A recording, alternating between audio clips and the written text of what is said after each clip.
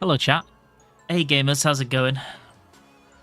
I hope you are all having a good day today. I am sleep deprived and ready to read lots of text. Hope you've all had a good weekend. I hope you're all doing well. Yo Drax, thank you so much for the resub. I'm assuming that you redeemed a sound effect, Anshan, but unfortunately it doesn't work until I swap to mainstream. Maybe it'll work the moment we go over. One sec. Let's see. If we turn this off.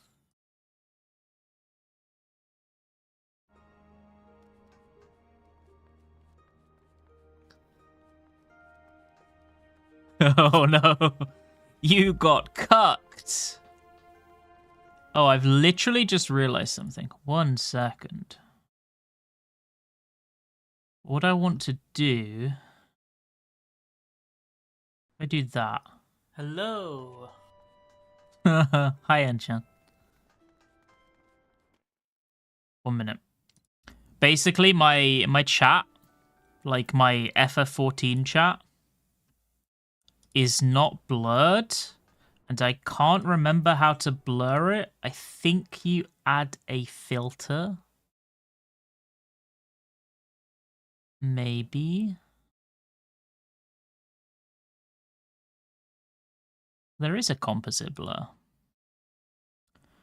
1 minute. The blur just doesn't work. That's unfortunate. Well, I guess for now we'll do that, and I'll fix it later.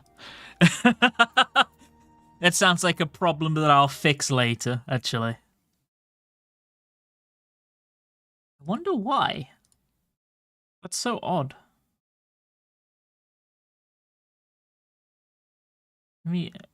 Sorry, I'm curious now.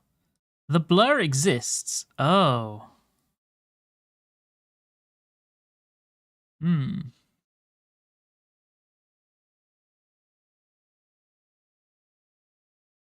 Apparently the blur has no properties anymore. Yeah, the blur has gone from blurring the chat box to blurring nothing. I'll fix that later. That's a problem to fix later. Okay, chat.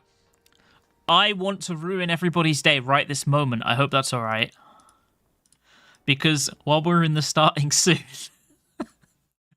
I saw a really shitty fucking meme that made my entire day, okay? You guys want to see it? It's really cursed, okay?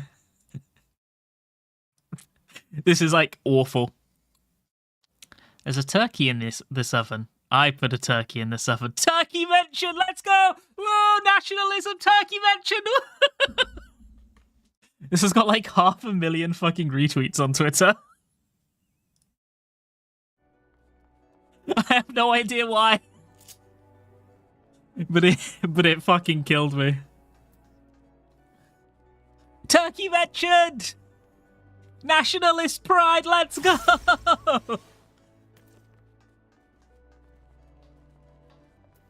So yeah, that's been my last 5 minutes. Basically, I saw that, I lost my shit to it during the starting soon, and then I closed the Twitter, reopened it, scrolled for like 30 seconds, and came upon it again, and laughed at it again for like 2 minutes straight. So, oopsie. But yes, today we will be continuing the MSQ. Last time we had a very eventful day. We did a lot of very slow quests. Some of them were interesting, some were not. And right at the end of the day, we beat Sastasha. Today, we will continue the MSQ and get to I don't know where. I'm not sure. We will see. I'll probably yap for like 5-10 minutes, then we'll carry on. It's probably the plan, I think. I've been thinking about the live letter a little bit now that we've had a few days to digest it. I think yeah, the thing that I'm definitely... The biggest minus is definitely the fact that they didn't announce a criterion, right? Because it means with, like, I'd say a 90% certainty we're not getting 3 criterions this expansion, but it also means that if we receive a criterion, okay, there is a chance we get one in the 0.3 patch, but I have a feeling we're not. And we'll get one in the 0.5 patch or 0.4 patch, because in the 0.3 patch is the deep dungeon, right? The deep dungeon is like the mid-patch big content release that they do for that. They do a deep dungeon, right? It's always Yapper of Yapsterdam. So I don't really see us getting one in 0.3, because I think that I think they'll be like, well, there you go, there's your deep dungeon. I can't see them releasing a criterion and a deep dungeon in the same patch. Maybe they do. That would be lovely, but I'm not expecting it. So yeah, I don't know. I'm pretty disappointed that we're not getting a criterion for a while. But what's it called? Occult something? The place. Seems alright. Should be fun. Occult Crescent, yeah, that's it. It seems pretty fun. I think the Phantom job system could be really interesting, depending on how they design the jobs. I did a bit of research into it. So they already showcased what 3 abilities are, right? And we know for a fact what one of them does. The Bard skill, which I think is like Mighty March or something like that. That is a skill that is an AoE regen in past games. I think it's shown up in like 3 Final Fantasy games, and it's been some form of AoE regen in all of them. In 2 of them, it was a flat AoE regen. 1, it was a theater rhythm, and it was an AoE stamina buff, which was basically an AoE regen. Which is kind of a boring ability, but, you know, it has its place. The Monk one, Monk has counter, which is an interesting one, and it has... It's like Phantom Kick or some shit. I can't remember the name. Like, the Phantom Kick is probably going to be boring, but the counter sounds like it could be interesting if the tooltip follows the name, right? Because the counter could either be the same as the secondary trait from... Oh, I can't even look on this character. The secondary trait that Damnation has on Warrior. You know how their 2-minute cooldown gives you... like damage rebound, where when you take a hit you do a bit of damage back.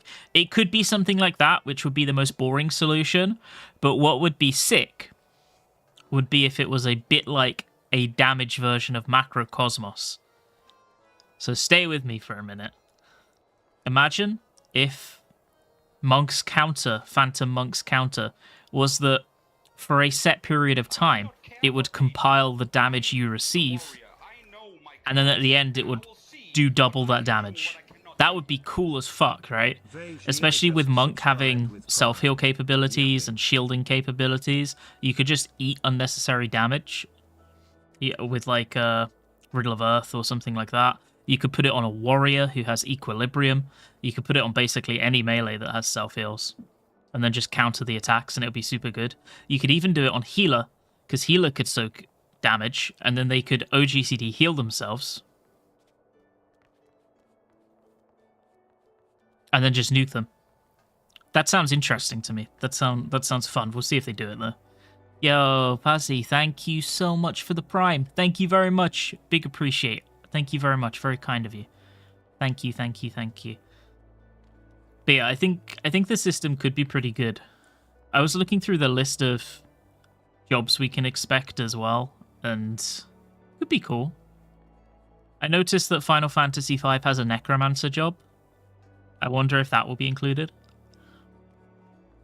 Because somebody pointed out last stream that all of the Phantom jobs so far are FF5 jobs with FF5 pixel art.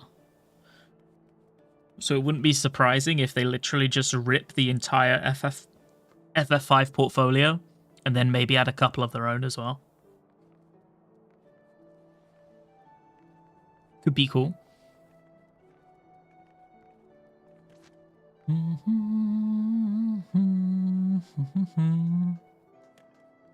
Trying to think what else.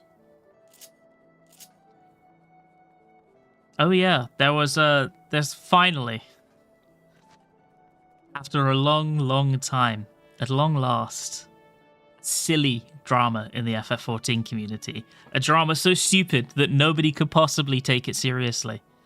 Instead of it being actual serious issues and people having gross lack of human empathy, it's just a stupid drama, and it's great.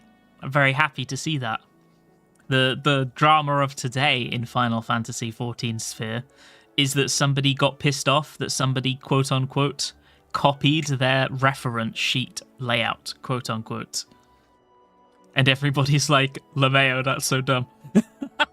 That's the drama. It's great. I wish things were like this every day. I wish FF14 dramas were all like this. Just stupid, silly dramas that nobody could take seriously. That's what I wish drama was in this game. It was so funny to see. Yeah, I was really angry that somebody copied my reference sheet that was 3 pictures of a character at different angles and also some close-ups on highlight parts. I actually was the progenitor of that idea. You see? Animation studios using it for the past 50 years, they actually took it from me. Game studios using it for the past 20 to 30 years, actually they have to give me credit in every single one. Okay, I own it. It's my idea. And this FF14 Catgirl had the audacity to make a reference sheet with a mildly similar layout. I cannot believe it. The audacity. But yeah, very silly, very funny drama. Happy with that. Can we just have those kinds of dramas in future, please? That's the kind of shit I like. You're a great streamer, you're a great chatter. It's the worst crime I've ever heard of in my life. Yeah. If only every day could be like that in Eosia's sphere.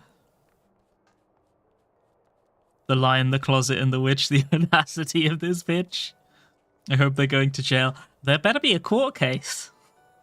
There damn well better be. But yeah, that was a peak. That was a peak late patch discourse right there. And I was glad to read it. It's nice, light-hearted, silly.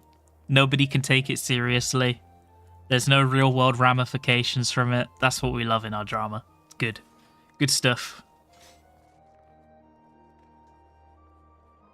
Oh. One more thing. I have to do a little bit of self-promotion. I do apologize. First of all, I have a sub-goal up right now. There is no expectation from anyone to contribute to it, but if we do end up hitting the sub-goal, I will play Sekiro on stream in a few weeks. Which is something that I have been asked to do quite a few times. So that's there if you want. That's all I have to say about it. And the other thing, which isn't self-promotion, but it's just really funny, now that I've posted it and I can talk about it. You know, last stream, I said to Vanes that I was sending him a video to watch. Well, I've posted that video now. It's the YouTube short that I posted, like, yesterday, I think. So it turns out that I've been mispronouncing his name for like 3 years, maybe 4 years. Not just me, my entire group. I would just okay. This is how I shirk responsibility. Technically, it's not my fault because when I joined the group again after like being away for a prog because they weren't progging, Vanes had joined, right? And he was new. And everybody was already calling him Vanes. So I just called him Vanes too. That means it's not my fault. Okay? It's not my fault. I promise. It's definitely not my fault. I'm not a fault. But you know the most messed up part about it? So we've been calling him Vanes for like 3 or 4 years. And he said that it's actually Vans. And then I called him Vans like 10 minutes later, and he said it was gross and weird and not to do it again. He said he didn't like it. He was like, no, don't do that. I don't like it. It's weird. So now I'm stuck. I have to keep pronouncing it wrong. I'm locked in. I've got no choice in the matter. It's messed up, man. So I've got to keep calling him a name that I know is incorrect for the rest of our days. It's okay. It's not like it's his actual name or anything. It's like the auto-generated FF14 name. So it's okay. I feel a bit less bad about it.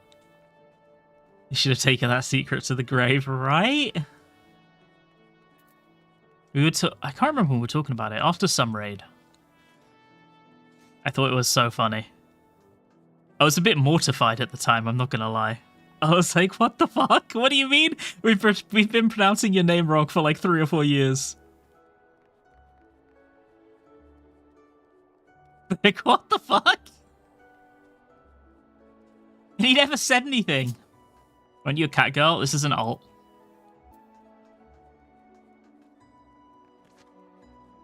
Yeah, Ape is to blame. Messed up, Vanes. Sorry, messed up Vansel. Wait, does that mean that your name here is, instead of Vanesel, it's Vansel? It's Vansel, let's go.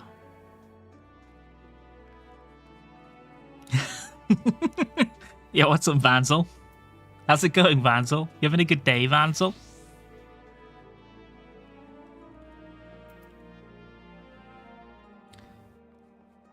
Oh yeah, actually, I got a really funny YouTube comment today. That kind of cracked me up as well. So, you know, I uploaded a video a long time ago that was like a really long top video, right? About the world race. Now, I'm not going to pretend that I'm a super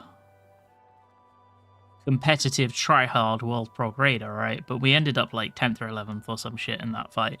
So we killed it pretty quick. Well, today I received a YouTube comment saying that actually there is only one way to do Pantagrator, and you would know that if you had cleared the fight instead of AI generating your script. That is the comment that I received today. And it fucking killed me. It was so funny. Yeah. TV just subscribed with Prime. And I'm like, man, it's the irony of it is, if he was actually a player who had any fucking idea what he was talking about and had ever done top without all of the normalized strats and guides, he would know that there are like a million different movement systems that you could do for Pantagrator that work. It's like it's like the lowest average fucking demographic trying to tell other people how to think. Fucking crazy. AI generated comment indeed. Yeah, that one was funny. That one was good. I like that one. That guy was like genuinely just dumb.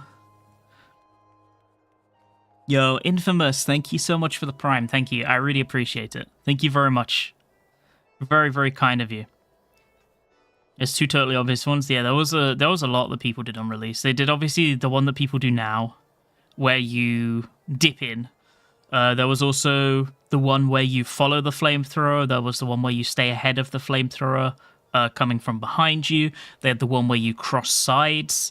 Occasionally people would there was even a strat that existed that planned around people taking 3 stacks because you could.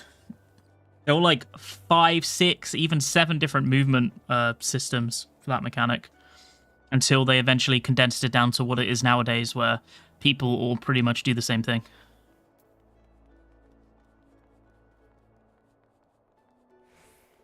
So unfortunately, they just were not around early enough to know Pepperlaugh, you know? Okay, it would be like saying now that there's only one way to solve the second trio in UCOB. So when UCOB came out, the way that a lot of people solved the second trio, which is, you know, the one where you stand in the middle and you run towards Nail, and then you like split off and take your towers. Well, the way that very, very early a decent number of people did that is they started on the wall, and it was a way harder strat. And you would start on the wall, and you would need to look where the ads are on the wall relative to your group's position, and as a result of that, you would need to go either left or right. And then after that, you're not already split into priorities for who takes what tower, so you had like a priority system for deciding who would take which tower, and the people who had to take the far tower would literally just have to sprint across the arena and adjust into their tower in time. It was way fucking harder. But yeah, like, there's a lot of alternative solutions for ultimate mechanics that I think people just don't see anymore because they're old, right? And they're not as good as the more refined ones now. I think people sometimes make the mistake of assuming that, oh, this is just how it always worked. You know what I mean? What do you think about the declining player base and people screaming for a formula change because 4x4 squared boss arenas aren't supposed to call raids? What does that mean?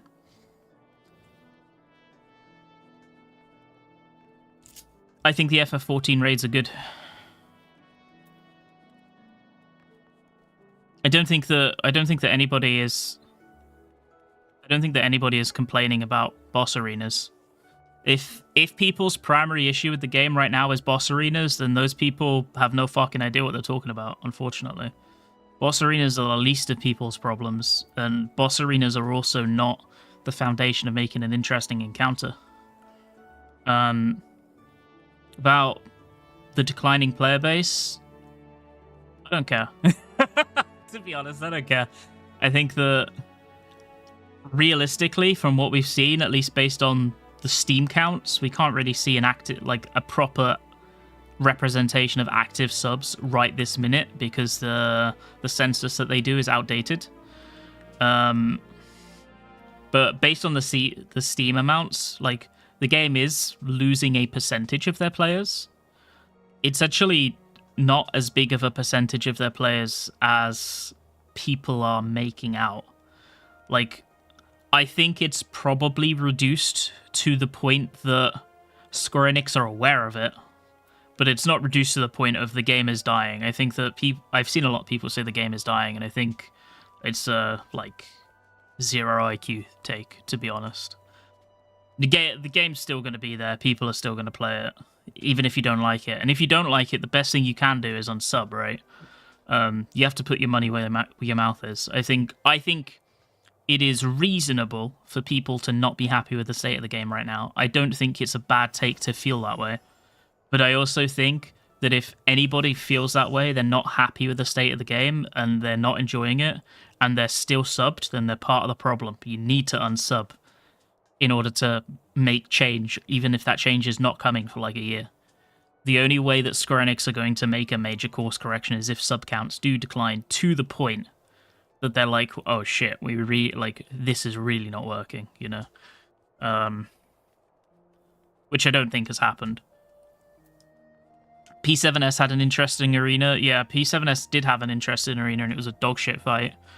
Probably the worst Savage fight I've done in like 5 years, if I'm going to be real. But yeah, I think by and large, FF14 raiding fights are still very good. Personally, for me, it's the best part of the game. I think the raiding encounters are by far the best part of the game to me. And they're still good. Even the misses are like above average to me. Aside from P7S, that was just like, if I was to give that out of 10, I think P7 would get like a 3 out of 10. It was like just a shit fight. It was not well made. But most fights that I don't really like, that I'm not like, wow, this is a good fight, they're normally at least like 5 or 6s out of 10. They're still like above average. Which, I mean, you can't complain about, right? Yeah, P7's the tree boss. I fucking hate the tree boss. I think it's so shit. What a bad fight, man. You're saying Yoshi P isn't really my Duma tweets. I will say one thing. My honest opinion is that the current sentiment around the game is probably one which the Square Enix team has picked up on and is concerned about. And if they haven't, they should be. They should be concerned about it. I wouldn't put myself in that group. I'm having fun with the game. I'm having a good time. But the sentiment around FF14 has definitely shifted since Dawntrail released. Actually, since before Dawntrail released. Since like 6.3, 6.4, somewhere around that region. And that sentiment isn't something you want floating around forever. You need to do something to make things a bit more positive with the players, you know. Do you agree with cat girls or girls IRL? Yeah, all of them, 100% of them. They all are. All of them, 100%. One thing I saw, actually, let me open it up, actually. I saw this on Twitter, so I want to see if it's true.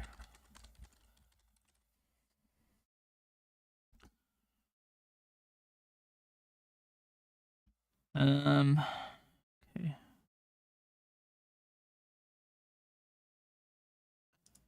Yeah.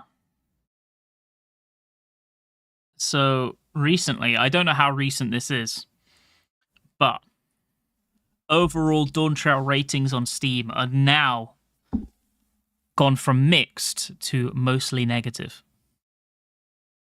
which I don't think is something that was the case a while ago.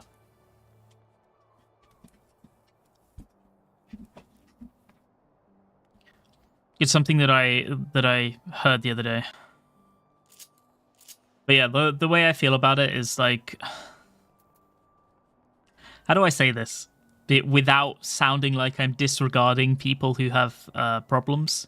Because I do think, not all of them, but a decent amount of the problems are founded in reality, and they do have basis. And they are things that Square Enix can improve on.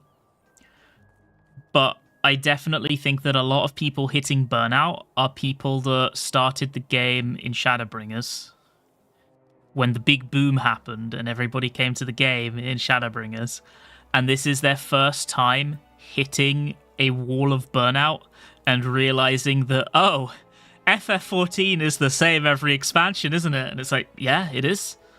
It's been that way since 2015. Been 10 years and it's been the same every expansion. If you don't enjoy what they have to offer, it's the same shit every expansion. And if you don't enjoy that, then the game is unfortunately not for you. They've never majorly changed the formula since I've been playing, at least. And I've been playing since 2014. Sometimes they add certain things here and there to it, but like I think the biggest shakeup was the implementation of Savage at the start of Heavensward. Because before that, we just didn't have Savage, right? But that was still the team finding their feet. Other than that, like, occasionally you'll get a new content mode. But otherwise, it's the same shit, right? For example, this expansion, we got Chaotic. Last expansion, we got Criterion. We got Unreal in Shadowbringers. We got Ultimate in Stormblood. Heavensward, we got Savage. Stay the normal mode. Yeah, true. But if I enjoy the formula, aka not the current vessel, I think that is a very warranted complaint. I also have problems with their job design philosophy. Which is something that I've like spoken about on probably 10 videos at this point, that I have problems with their overall philosophy in regards to jobs. I think the key decision that they made for jobs in combat that I don't like is that, let me get a paint document up. Okay, so this is going to sound really stupid, but it will help explain what I mean. We get like a nice thick brush. How do we make the brush thicker? Okay, so let's say you're allowed this much difficulty, right? This line is your difficulty in-game, in a fight. This is how much difficulty a player can deal with. Oh, 1 minute, let me bring it up because it's hidden. Okay. So this line is how much difficulty you have in a fight. This is how much difficulty you can have before players stop having fun, right? The way it used to be is there will be a line here. This is jobs, and this is mechanics in the fight, right? This is how it used to be. Roughly in the middle. A decent chunk of your difficulty in combat would be dealing with the constraints of your job in that fight. Which is why, if you go back now and you do like Alex Savage or even a Mega Savage, and you go, damn, this is really fucking easy. And it's like, yeah, there is definitely difficulty creep in the time, but that's in this game over time. But that's not the main issue. The main issue that makes those fights so fucking easy now is that the way it works now. So this is the old red line. This is the new red line. This is fight difficulty. This is job difficulty. So the red is the encounter difficulty now, and the green is the job difficulty. The jobs are not designed to be a boundary or like a wall to you beating a fight now, right? The jobs are just supposed to be there, and this is the difficulty that prevents you clearing the fight. Whereas before, both of them were difficulties that would prevent you clearing the fight. That's what's changed. And I personally don't like that. I liked it when they were both walls to you clearing. They were both challenges that you would have to overcome. Right? Obviously, jobs still have things that you need to learn. Some of them more than others. Like Samurai is a bit harder in the melee. Black Mage is a bit harder in the casters. Not that much now. There are still jobs that have more friction than others.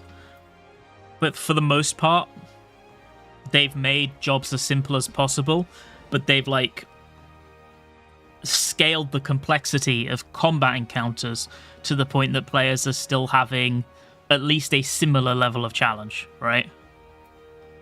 And that comes with a bunch of pluses, and it comes with a bunch of negatives. Pluses include the fact that it's easier to balance when the only thing you need to care about balancing difficulty-wise is the fights, rather than the fights and the jobs and how they interact with one another.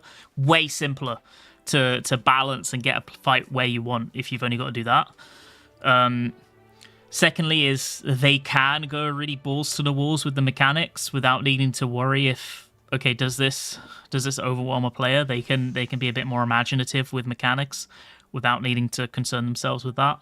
Those are both good things. The negative is the easy content feels like shit once you get to a certain point, right? So if the jobs have no friction and therefore you don't have to think about how you play them, then any content that is easy doesn't feel good because the mechanics don't feel good to overcome because they're so easy. And then the jobs also don't feel good to play in them because they are so easy. So if you're looking for a challenge, then you just don't get one. It like massively lowers the amount of how compelling easy content is to do, right? It also makes playing on alt jobs less interesting. It makes farming less interesting. It comes with a whole sweep of negatives, right? And for me, those negatives are worse than the positives it provides. That's why I prefer jobs to be more complex. But I can see where they're coming from. The decision, like the choice that they made to do that, isn't stupid. Don't get me wrong. Like from a design perspective, if anything, it makes sense to be like, okay, let's simplify our design challenges into one place so that we can solve them as efficiently as possible. Make the job simple so that new players can easily get into them and they can feel good about how they perform in the game. But the cost of that, of doing business in that regard, is that the more experienced player gets a bit shafted, right? It makes sense what they're doing. I just don't like it. Yo, what's up, Chase? How's it going? Sorry, I yapped a bit. I actually yapped for longer than we meant to. We'll start MSQ in a minute.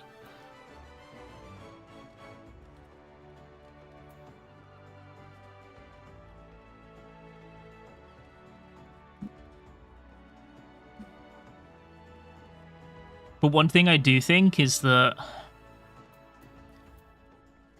I think that more people are interacting with raid content now than they were before.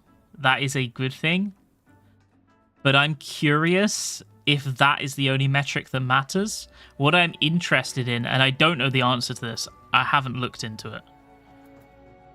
I'm curious if the average quantity of clears per player has gone down. Like, I wonder if players that would stay playing for the whole tier and would immerse themselves in it, doing like alt runs and all kinds, I wonder if the number of players doing that, or the percentage of players doing that, has drastically reduced. I'd be curious to see some data on that. I don't know, but my guess is maybe that will have happened, you know? Raid content now is in a good spot for new people. I agree. I also think Chaotic, as much as I think the fight was mid as fuck, I think Chaotic was really good for that. Chaotic is like a really fucking casual friendly piece of content that is also just engaging enough that if you're more experienced, you can at least have fun pronging it. You know?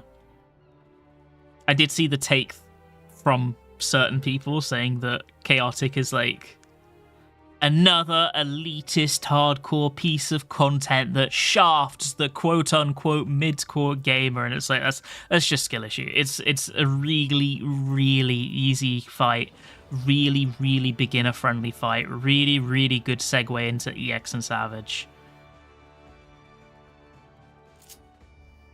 They actually hit the nail in the head with what they were looking for with that. The main problem that Chaotic has is the fact that it is 24-man. And as a result of being a 24-man piece of content that has the same outward appearance as a Savage or an EX trial, which breeds that level of expectation in players, means that the parties disband really quickly, and because you need so many people, it takes ages to fill. That's the worst part. That is the number one worst part about Chaotic. That you need a high player count, and people have a level of expectation, and if it's not met, they will dip, and if one person dips, then 10 people dip, you know? And that's just what happens. Issue of chaotic as well, as it's hard to tell who messes up a pull. That does happen, yeah. I think I talked about this before. The thing about chaotic that feels bad is that unless you're like super fucking aware, what can often happen is something will go wrong on the other half of the arena behind the boss in a place that you can't even see, and then one alliance is just randomly fucking dead, and as a result the pull wipes. So nothing goes wrong with your group. Nothing goes wrong in even your vision. Nothing goes wrong within like 50 yards of you. It's miles away on another half of the room with another party, and you don't even see or are aware of it, and then it just wipes. And that feels bad, right?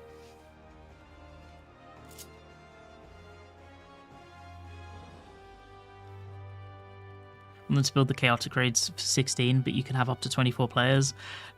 Actually, yeah. What was weird, you can enter that chaotic with 12 people. I don't think you'd be able to prog that chaotic with 12 people, though. Maybe if you're super experienced, you might be able to do it, but I don't think you can. Because you'll miss too many towers. I don't know. Maybe someone has killed with 12 with, like, insane mit, but I don't think you probably can right now. Because the towers, like, you can survive a couple of towers, but you'll be missing half of them, right? Isn't that... That's, like... 4 towers? That's quite a few, because you don't get tank LB either. Yeah, the DPS check as well. Which was a bit weird. Why do they let you enter with 12 players if you can't get past a relatively early point in the fight? Yeah, you can't tank LB3 at all, really, right? Because you need 3 parties. I suppose technically you could go 8-2-2. But you'd think that people would go 4-4-4, right? And if you have less than 8 people, then you don't get LB3. Yeah, because I do remember we went in with 12 people for fun at one point, and Towers just gapped us, you know? Like, we got to Towers, but it just insta-killed us. And we were like, how do you even deal with that? I was like, maybe some people come up with a really imaginative solution, but I don't think so. But Chaotic cannot be unsynced. Well, not right now, but next expansion, you might be able to. I have no idea. It's current content right now, but...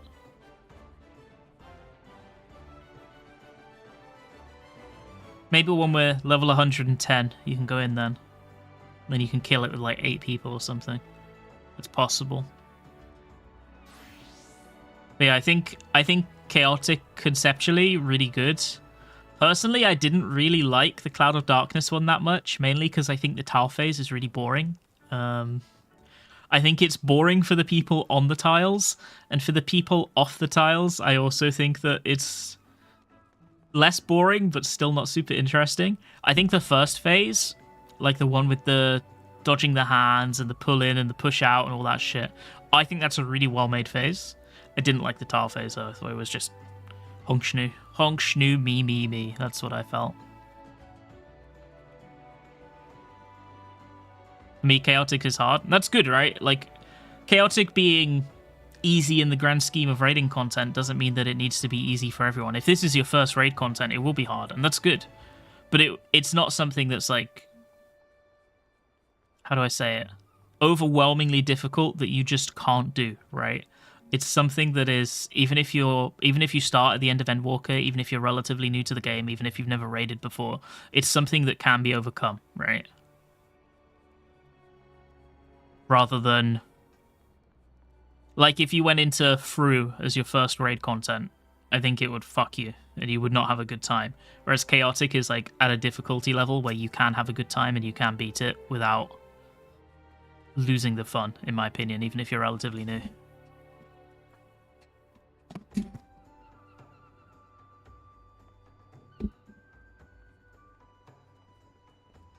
watching people prog on day 1 and they didn't move away from the flares because they assumed they would do no damage. That's funny.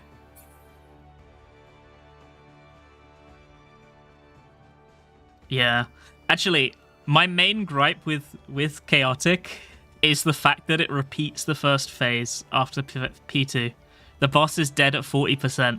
It's really funny because it's just another Stormblood fight, because all the Stormblood fights do that shit where they're just dead at 40% because they just repeat all of their mechanics. Oh my god. And this one's the same. This does the exact same shit. It just fucking repeats.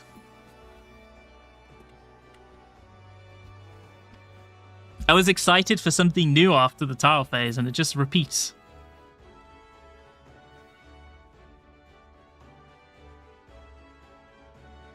And Criterion Dungeons had the issue of being too long consecutively. Might be good to have some rewards drop after boss kills. Yeah, I could see that as a positive. Have something nice drop after each boss. I'm scared because they didn't mention a Criterion in the live letter. Yeah, there won't be 3 Vannas. We're definitely not getting one next patch. If we were getting one in the 0.2 cycle, they would have mentioned it. 100%. Because Square Enix want to mention everything they can as new content. Because first of all, there's no reason not to, but secondly, they want to entice people to play the patch, so they're not going to, like, keep an interesting piece of content secret, you know? So it's definitely not coming. We're definitely not getting 3 either. 2 at a push. 2 if we're lucky.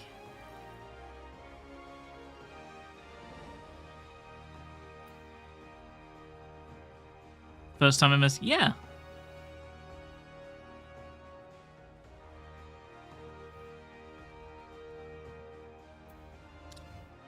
Ultimate in 7.5. I would guess 7.3. I personally kind of prefer one in 7.5 though.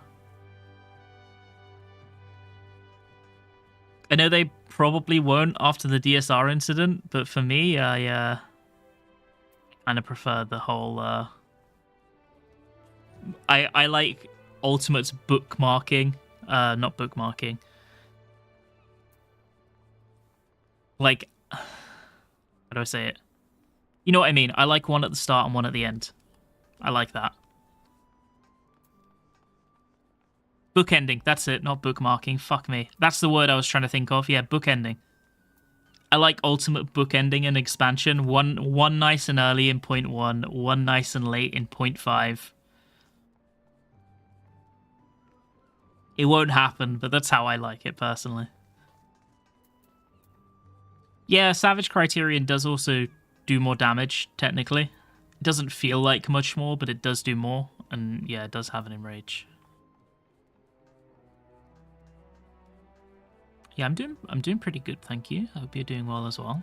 Right, okay, two minutes, and then we'll start MSQ, and then we'll carry on yapping while we do MSQ. I've yapped for too long. I need to make some progress. Actually, if I can talk about negative things, can I say the worst thing in this live letter, the most insulting thing? Let me find it.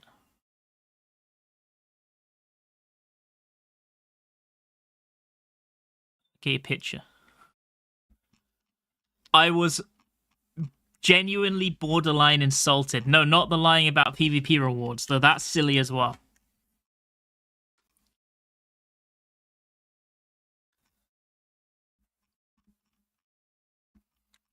I've just got to scroll up.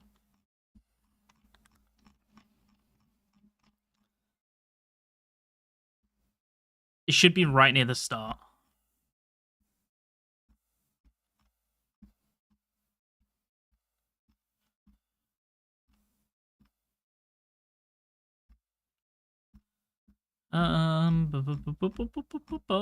Should be right around here somewhere.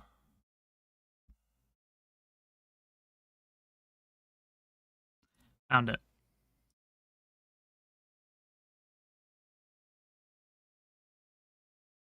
This is insulting. This is insulting right here.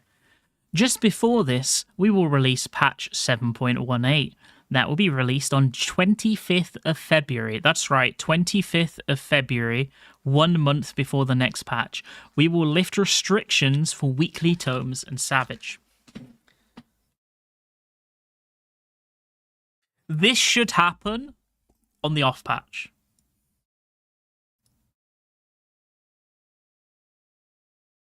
This should happen on the off patch. This should have happened in November. Like, what were they thinking? Why do they always do this shit? It's so dumb. This should happen on the off patch. If people want to gear alternative jobs, they should be able to. If people want to go into Ultimate on other jobs, they should be able to farm it. There is no reason to lock... Oh, I can't check on this character. There is no reason to lock tomestones until a month before the next patch. There's no reason. It's insane that they announced that as like a thing to be excited about. And still, after the live letter, we're like, actually, we're going to release it in a month. It's actually 3.5 weeks from now. Guys, wink. Like, what were they thinking? There should have been the best case scenario from the bad thing is they were like, okay, it's unlocked today, you know? That would have been mildly better. But that was, yeah, insane. I cannot believe they're still doing that.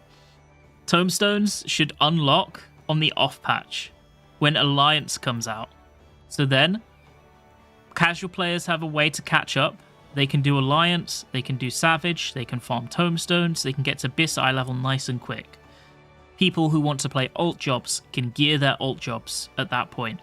And then when Savage is current content, it is weekly locked. It's as simple as that, right? It's the simplest fix. When will you continue Signalis? Wednesday. I will continue Signalis on Wednesday and finish it. I couldn't believe it. Okay, let's carry on.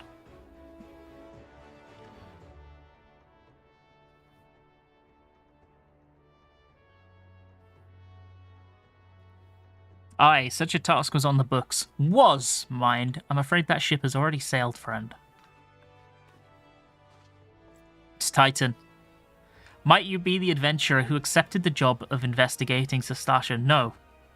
It's Titan. Twould seem that ship has not only sailed, but now returns to harbour. None the worse for its voyage. A pity. We dragged our boots too long on this one. Yeah, get fucked, brother. No matter. The wheel will turn, and our chance will come. You are right, of course, but there shall be no rest till we have attained our goal, lofty though it may be. Who the fuck are these people? Not a wink of sleep, great leader. Who are these guys? Where have they come from? Did I forget these people? Are these people I should know? Our aim, lest you wonder, is to perform such feats of heroism as will earn us a place in the songs of every alehouse in Eorzea. We mean to write a legend which will inspire adventurers as yet unborn to follow our shining example.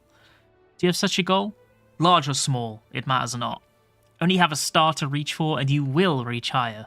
Purpose can sustain you through times of hardship. Keep your eye on the prize, and all obstacles will be overcome in time. You would not think to stride into battle unclad, would you? Well, goals are as arms and armour for the spirit. I wish you fortune in your endeavours. Okay, sure.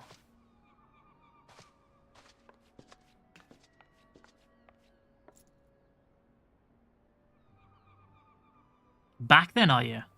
With all your limbs and a tale to tell, I'll wager. Yeah, I've played the game before. Yeah. I've been playing the game for like a decade. I just skipped all the story. I'm finally doing it. Fishbacks? And there I was thinking you'd only have to crack a pirate skull or 3. 7 hells. You turned your back for 5 bloody minutes, and their scaly bastards set up shop on your bleeding doorstep. Still, sounds like you left them in pieces, so I don't suppose they'd be carrying out whatever mischief they was planning. Is fishbacks racist? Are they allowed to say fishbacks? That sounds like a slur. Unless they was planning on feeding themselves to the fauna of Sastasha, of course. Any road, all's well that ends well. On behalf of Limsa, I thank you for shedding some light on this mystery. You've lived up to your reputation, and I couldn't ask for no more than that. Now, I'll bet you're dying for a rest, but just in case you're not, I was wondering if you might be interested in taking on another job. It just so happens that I've had a request from our sister guild in Gridania, you see. Seems the forest folk are in need of a venturer. That's me, I'm a venturer titan. For them to ask for help like this, you can bet the task won't be no skip through a sunny glade.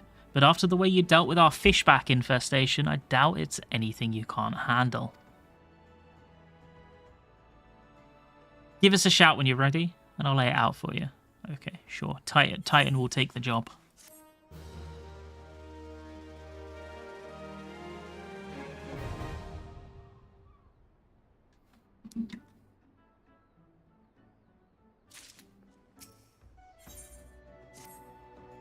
Ready to hear about that job then? Like I said, the request comes from our sister guild in Gridania.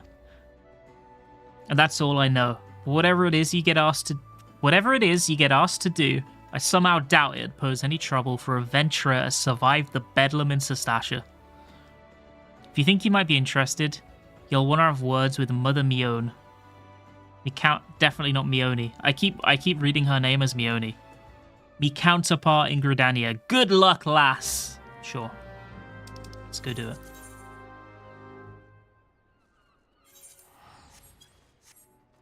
It's okay, I felled Sastasha.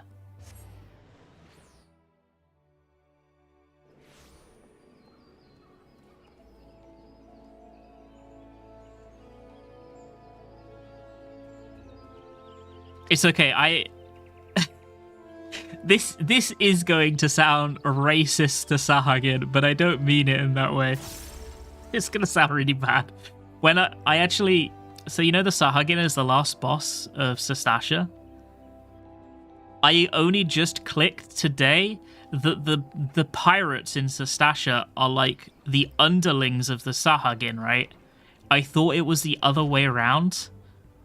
And my first thought when I clicked was, oh, that's weird, but... Cut the cameras, don't look! Yeah.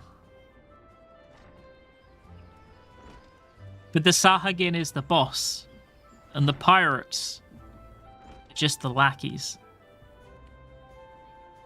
He's the boss man. Don't the Sahagin worship Leviathan, right? Does that mean that the pirates worship Leviathan? Take a seat wherever you like, friend. Our waitress will come to take your... Oh, not here to dine? There, I hope you're the adventurer Badaron sent word about. You are! The matron be praised. Allow me to introduce myself. My name is Mione, and the Carline Canopy is my place. With regard to the task in question, there is a fair bit to tell. Let me know when you're ready to hear the details, and I shall brief you. Oh, the pirates don't give a fuck. The pirates just want... Okay, yeah. The pirates just want to steal shit. Understood. But they use the Sahagin as a means to an end, as in, like, the Sahagin have a greater purpose, I guess, which is something to do with Leviathan.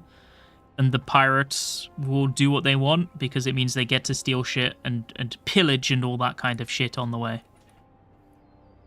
Ready for that briefing? Good! Now then, here's the long and short of it. Beg pardons for... Oh, this is a different guy. Beg pardons for interrupting, Mione, but our need grows ever more pressing. Have none stepped forward. Who's this? Good evening to you, Bowlord. Your need must be pressing indeed for you to honour us with a visit. The good news is your journey hasn't been wasted. I'm pleased to report that we have a volunteer at last, and one who comes highly recommended at that. Ha, Bowlord. Why, thanks for answering the call, friend. My name is Lewin, and I lead the men and women of the God's Quiver. Now, time is of the essence, so I shall proceed directly to the heart of the matter. We wish for you to nip a potential threat to Gridania in the bud. Beneath the central shroud, there lies an... Oh, we're doing Tam-Tara. There lies an underground burial site called the Tam-Tara Deepcroft. The place was once a Gelmoran settlement. That's Palace of the Dead, right? Does that mean Tam-Tara Deepcroft is part of Palace of the Dead? Or is it like a different settlement? The we Gridanians have long interred our dead there.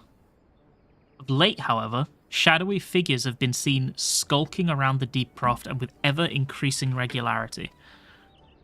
Based on the accounts of various witnesses, we suspect that these individuals belong to the Lambs of Dalamud, a doomsday cult which sprung up prior to the calamity.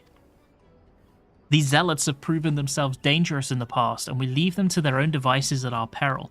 Ordinarily, I would have dispatched my best men to scour the Deepcroft with orders to flush the cultists out. Alas, the calamity decimated our ranks, and the limited forces at my disposal are constantly required to keep the Ixal at bay. The birdmen have... Are they birdmen? They don't look like birdmen, they look like lizards. The birdmen have grown restless of late, and I fear a storm may be brewing. In anticipation of this, I have been compelled to spread our forces throughout the Twelveswood, lest we be taken unawares. The situation so being, we must turn to others to deal with the Lambs of Dalamud. Can we rely on you to undertake this task, friend? Titan agrees. You have my gratitude. Once you've seen to your preparations, pray make your way to the Deepcroft and identify yourselves to the guard posted at the entrance. He will apprise you of the latest developments, that is all.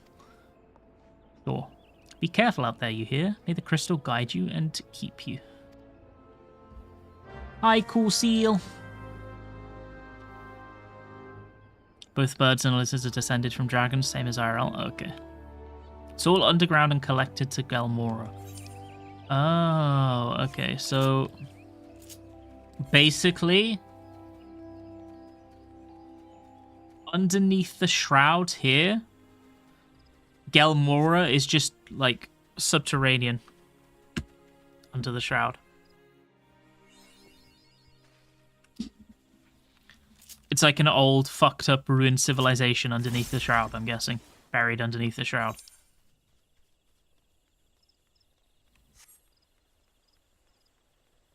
What do you mean? No, Enchan, that's not true. Dragons are real.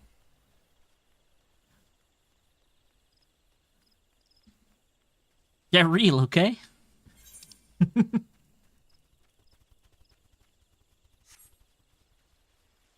I don't really know what Gelmora is, I'm not gonna lie. I know it's... I'm guessing an ancient civilization that used to exist underneath the shroud. But that's it.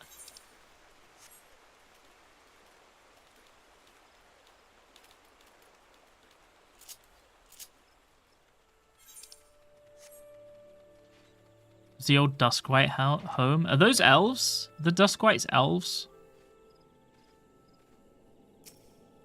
Sorry, Ellison, not elves. What are you dotting? Are they not? Who are Duskrites? Are they actually not? I thought they were.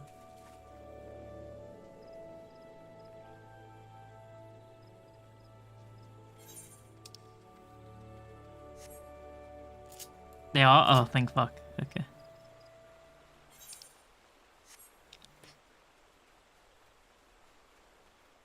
I can't wait to unlock mounts. We have to do... Do we have to do a third dungeon? I can't remember. Yeah, we do. We have to do Copperbell, don't we? We do 3 dungeons and then... and then we get the mount.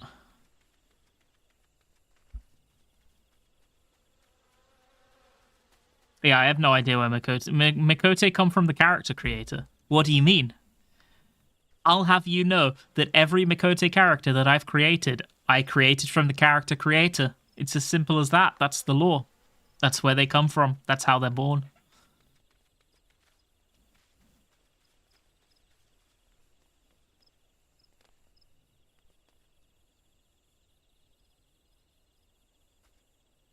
Who... These guys I recognize. These are the guys who like wanted to prove themselves. Who are these? I shudder to think what might have happened to Isildur. I not thought to pick the fruit I stumbled across on the way here. Sometimes he has too much vigor for his own good. Age is supposed to mellow us, but if any... Wait!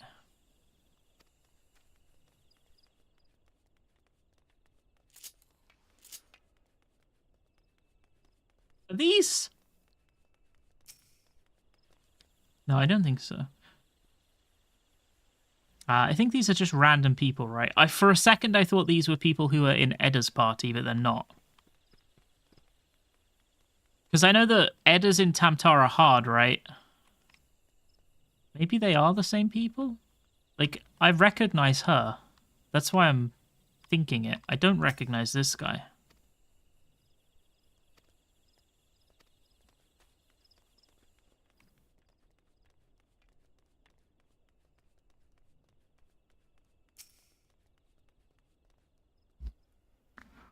You're Ringan Banana, I take it. No, I'm Titan. Thanks for helping us out, friend. No doubt the Bow Lord has already informed you, but your task is to enter the Deepcroft and purge it of the Lambs of Dalamud. In case you're unfamiliar with them, the cult emerged shortly before the Calamity put an end to the 6th Astral Era. The cultists took the Lesser Moon Dalamud for their god, believing that it would deliver them from the devastation. And so, they were rather disappointed when Dalamud exploded into 1,000 flaming pieces before it could complete its descent. They're like a suicide cult. Now, having seen their god turn to ash, one would think the cultists might have moved to question their faith. On the contrary, it served only to stoke the flames of their fanaticism. The dams of Lalamud. It's the dams of Lalamud! They are convinced that heretics, that is to say, everyone but them, interfered with the coming of their Lord and Saviour, and it's now their sacred duty to avenge him. Whatever it is they're doing in the Deepcroft, you may be sure that no good will come of it. For the sake of Gridania and Eorzea at large, put an end to their madness. Sure. Anyone want to do the dungeon? I'll put a PF up. I can do that now. If you would like, there is a PF up 6996 on Light DC EU. I would love to get a party if possible. If not, that's okay.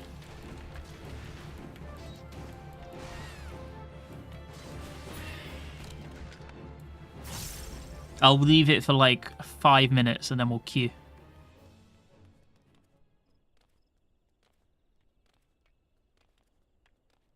The reason, rather than just immediately queuing, is I want to take screenshots after each clear, because if I decide to make a video about the MSQ, which I'm not sure I will, I have a cute idea for the screenshots. Hello, Wisp. That's okay.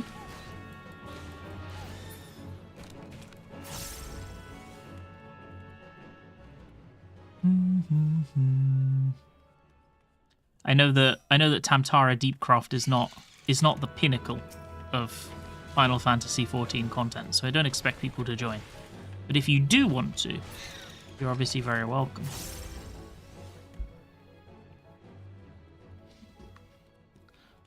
Remember who those NPCs were outside? Are these people that I should recognize?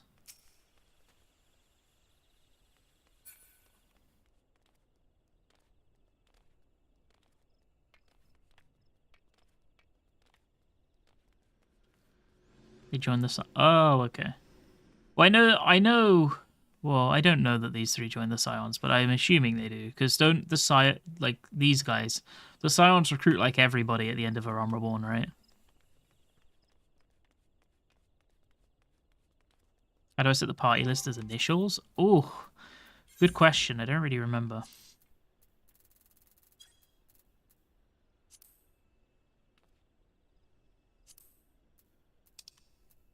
Here. Character configuration, display name settings, others.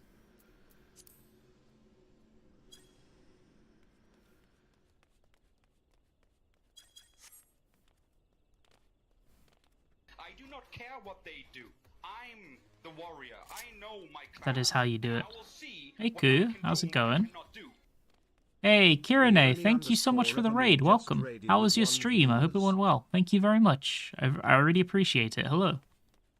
Hope you're doing well. What were you up to? Ku, you want to come for Tam-Tara Deepcroft? I have a PF up. We'll queue in like 3 minutes, something like that. Join in. You're in Futures Rewritten? Oh, how's prog going? I hope it's going well.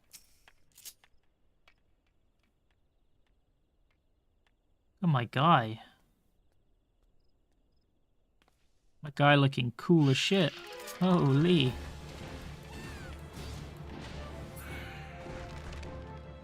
Okay. Starting my second run through the MSQ. Oh, I hope you're having fun. I am finally, at long last, doing the MSQ for the first time.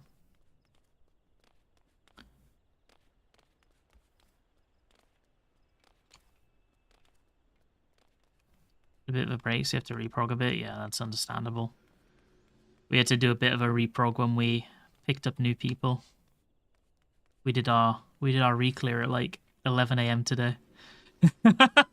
Not the kind of time that I want to be raiding in FF14, I can tell you right now.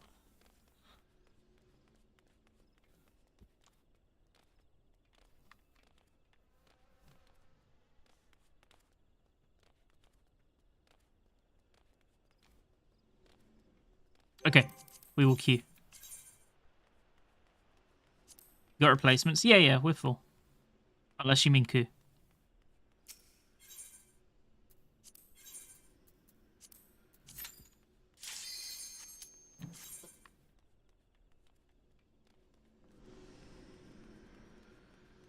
It's okay. Me and Enchang get a screenshot at the end.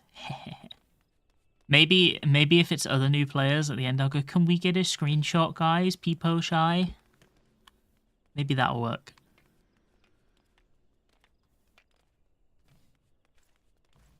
I need to be proud of my Tam-Tara Deepcroft clear.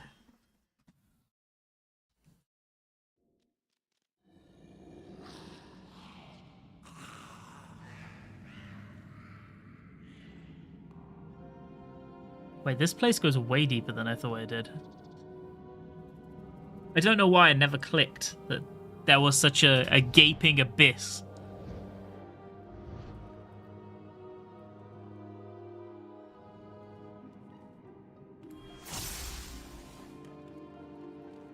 Wait, Enchan, that's so wholesome.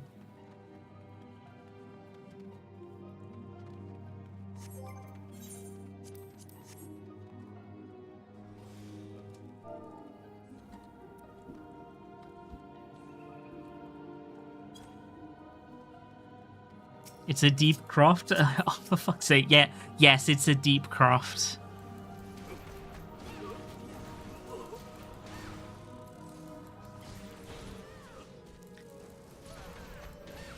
But look!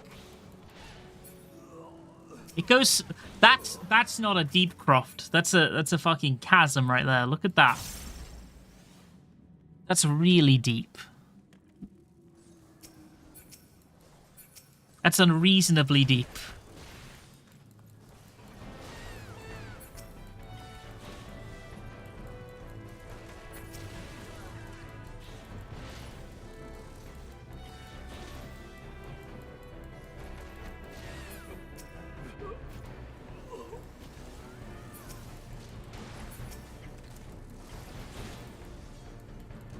Bum, bum, bum, bum, bum, bum, bum, bum.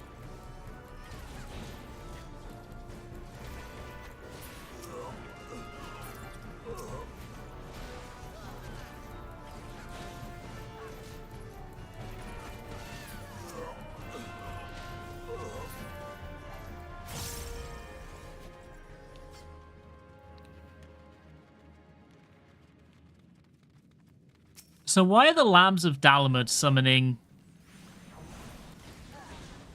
Mind Flayers? Isn't that weird?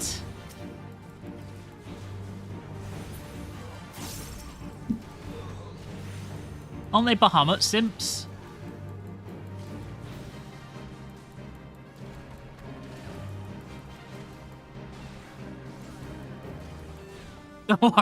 Don't worry about it.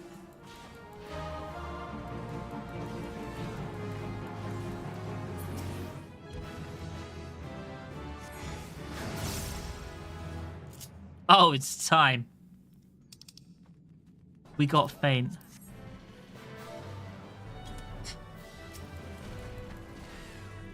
They went insane after Dalamud fell.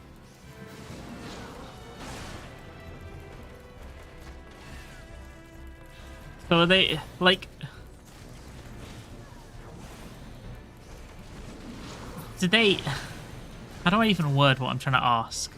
Do these guys have any plot relevance? The reason I recognize the Lamb of Dalamud, actually, let me explain. You know in... I think it's Northern Thanalan, in, like, Camp Bluefog. There is a fate that you used to grind when you were doing the level grind back in A Realm Reborn when you had fate grind. And you would have to fight the Lambs of Dalamud in, I think, a multi-chain fate chain. That's why I recognize them. I didn't know they were a part of any kind of plot outside of that. Furamizu. Yeah, he had a TPF up a while back as well. Brothers on the grind.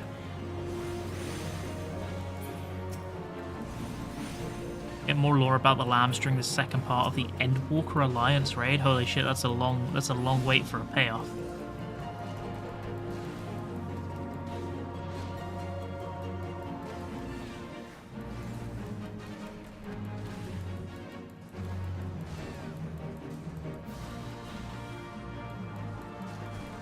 I remember, yeah, the Fate Grind was something.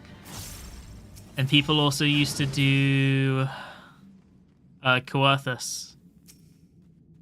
The Coerthus Fate Train.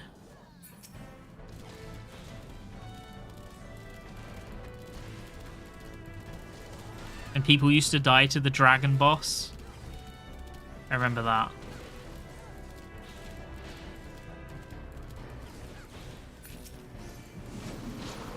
I remember when I was new, I thought that the dragon in Coerthus was like an actual proper boss, because the first time I did it, so many people died, and I was like, damn, it must be a hard boss. No idea what's going on, but...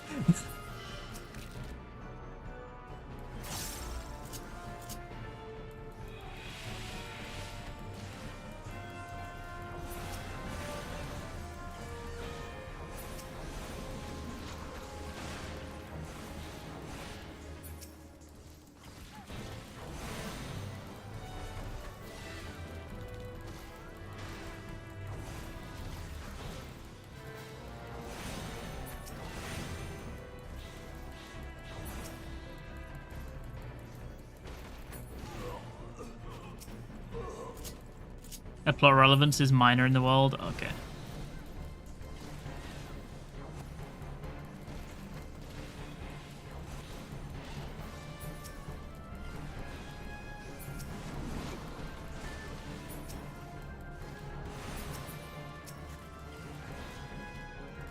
I suppose worshipping Dalamud is different than worshipping Bahamut, right? Because in my brain, Bahamut and Dalamud are the same thing. But they're not really, are they? They are different. At least people's perception of them are different.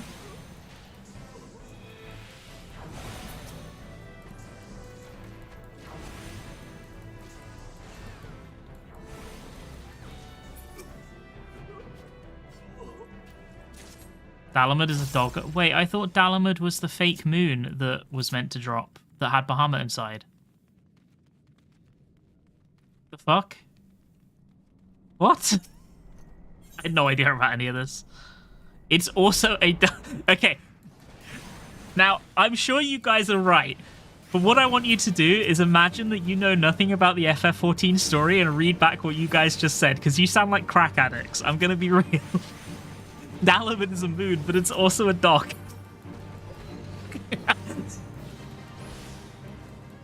I'm sure you're right, but... It sounds so fucking funny from the outside looking in.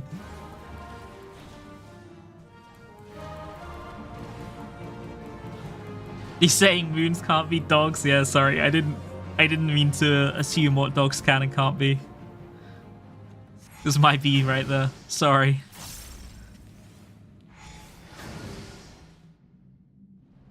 People thought Dalamud was part of Menfina, and worshipping it brought the dog into existence. Oh. Fucking hell.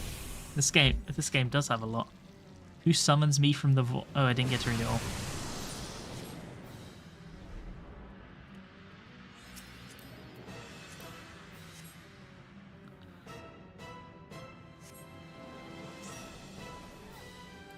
These guys are so wholesome. They're waiting for me and everything. I'm new. Skipped? No, I didn't skip. I didn't skip. I nearly skipped, but I didn't. I controlled myself. It's because it's end of dungeon boss, right? And this, I think I still had auto text on, so it just went.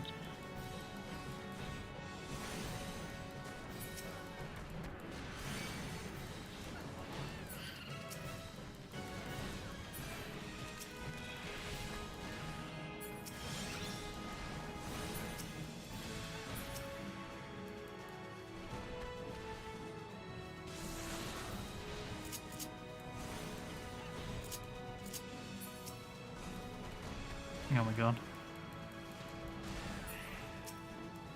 Am I missing a joke here? What do you mean?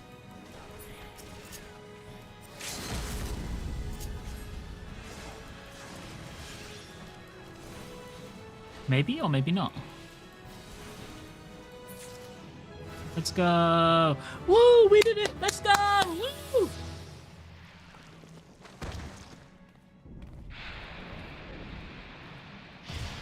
Feel bad keeping these guys waiting. I'm not gonna skip. I'm not gonna skip. I'm not gonna skip. The impulse is hard and strong, but I'm not gonna do it. I'm gonna wait. We will play out the animation.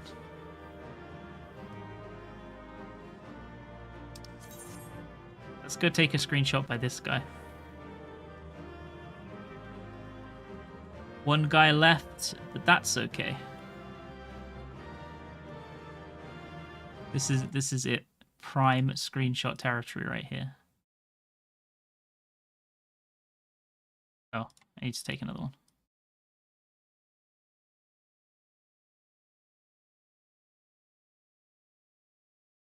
Okay, we got one.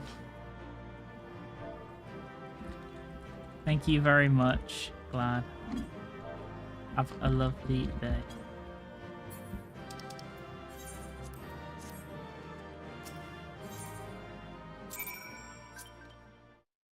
Let me save the image.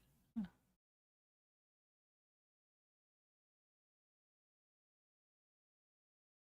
we go. Okay, we did it. Thank you for the run, Enchan. A mask is fun. Yeah, it's a good mask, right? I am Titan. I was just very confused when I saw your stream today, since I was like, yeah. Yeah. I may have been playing a little bit too long to be doing my first time MSQ, but it is what it is. Sometimes the skipping takes over.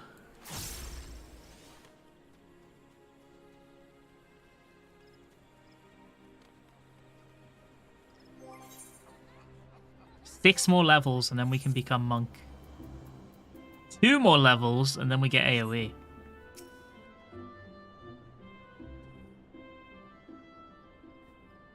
Welcome back. I'm reliably informed that your foray into the Deepcroft was a success. Nor did I expect anything less. Baderon's ringing endorsement left me in little doubt as to your capabilities. Even so, you are to be commended. Bowlord Levin asked me to pass on his thanks. I must say, it's something of a relief to be able to call upon such a capable adventurer. Sadly, death has become an ever more common occurrence within our fraternity of late. Times being what they are, the guild is constantly inundated with petitions, and we are hard-pressed to find enough hands to deal with them all. While this means no shortage of work for able souls such as yourself, it also provides ample opportunity for the inexperienced to overreach themselves, with predictable consequences. Ah, as if to illustrate the point.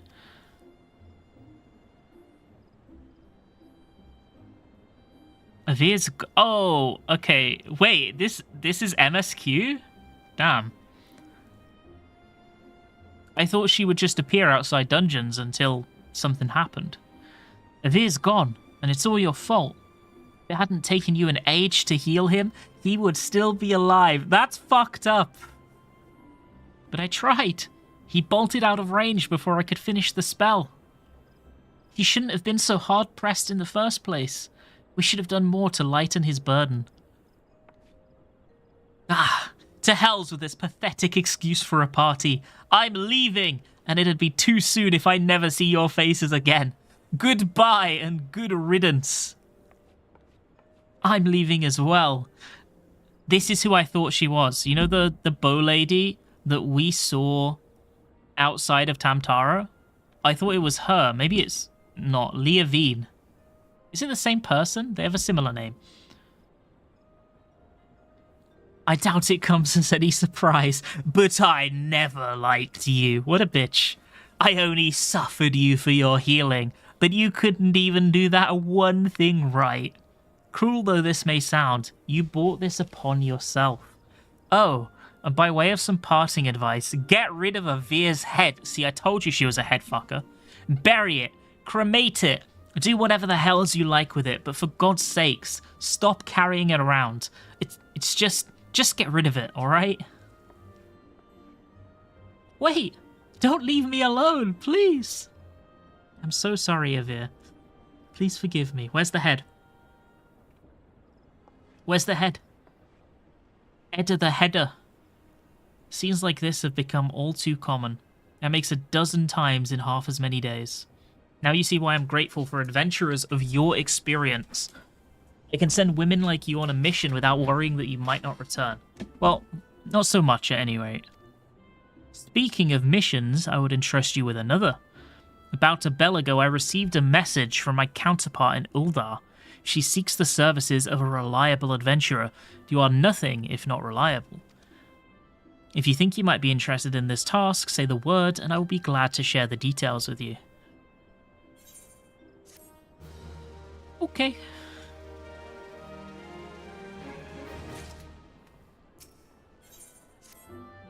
So you're not averse to taking a little trip. Wonderful. As I mentioned earlier, the request comes to us from the Adventurers Guild in Uldar. Once you arrive, seek out Momodi, the proprietress of the Quicksand.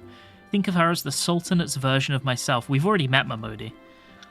Chances are she'll send you into the midst of danger, but I have every confidence that you'll pull through unscathed. Now off you go, and good luck. Okay. Can we find Edda in the overworld anywhere? After she's, like, walked off sad with her boyfriend's head, can we find her anywhere, or is she just gone until Palace of the Dead? Not until Palace of the Dead. Oh, okay. That's sad, though. I feel bad for her. I think the thing that makes it kind of especially dark in undertone is the fact that Avir seemingly was a bit of a prick to her. The rest of her party clearly didn't like her based on the way they treated her when things went wrong. I feel bad for her.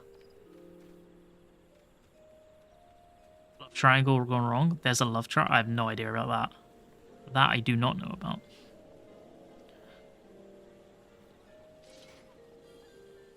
Remember the Gridania video of her showing up at night or something? Wait, is she the ghost? I know that there's a ghost that appears in Gridania. Is that Edda? Or is it someone... Or is it like a different thing?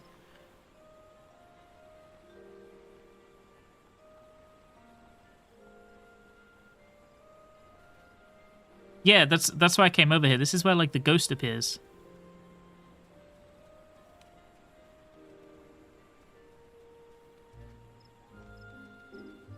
I had no idea. That's cool.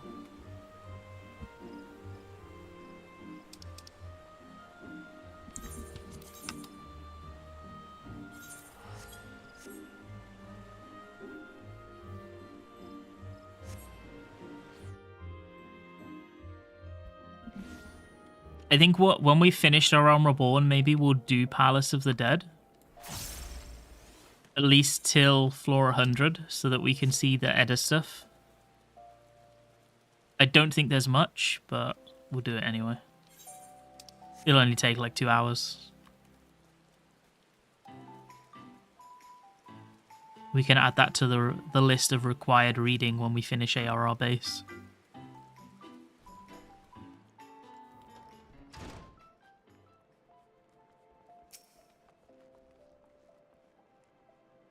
Welcome to the Quicksand, friend. I'm a tad busy right now if you wouldn't mind showing yourself to... Oh, it's you, Titan.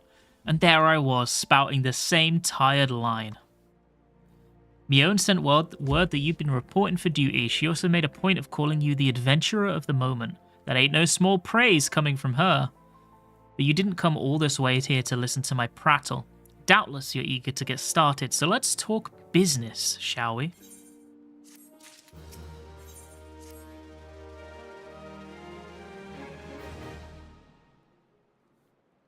The petitioner ought to be arriving any moment now.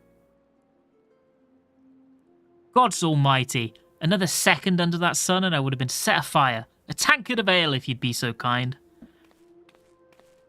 It's Papa Shan, let's go! I know who this guy is now. Excellent timing, Papa Shan. It just so happens the adventurer who'll be handling your petition is here. Oh, why if it isn't my good friend Ringan? It does my spirit well to know that you are the one who will be helping us. Mayhap you'd like to appraise Ringan of her mission. Yes, of course. The petition in question was submitted by an acquaintance of mine at Amagina and Sons in Mineral Concern. It relates to an unfortunate development at Copperbell Mines. To be plain, giants have seized control of the place. These giants are of the clan known as the Hecaton Kieres, maybe. Fearsome creatures who were sealed within the greatest depths of the mines during the bygone Thorn dynasty. Alas, it seems they have managed to break through the layer of rock which seemed to serve to imprison them, and now prowl the tunnels where the miners ply their trade. The creatures are justifiably angry about their treatment at the hands of our ancestors, and their presence has forced the suspension of all mining activities on the site. It's no wonder they're angry. Didn't the Thorn dynasty come to an end over 300 years ago? You know your history well, milady. The people of that age used the Hecaton Kieres, maybe, to work their mines. By way of enchanted helms, they are able to bind the ferocious creatures to their will, but as is oft the way in such tales, these enchantments have eventually failed, and the slaves rose up against their masters. In a desperate bid to contain the unbridled fury of the Hecaton Kieres, it's like shares, like Hecaton cares, our ancestors induced the collapse of the mines. No? Hecaton. Oh, it is shares. Okay. Hecaton shares. Okay. So it was that. Sorry, where was I? Our ancestors induced the collapse of the mine's lowermost levels. So it was that. So it was that the great giant revolt was ended, buried beneath 100,000 tons of rock. Well now, that's got me thinking. I seem to recall there being an article about Copperbell in the Mithralai a fortnight or so ago. It said the mines were being reopened as to meet the rising demand for building materials. Like as not, our boys dug a bit too deep and freed the giants. Gods. To think the poor creatures are still alive and kicking after 3 centuries, that's a long time to nurse a grudge. They must be seething. Indeed, and that makes them a danger to us all. There'll be no mining at Copperbell so long as they remain. For the sake of both peace and prosperity, they must be subdued. This is the task which we would have you undertake. I'll not deny that the mission will be rife with danger, but our need is great, and so I beg you, put an end to this sorry business. Titan agrees. Gods bless you. I feared you might have reservations, but I assure you it's for the best. In case you didn't know, Copperbell Mines are in Western Thanaland. Do take care, you hear? And one last thing before you depart. An employee of Amagina and Sons is presently at the quicksand. The fellow's name is Painted Misa, and he knows Copperbell Mines well. May behoove you to seek his counsel. Okay. So, first of all, how do you get the Titan Mask? You can't get it anymore. It is from a 2016 promotion event. Painted Mesa? Oh, it's like Mesa Verde.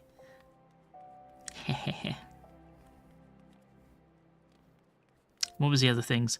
Oh yeah, so first of all, this story seems to be fucked up because what we are essentially doing here is putting down some slaves who were left in their shackles for hundreds of years after their masters died. This is really messed up, actually.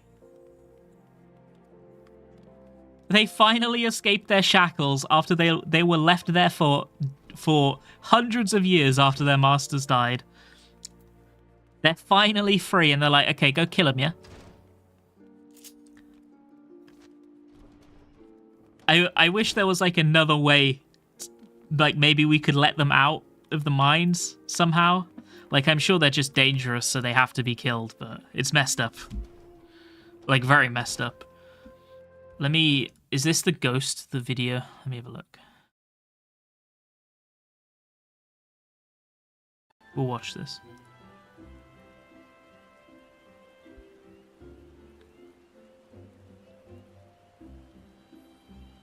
Yeah! That's not Edda, though, is it? It doesn't look like her. Maybe it does. It's just the outfit that's throwing me off. Oh, it says Edda's ghost. It must be her. Must be the outfit throwing me off.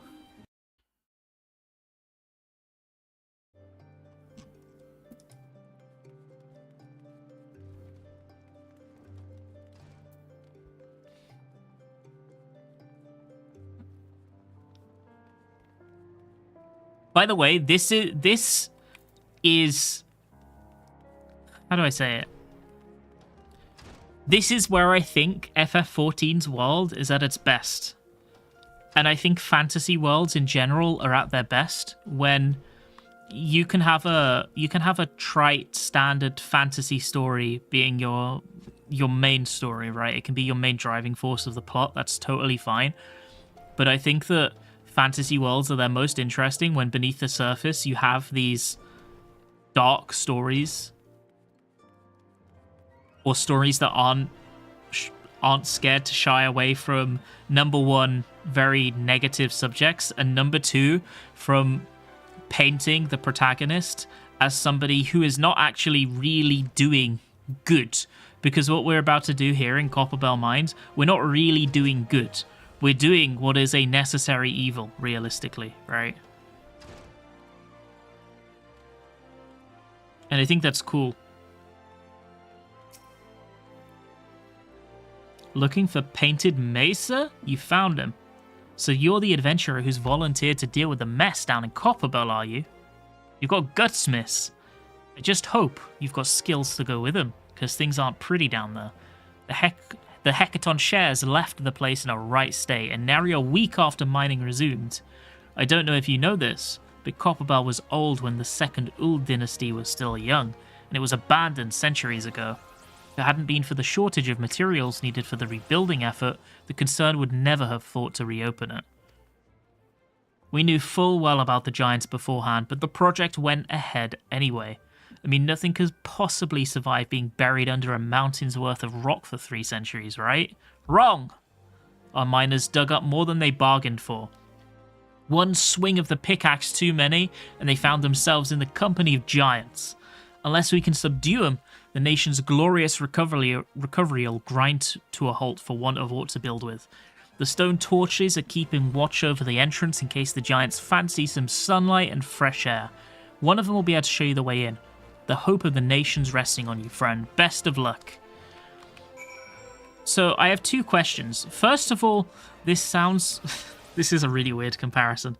Doesn't this sound a lot like in The Lord of the Rings, where the dwarves woke up the Balrog, except it's giants? Isn't this literally the exact same plot? Except they're slaves now, too? And secondly, where do giants come from? Do they come from under the earth, or were they taken under the earth? How does it work? Where do they come from?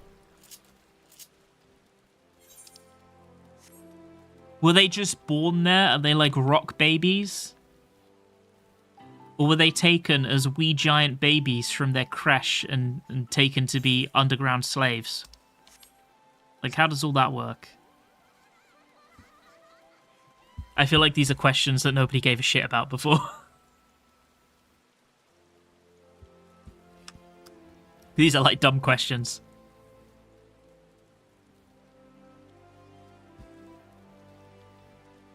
They come from the cold northern bit. Are they yours here?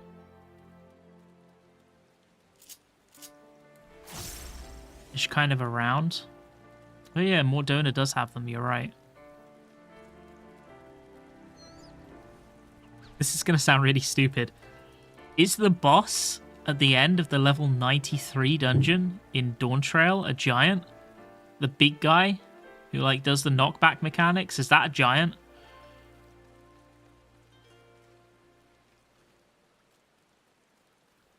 No? Okay.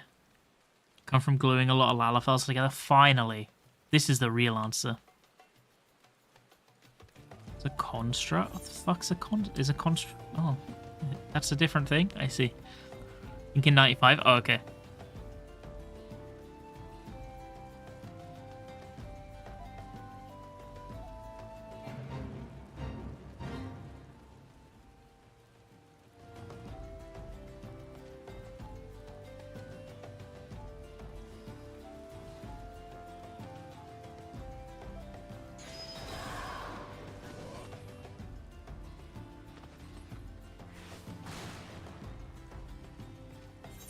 I probably could have gone to Horizon and got here way quicker.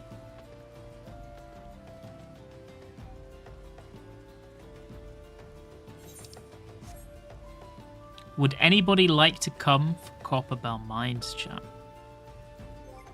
I'm going to put the PF up now for Copperbell Mines. The password is 6996. I'll take it down when we hit 4.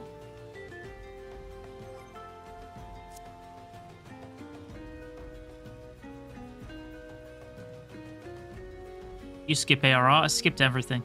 I've never seen the MSQ.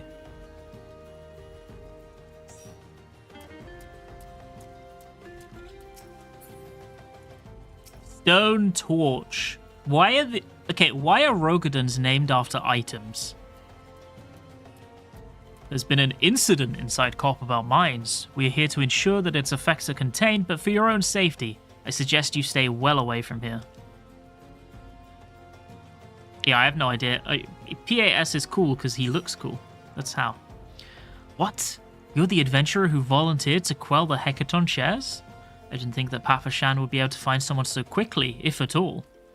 The giants are content to wreak havoc inside the mines for now, but it's only a matter of time before they think to come outside. The sooner you see to them, the better.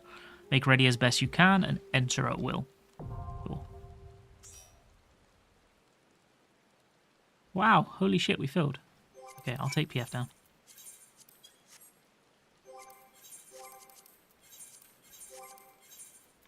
Thank you, gamers. If it's okay, can we take a screenshot at the end to add to my collection?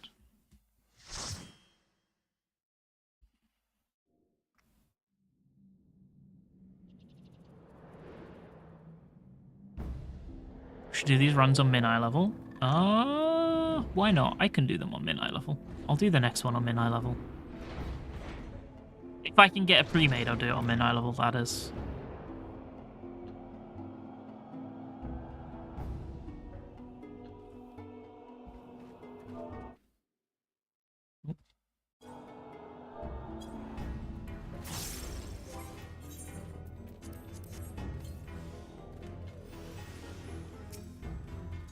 Which data center you're on? This character is on light.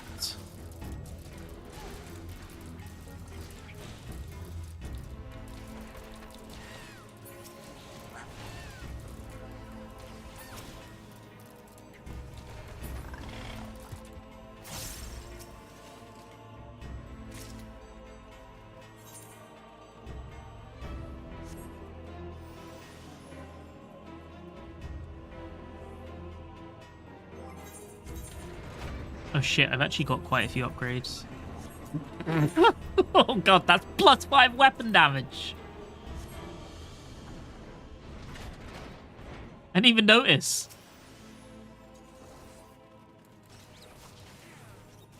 Oh, dropped the combo.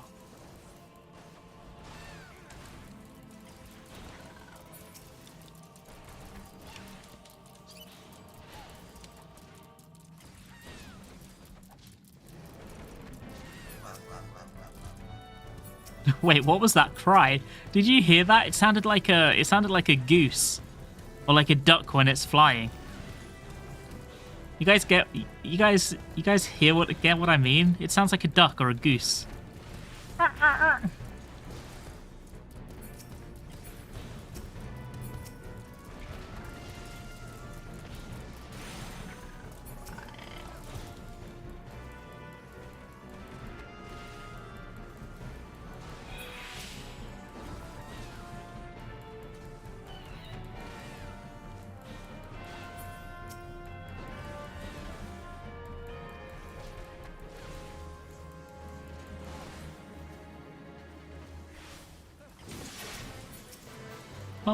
Bum, bum, bum, bum.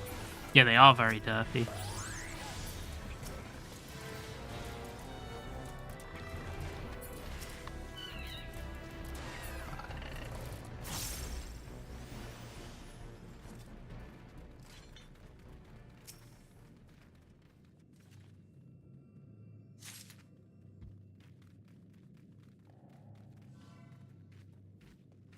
Oh yeah, this boss is new now, right? Yeah, this is like an actual fight now, instead of kill the slimes.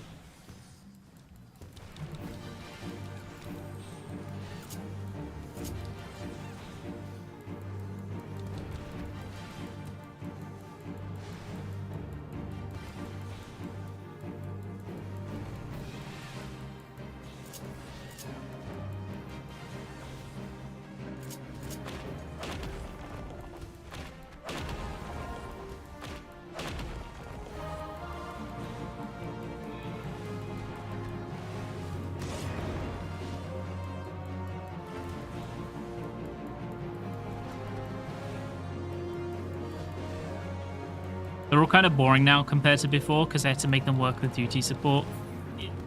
They're now like very standard. Like that was a very standard fight. But it is true, this is way better at preparing people to do endgame FF14 content. Because nobody did.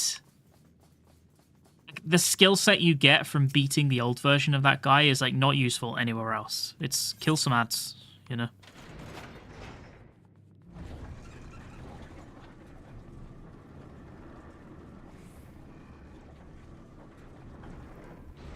I think this version's better. At least so far.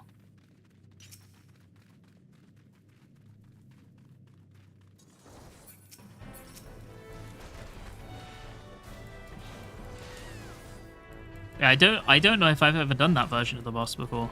Maybe I have, but I don't remember doing it. I'll go back because we have to kill this guy.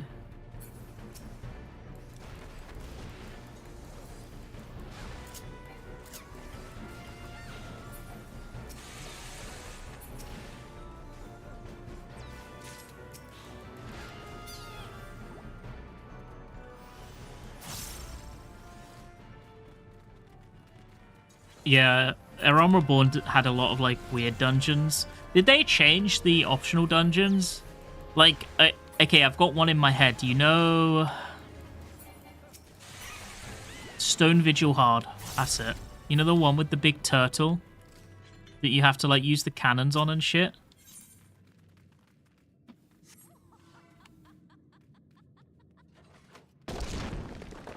That's still there? Ah.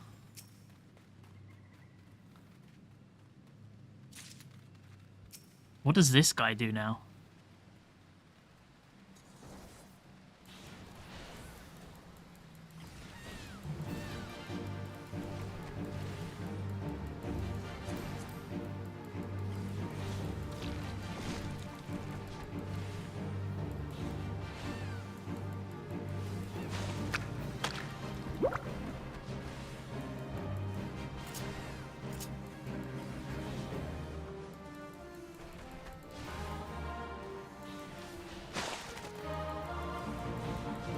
I guess he's going to do it the other way now. He does it the same way. Okay.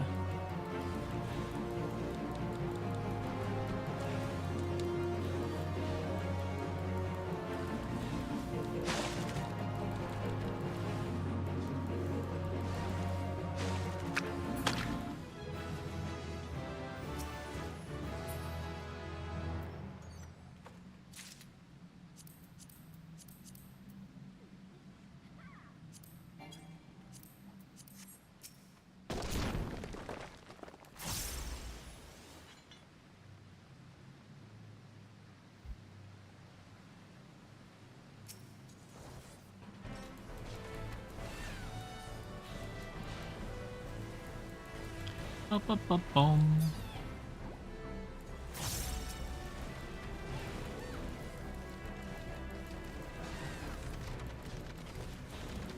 There he is. There he is. It's the boy.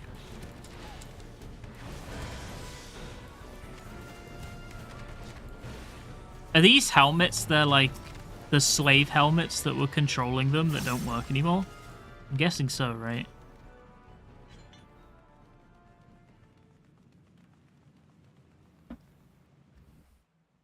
They're just helmets? Oh. Oh. Slaves no more! Free! Free!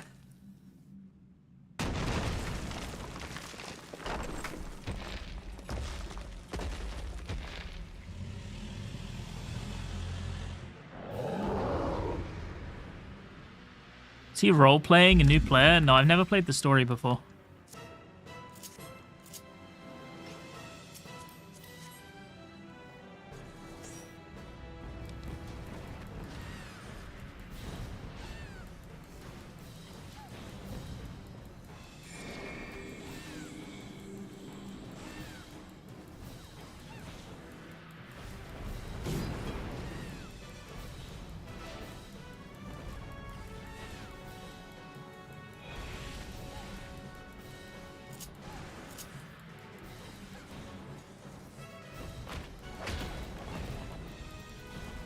That's quite cool. I mean, as cool as like level 20 AoEs can be, that's pretty cool.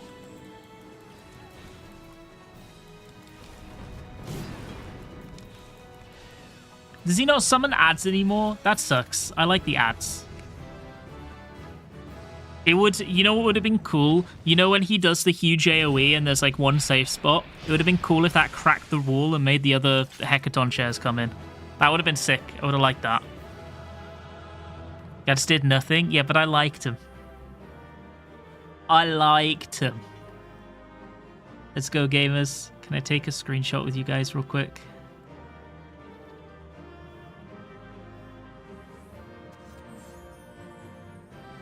I should G-pose this one so that I can get it in the middle. 1 minute.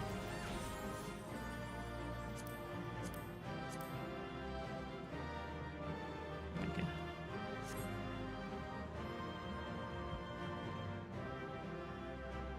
Perfecto.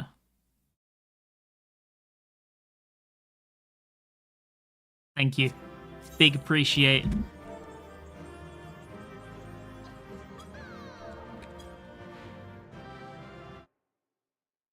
Let me save that.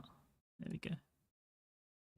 Another successful screenshot for the collection. Got him. Get your loot, losers.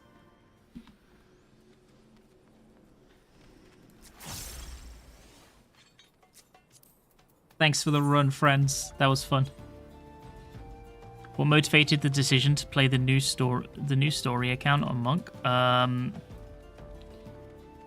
Well, the character's name is Ringan Banana, which sounds like Higanbana, which means I'm gonna play Samurai, but you can't start on Samurai. And Monk shares gear with Samurai, so I went Monk. Although what I think I'll actually do is when we get to the end of an expansion, I will probably let chat vote on what job I play for the next expansion. I think that might be a thing that I'll do. Within reason, it'll probably be from the new one, so I don't have to level a new job up from scratch, because I can't be arsed with that. People skip the story, I thought it was a joke. No, a lot of people do. I play primarily for raiding, right? Raiding is like the thing that I enjoy doing in this game more than anything else. And it was also like the reason that I first started was because I had friends that wanted me to do coil with them. So I was like, okay, I'll give the game a shot. So I skipped so that I could play with them quicker. And then they unsubbed before I hit level 50 anyway. Fuck me, right?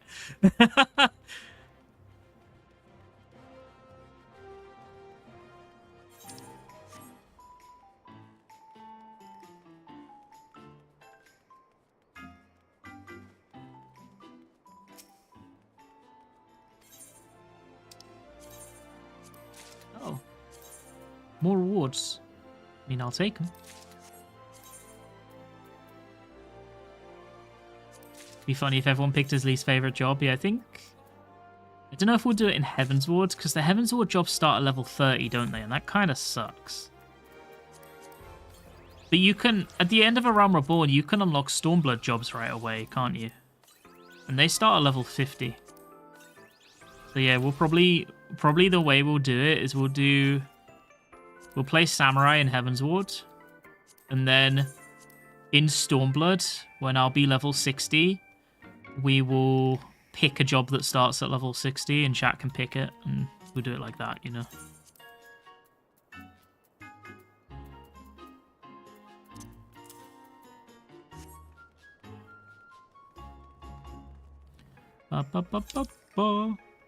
What level is this quest? Level 20?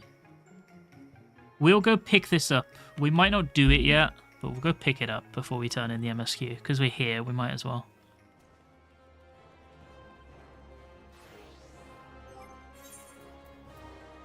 %, 30%. They're all 30. Okay, sure.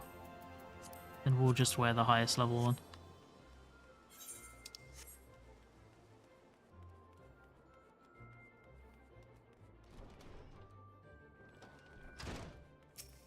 Ham, let's go. Oh, it's you, Ringan. I'm sorry, but I don't have anything to teach you. If I ever did at all. Oh yeah, the last time that we spoke to this guy, we found out he's a fraud old man who's no good anymore, right? You're far better off training under Chichuto. You'll find her over yonder. Just leave me be.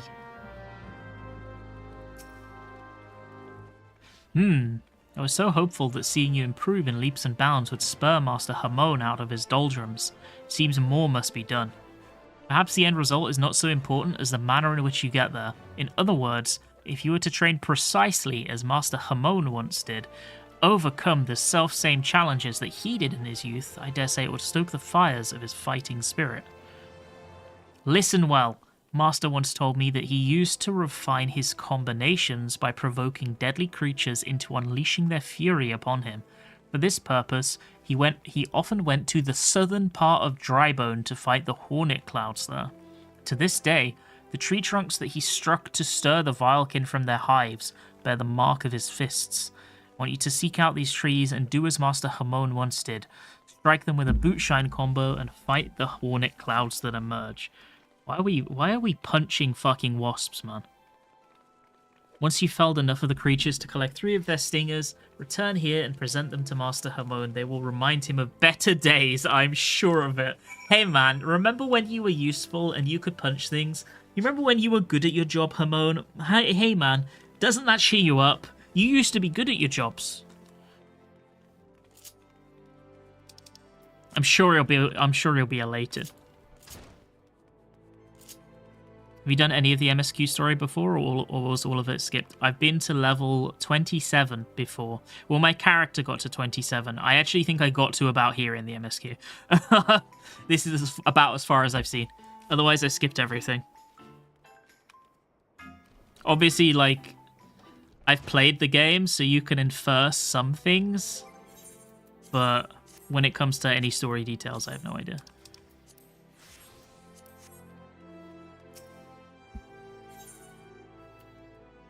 What the fuck is this? Why is there a duty here? Ah, the Conqueror of Copperbell returns. Thanks to you, our mining operations can resume, and Uldar will have the material she needs to rebuild.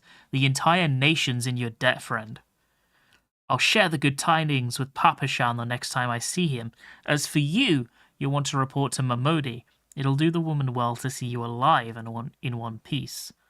But we're not going to do that, right? Because we're in a duty. So something else is going to happen. Oh my god, it's voiced? The fuck? Oh, no, it's not. Shut your mouth, you thieving little swine! You stole from me! Don't even think to deny it! Please, sir, I didn't steal nothing. I bought this. I paid for it with me own coin. What rot? You refugees are all the same. Couldn't afford maggoty mole meat, much less a choice cut of dodo. I wonder what dodo tastes like. I'm gonna say it one more time. Give back what you stole, or I'll make you wish you never set foot in this town. He's got like the arsehole haircut. By rights, I should turn you over to the brass blades, you know. Help keep the streets safe for law-abiding citizens. But I'm a reasonable man. If you're... Ew. If you agree to serve me in whatever capacity I require, the authorities needn't hear of your crime. Ugh.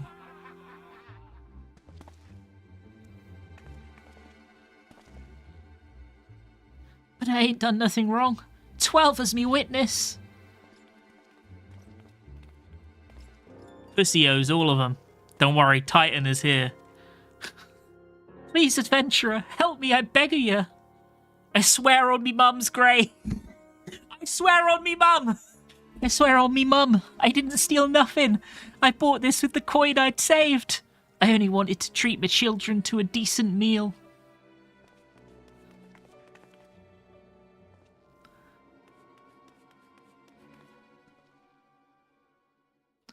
And who the hells are you when you're at home? This dog's master? They're a bit rapey in Aroma Born, aren't they? They really are. We've done, so far in the past like 2 hours of gameplay, we've done Sastasha and then this. They're both very rapey dungeons, or very rapey pieces of content. I've had enough of this mama's farce. You lot, teach him a lesson.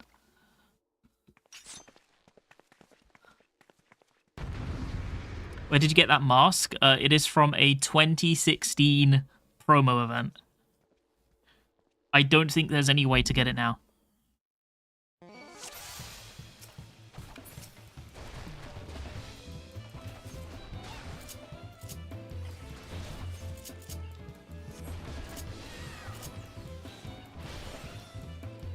Yeah, because people asked last stream, so I had a look, and yeah, it seems there's no way to get it, which is stupid. Yeah, it's in 2016 when the maid outfit first released. They had a promo event that in America required you to spend money on Amazon in the gaming section. In the EU required you to spend money at GameStop, and in the UK required you to, I think, have an O2 contract phone. And that would give you an account-wide maid outfit, which is why this character has the maid outfit, and it would give you like the Titan mask, the Ifrit mask, a few other bits and pieces. I ain't getting paid enough for this. Hey, where the hell do you think you're going? Thank you, kind Titan. Thank you thrice over.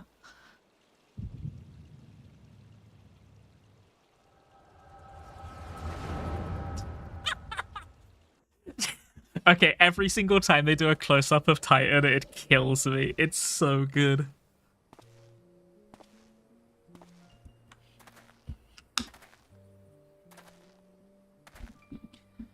I'd swear there were more refugees than when last I looked. You wouldn't be mistaken. But it's been 5 years since the calamity. Why are they only coming here now? It's simple, really. Oh, this... Wait, is this the guy? No, it looks different. It's not the guy, I don't think. Maybe it is. It's simple, really. While a number of hamlets survived the immediate aftermath of the calamity, many were no longer able to support their communities. The residents found their lands had either been rendered barren or cut off from trade routes, and problems like those aren't easily solved. Though they tried to make the best of it, it was only a matter of time before they were forced to abandon their homes and seek a new life in the city. I see. But the calamity affected the whole realm, didn't it? Is this the same thing happening in other cities? The talk is true, yes. Though perhaps our situation is more pronounced. Uldar has a reputation for being prosperous, so it's natural that the refugees would try their luck here first. My heart goes out to them, it truly does. but I would be lying if I said I wasn't apprehensive. I hope their presence doesn't foment lawlessness in the city. Well, if things do take a turn for the worse, we always have the immortal flames. I dare say the brass blades would welcome their help. Heroes who fought the Garlean Empire patrolling the streets for riffraff? May well come to that. Impoverished and desperate as they are, you may be sure that some of the refugees will turn to crime. You know what this place is like. You've no coin, you've no hope. What will become of our city? Not all refugees are bad, mind you. Some are able to find employment and lead honest lives. Dodo tenderloins! Get your dodo tenderloins! Guaranteed cheapest in Thanalan! Thank you for the custom, madam. Please come again. Looking around, you'd think that Uldar was well on its way to recovery. Peer through the veil of prosperity and you'll see no end to the misery and suffering.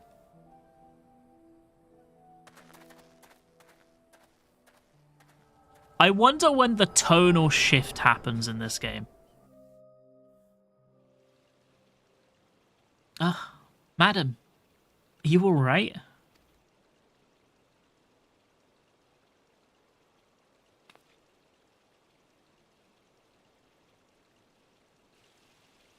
What now? You mean to threaten a defenseless citizen? What? Saw her buy that meat, you say? That's absurd. Aye, as did I. Leave the poor woman alone, you damnable vulture. Who's this? Who said that? Who is it? Who is it? Who is it? Come on. Come out. Come stand out the front. Don't be a pussy. I will overlook this. But just this once. What do you mean overlook it? You just got the chip eaten out of your buddies. God's bless ye, adventurer. You didn't come along when you did. Who knows what monster might have done? What that monster might have done. It don't bear thinking about. Titan is happy to help.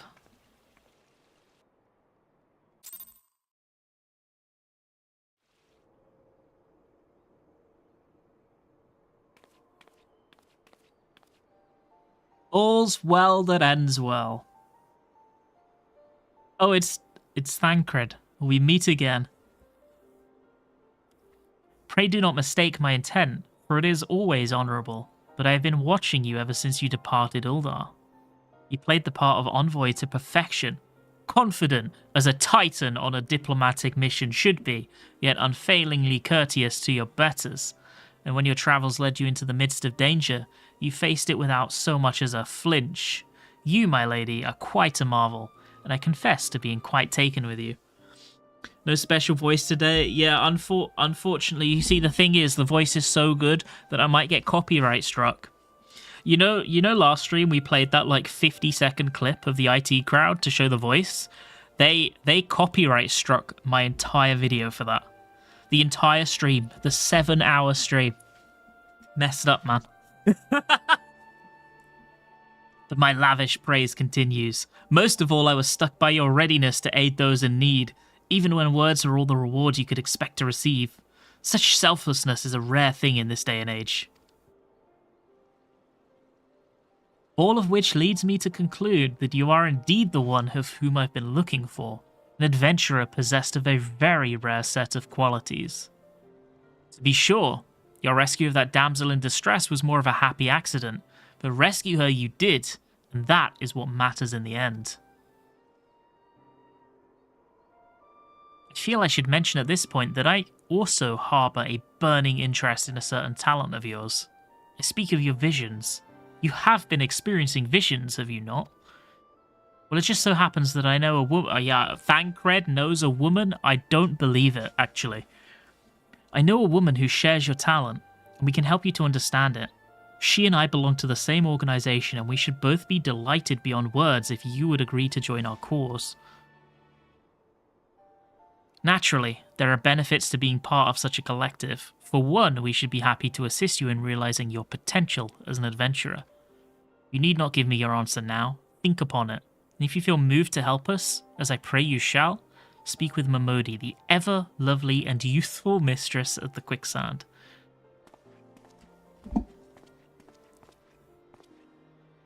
Tell her the Scions of the Seventh Dawn have found their woman. Thancred, you don't have a woman. She will tell you where to find us.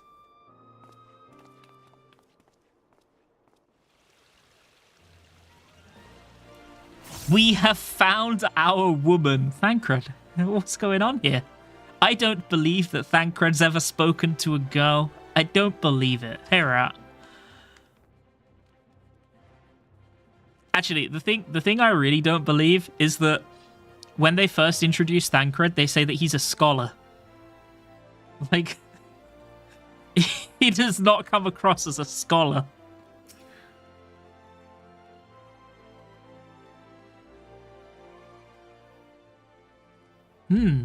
Seems like that are becoming ever more common, I'm afraid. Don't worry, though. If you work hard, you'll probably be alright. Saying that, if you ever find yourself in a spot of bother, come and see me. Just don't go pestering me every time you graze your knee, eh? Of course, I do enjoy hearing tell of a gentleman's woes with the womanfolk from time to time. He's gone! He's just gone! Ah, Titan. Sorry to keep you waiting. I was just providing guidance to a fresh off the carriage adventurer. But gods, it's good to see you safe and well.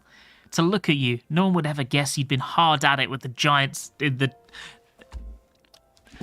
That doesn't sound how she thinks it sounds. No one would ever guess you'd been hard at it with giants in the dark. That doesn't sound how she thinks that sounds. It sounds way worse. I never doubted for a moment that you'd succeed, of course. And neither did Papa Shan, which ain't to say he won't be overjoyed. Oh, before I forget, there's a lass here who wants a word. Didn't actually know your name, but hearing her description, I knew who she meant right away. Wait, it's Edda! Thank you for sparing the time. I realize you don't know me, but I've been longing to speak with you for a while now. My name is Edda. I'm an adventurer like you, though I'm not very good at being one, if truth be told. Anyway, I was adventuring with my friends in Gridania when... I'm sorry. We were in Gridania when the leader of our party was killed. His name was Avir, and he and I were to be wed in the spring. You may not remember him, but to say he remembered you would be an understatement. He would sing your praises from dawn to dusk. Titan is pretty cool. Not surprising. He saw you for what you are, you see, an adventurer's adventurer, and swore that he would be like you one day. I believe that he would have succeeded, had a fiend not robbed him of the chance. Since that day I thought long and hard about giving up adventuring. When I think of the woman you are, they love this term, sorry for punching the mic, they love saying the woman you are, don't they? They've said that so many times so far. Of all that you've achieved, I find that I'm inspired just as Avir once was. So I've decided to start again as an adventurer. I'll go back to the village of my birth and begin training anew. But I wanted to meet you first, to ask you your name. Titan. I shan't forget. Thank you, Titan. I pray that we'll meet again. Fare you well. Adventuring can be a cruel bleeding business. Time was I didn't know why anyone would bother.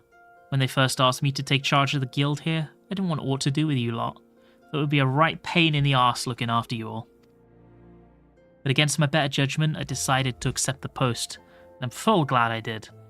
I feel privileged to be a part of your lives. And that goes double for yours, Titan. Titan. What did you say? You want to know about the Scions of the Seventh Dawn? They're beginning to move in earnest, then. Listen, the Scions ain't no ordinary folk, and the work they do ain't no ordinary work. I know full well how capable you are, but even you would think twice about attempting some of the stuff they do. Knowing that, if you're still certain you want to get involved, I'll tell you what I can.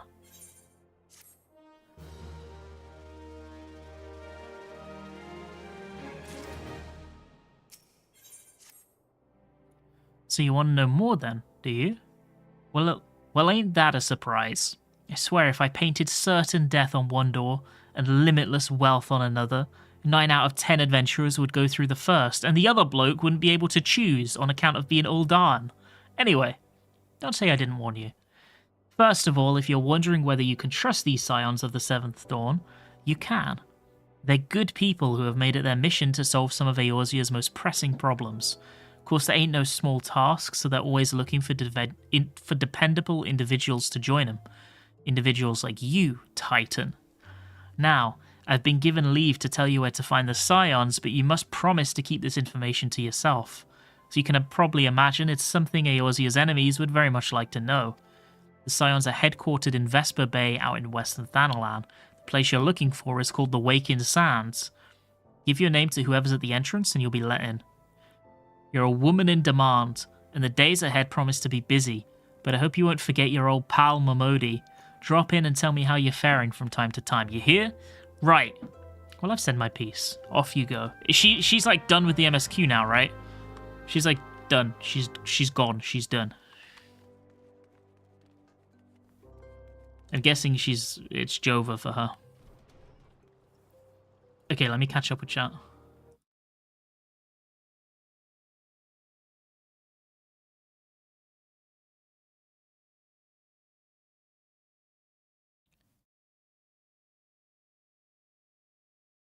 A line is on the lots of the Koji flourish. Japanese script doesn't say that. Yeah, I've heard that the English and Japanese script has like quite a few differences.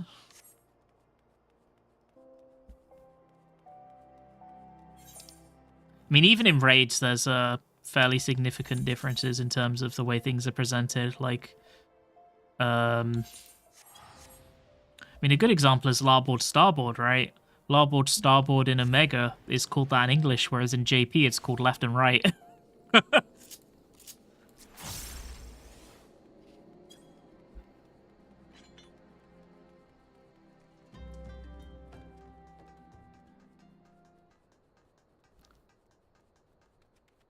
Wait for it. Yeah, literally, yeah. Yeah, in Japanese, it's just called left and right. It's not called larboard, starboard. I think in O12S Omega, the German translation of one of the debuffs was also like, it literally told you what to do, whereas the English ones were not as clear, so you had to like decipher what to do. I think that's one thing that I remember as well. Is the reason JP has better clear rates? No. I'm the warrior. I know my class, and I will see. Hey, Disuse. Thank you so much for the resub. How you doing, man? Big appreciate. Plinkerton. Plink.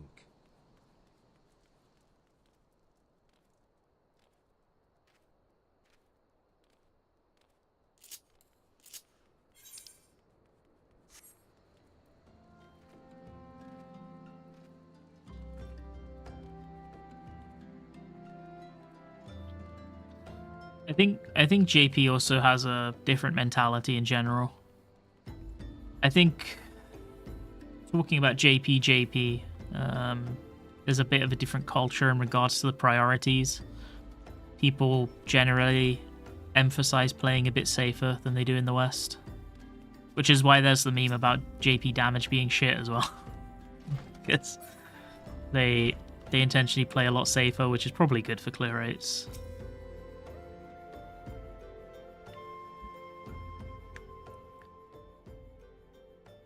This one's still not voiced? Voiced? I've forgotten how to speak English. Voiced? This one is not voiced! Deep in the desert of my heart, a lowly flower blooms, yearning for the heavens above to quench my thirst for you. Trollolololo, trollolololo. The fuck is trollolololo?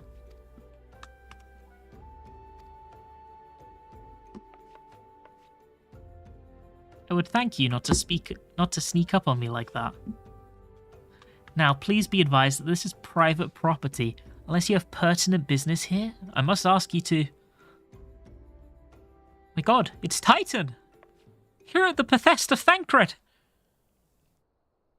My sincerest apologies. May I please have your name? It's Titan, obviously. Titan. Titan. Ah, here you are. I bid you welcome to the Waking Sands, headquarters of the Scions of the Seventh Dawn. My name is Tataru, and I look forward to assisting you during your time with us. The antecedent is within the solar. I shall let her know to expect you. Okie dokie.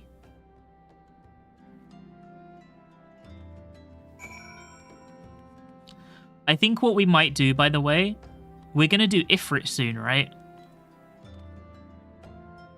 Should we wear the Ifrit mask for the Ifrit section, or should we stay Titan?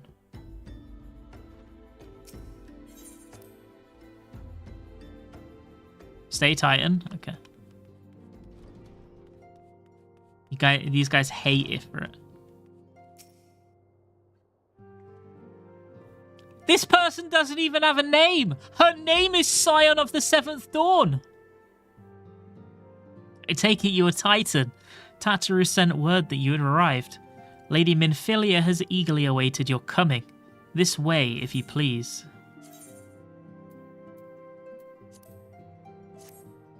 It's her name, Scion. How'd you get these masks? It's from a 2016 so promo the event. Adventurer of whom I've heard so much.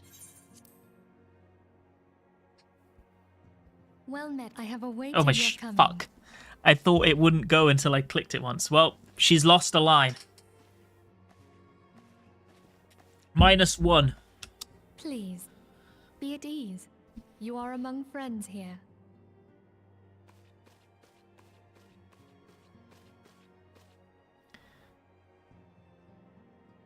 No doubt you are right to burst with questions. But have patience. All will be revealed in time. My favorite thing is, you know, whenever it does like a shot of the Warrior of Light, like facing an NPC, it's probably because she's doing an emote to them, right? So like there, it's probably because she like smiles at Thancred because she recognizes him or something. But because of the Titan mask, she's just completely expressionless. Oh, that fucking kills me. I like that. First, let me begin by telling you who we are and what we do. We are the Scions of the Seventh Dawn, an order that transcends political boundaries. Our single objective is the preservation of the future of Eorzea. Among our gravest concerns are the godlike beings known as the Primals. Their existence is a bane upon Eorzea, nay, the world at large, and we have striven to find a lasting solution to the threat they pose. Our order is home to a number of individuals who, like you, possess a rare and special talent. This talent takes various forms, but one holds particular interest for us. Among Tell Us. me, have you ever experienced a sudden, inexplicable loss of consciousness? Have you ever had the sensation of being pulled away from reality? Felt as though you were hovering in space, a mind without a body? All these things are the manifestations of your talent. Yours is the power to transcend the boundaries of the soul, a power known as the Echo. The Echo allows you to pass through the walls of a man's soul and hear the resonations of his past. You will be there in his memories and see things as he saw them. You may even interact with that which you see, though you cannot change the outcome of events. For another blessing, the Echo will enable you to know a man's mind even if you cannot comprehend his words. In short, the Echo is a truly extraordinary power, and this power is strong within you. It is Hulk? only a shame that we cannot use it whensoever we choose. That's right. I too possess the Echo. Alright, boastful. With that This is established, Louisoir's stick, isn't let it? us return to the subject of the Primals. So long as they exist, the realm cannot take so much as a single step towards true peace. See, I know all the lore. Measures must be taken. Oh, it's fine. Measures which This is transcend Drax's boundaries, stick, be isn't they it? of faction, race, language, or creed. And to do so, the Scions require the aid of those with our talent. Make no mistake, the Echo will be instrumental in dealing with the primal threat. Without it, we cannot hope to save the realm. I know not what it is you desire for yourself, nor what it was that first brought you to Eorzea. But I firmly believe that the power we possess was given to us for a purpose. Why else would the gods entrust man with a gift so extraordinary, if not to have him use it? And so I implore you, lend us your power.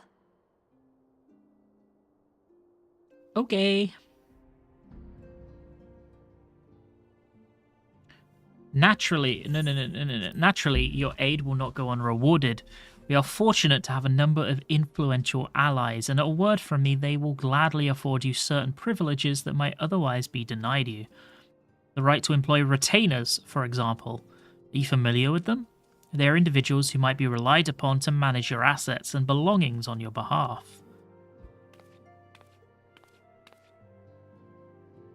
The papers you requested, my lady.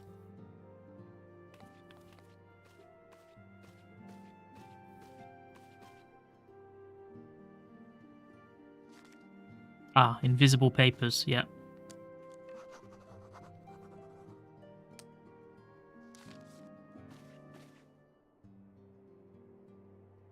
Thank you, Tataru. The pleasure is mine, milady. By way of a welcoming gift, I've taken the liberty of adding your name to the retainer's registry. As of now, you're entitled to employ the services of a retainer. We need to consult a retainer vocate regarding the particulars of this arrangement, but believe me when I say that retainers will prove invaluable to you in your adventuring endeavours. Let this gesture serve as evidence of our commitment to do all in our power to facilitate your personal objectives. In return, we ask that you aid us to the fullest extent of your talents. A mutually beneficial relationship, I'm sure you'll agree, and one which serves the greater good besides. Well, that was a veritable lecture, was it not? Forgive me, but it's important that all concerned are aware of what is expected of them. I need to sneeze!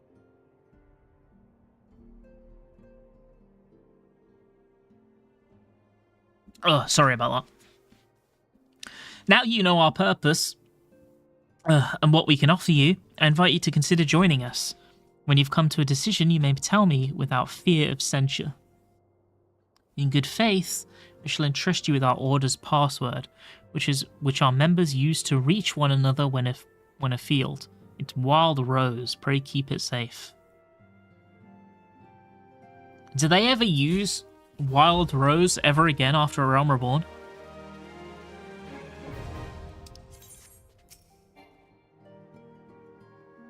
We Scions have but one objective, to safeguard the future of Eorzea. Among our gravest concerns are the godlike beings known as the Primals. Long have we striven to find a lasting solution to the threat they pose. I know not what it is you desire for yourself, nor what it was that first brought you to Eorzea, but I firmly believe that the power we possess was given to us for a purpose. Pray consider this when you give me your answer.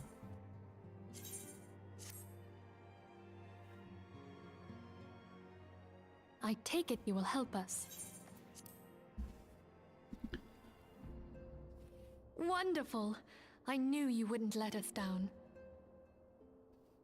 But come, I would introduce you to your friends in the Order.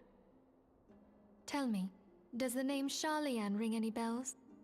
No, It used please to be explain. one of Eorzea's 6 city-states, and was situated in the northwest of Aldenard. I've been there. The Sharlayans were the keepers of wisdom both old and new. Their mastery over magic and ether was unsurpassed, and even the Garleans knew to fear them. Among their number, there were a noble few who devoted their lives to safeguarding the future of Eorzea. Are the 6 city-states, like it's Gridania, Uldar, Limsa, and then it's Ishgard, and then it's Alamigo, and then Sharlayan? Are those the 6? When the realm began its descent into chaos, and their countrymen fled for the motherland, they alone chose to remain here. These noble men and women were called the Archons. Those same brave souls stand before you now. The masked woman is Ida, and beside her is Popalimo. The two are charged with surveying the Twelveswood. Hello there. Welcome. Okay, buddy. Okay. What do you my mean, turn to welcome? introduce someone. That there is Thancred. He is our man here in Ul'dah, Jewel of the Desert. He hits us with the Welcome welcome. to the team. I never doubted that you'd come. If I may, the lovely maiden beside me is named Y'shtola. Limsa Lominsa has the pleasure of being under her care. Greetings. I was expecting her to say, like, I'm glad you've come, or something. Presides over all affairs within these halls. Pray seek him out whenever you have questions. I do not care Dawn what they may do. banish I'm even the warrior. darkest I know my night. path, and I will see what I can do and what I cannot do. Words Like of a cat dear just friend. He looks at him like, I'm glad of our Oriange, not in front of the new guy. Don't be weird in Battle of front of the Craft new known, guy. Our leader was taken from us. Oriange, stop. Don't stop But we being did not weird in stray front of the from new our guy. purpose. Yo, Callie, thank you so much for the resub. Thank you so much. I really appreciate it. That's very kind of you. How far do you intend to go before 7.2? As far as we can get. It would be really nice to be able to get, like, Heaven's Award done, but I don't know if it's realistic. And then after the 7.2 hype dies down, we'll carry on. We sought out Minfilia and others with her talent, and together established the Scions of the Seventh Dawn. Along with the Archons, those blessed with the Echo play a pivotal role in our endeavor to forge a brighter tomorrow for the realm. You gonna skip? Yeah, I will, yeah. Oh, I should also introduce you to Tataru, our clerk. She ensures that everything runs smoothly. Because if I watched 7.2, I'd have no idea what was going on. Pleased to make your acquaintance. What? That's her In voice? time, I hope you will come to think of us as family. But without further ado, I would assign you your first task. Oriange, have the documents arrived from the students of Baldessian? Aye, my lady. They arrived but recently.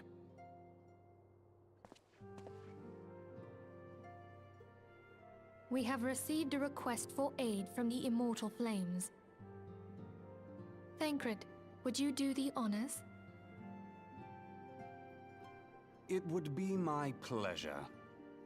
Some days ago, a crystal caravan registered to Amagina and Sons mineral concern was waylaid and divested of its cargo. But there is more.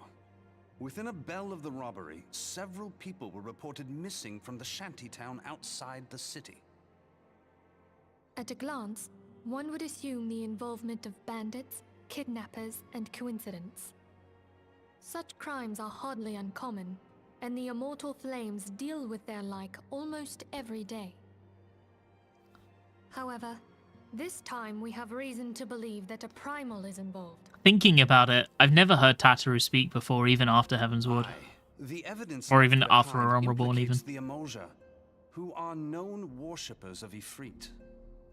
If we then consider the objects that were taken, there is no room left for doubt. The crimes were committed in the name of a primal. That you may better understand the nature of our struggle with the primals, I would have you play the leading role in this investigation. You have my thanks. If there is aught you wish to know, I recommend you speak with Thancred. He is well versed in the affairs of Ul'dah. Ever at your service, fair lady. His voice is good, to be fair, actually. Like, maybe this is a hot take, but in A Realm Reborn so far, I think Thancred is the best voiced character.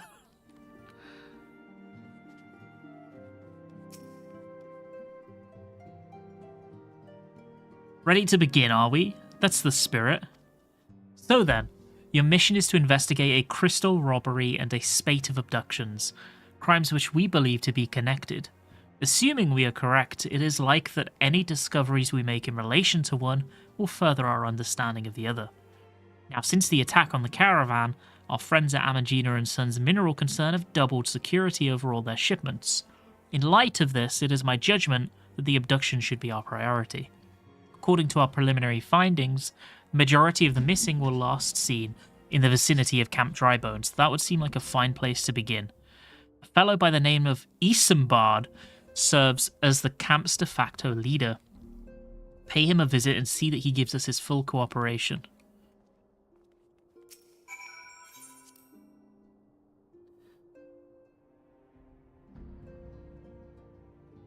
Okie dokie.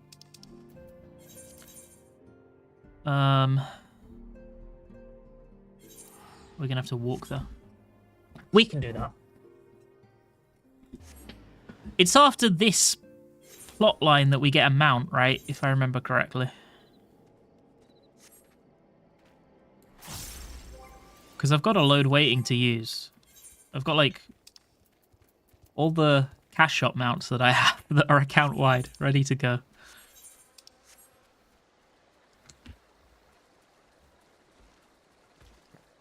The result of my shilling. Yeah, we're on what? Level 17. We're getting there. So since the 5.3 changes? No, full stop. I've never done the MSQ before. Well, okay. I have played through the MSQ before, but I skipped every cutscene, and yeah, I had no idea what was going on. So I played through the content, but I have no idea what the story is.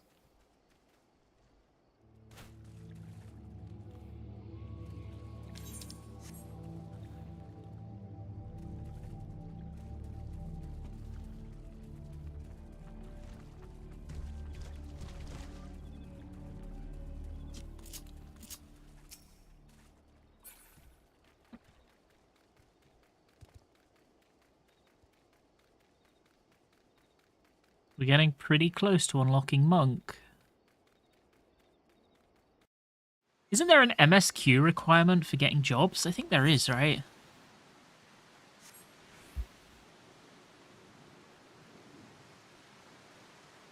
So we won't be able to get Monk straight away. After Ifrit? Okay.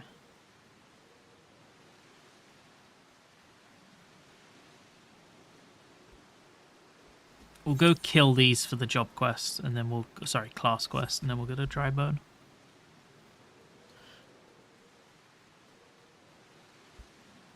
You know what's kind of interesting about this? I don't know how it is later, but my assumption is they have more voiced cutscenes further into the game, right? In, like, future expansions, because they had way more budget. Whereas right now, voiced cutscenes are so few and far between that it feels like a huge reward to get a single voiced cutscene. Like when we had that Scion cutscene just then, even though, to be honest, it was kind of like a not super interesting cutscene, I was like, oh my god, a voiced cutscene, holy shit. This is a momentous occasion.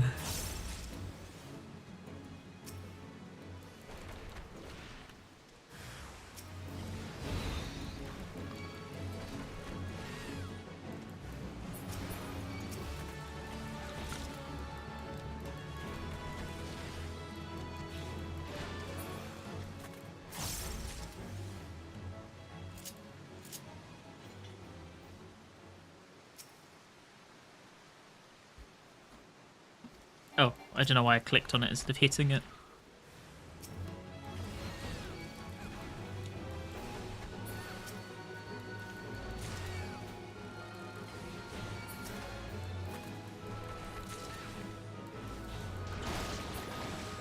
Okay. We did it.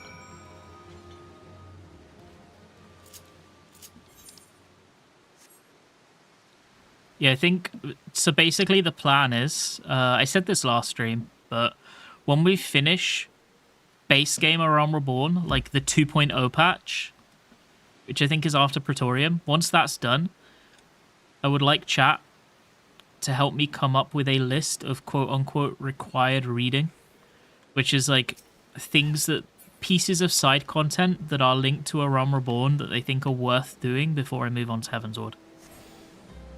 And we'll do those as well. And I imagine Coil will be one of them.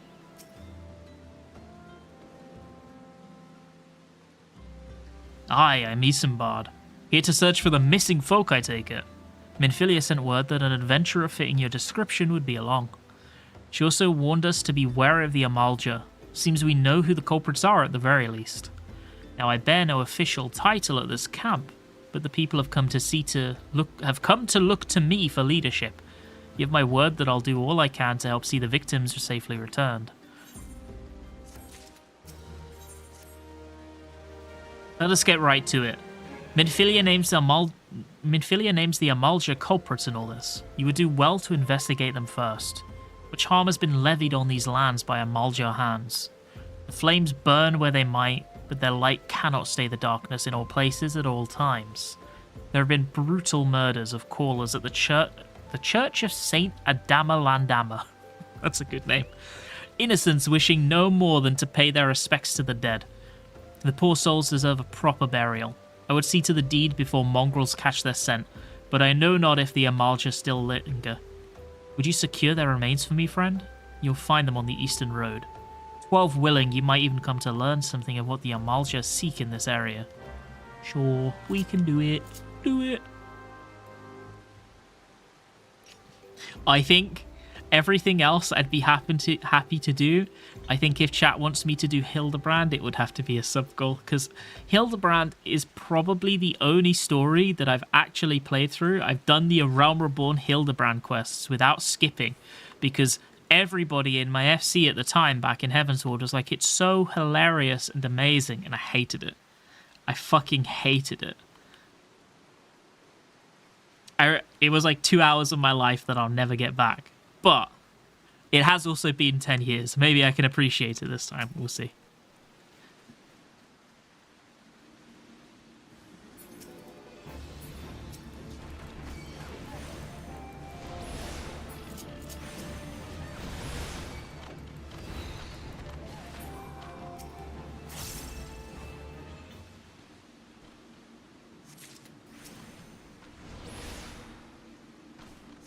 Wait, did he just dodge the attack and get the item anyway?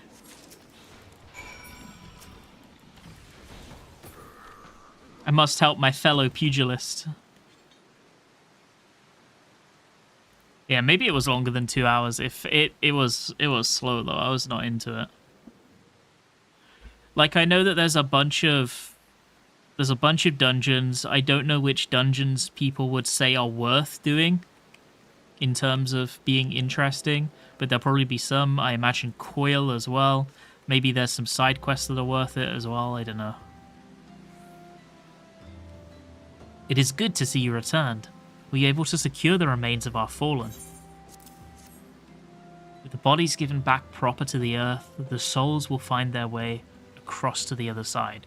You've done a noble deed this day. I thank you. Now then, what of the Amalja? Did you see any? Surely such massive monstrosities as they cannot conceal their presence, much less take their quarry unawares. Ah, so there were Amalja remaining after all. I feared as much. Their part in the lowborn disappearing is all but confirmed. It says there's more to this than meets the eye. The occasional Amalja raiding party would not account for people going missing in these kinds of numbers. The total is too great, and the questions too many. It would not surprise me in the least to learn of another hand in this. But whose? Countless travellers pass through Drybone every day, and even if it were one among them, how would we best discover who may be implicit in these vanishings? What say we turn an eye to the common folk themselves? It may be among them, that we find the reasons for these vanishings. 12 forbid it be so.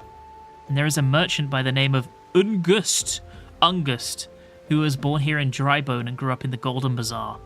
A rough character, but he knows the people here better than anyone else. I'd wager he's at the inn, quaffing away the day's earnings. Here, I'll write a note for you to show him, else he's not like to speak to you. Sure.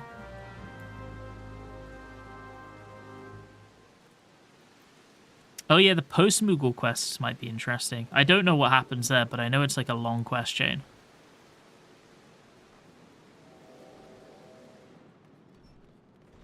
I don't know if any of the relic quests are worth doing either. Well, the A Realm Reborn one, I have no idea, but... Well, gods be damned. You're that bloody adventurer who threatened me back in Ulda. Oh yeah, it's this prick. What in the 7 hours do you want with me now? Dear friend, missing people, please help. Yours, Isambard. Folk around here are as wary as they come. They'll turn tail and run if you so much as pass wind nearby. Played them all for fools and coaxed some hard labour out of them, I did. If anything, they're even more timid than before.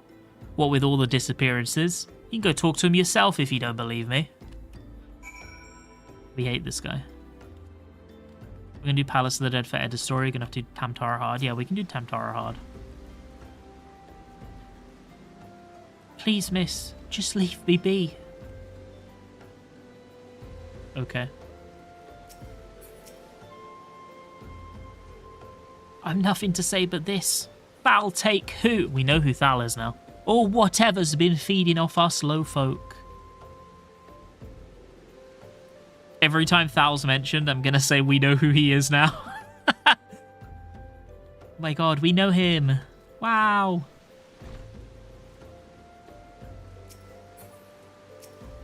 Petrified pauper. What do you want from me? I don't know anything, I swear. Please don't kill me. Right, lads, get him. Get him.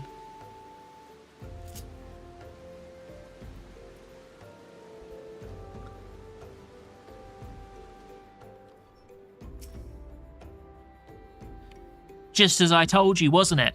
The whole lot of them are terrified.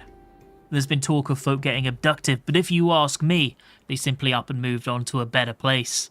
This place isn't exactly Costa del Sol, if you know what I'm saying.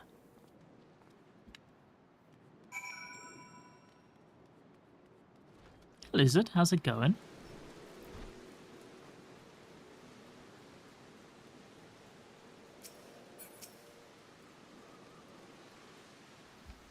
Welcome back, Titan.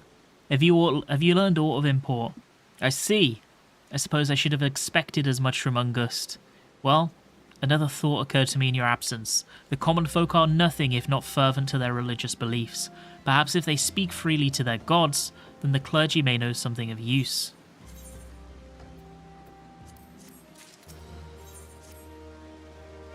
If we would know what the common folk speak of to their gods, we've no better place to ask than the Church of Saint Adama Landama.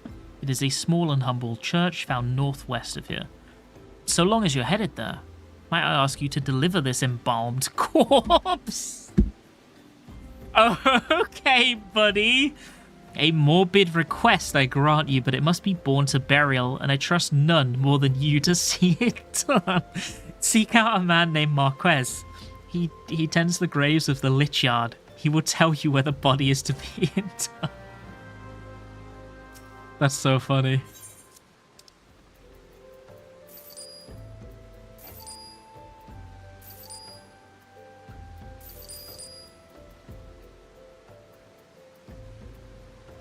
There we go.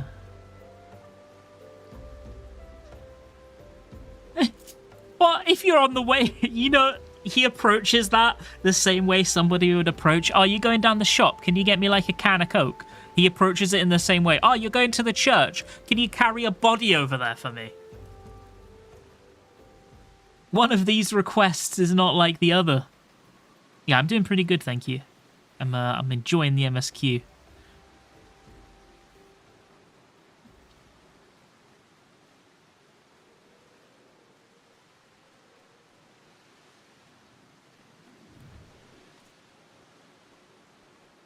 Are you reading that name too?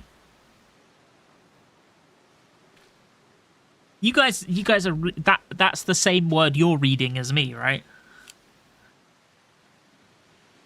Like I didn't imagine this. I didn't make it up.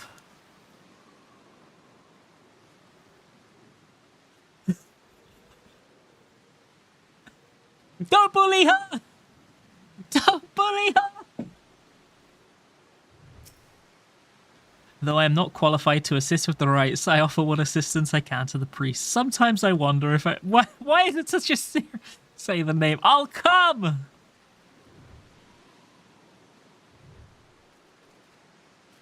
Like, what? Why is there just a lady called I'll come standing outside the church? I am Marquez, yes. A body, of course.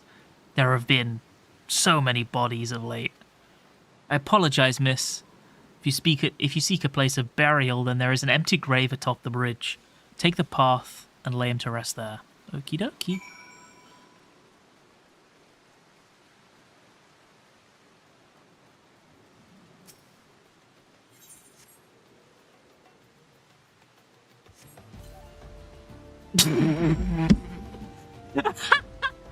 Why have we been carrying a corpse in just his underwear? Why? Why did he give us the body wearing underwear?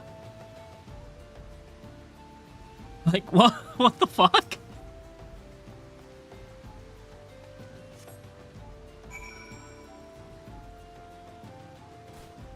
I'm not playing as Alala. I'm playing as Titan.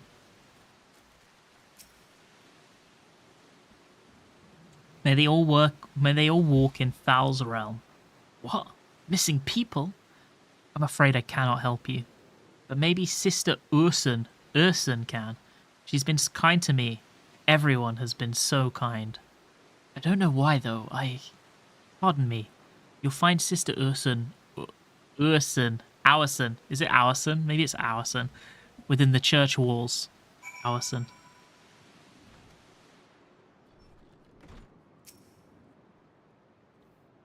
I hear you've done us the service of burying a fallen soul.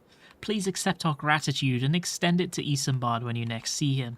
You seek knowledge of missing drybone inhabitants? It's true that I'm closer to the people than any other of the Order. I confide in them, and they in me. When they wish to speak to their keeper, Thal, I am the medium through which they do. Stupid question. Isn't Thal the merchant? Should I learn anything pertinent, I will be sure to share the information with you. I only wish Marquez would be more helpful in the matter. I pray he did nothing to offend. He saw terrible things during the calamity. His scars run deep. Indeed, he seems to now prefer the company of the dead over the living. While tragic, I fear such behavior ill befits the church. I received word not long ago that one of our recent visitors, a man called Thancred, I believe, took offense at his conduct. I must have words with Marquez, and soon. Thancred's being a cock to Big Marky Mark. Yo, what's up, Kaiju? How's it going? Leave Marky Mark alone.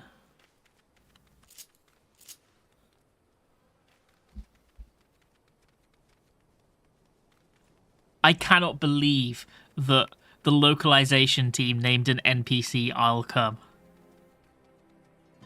They definitely did that shit on purpose.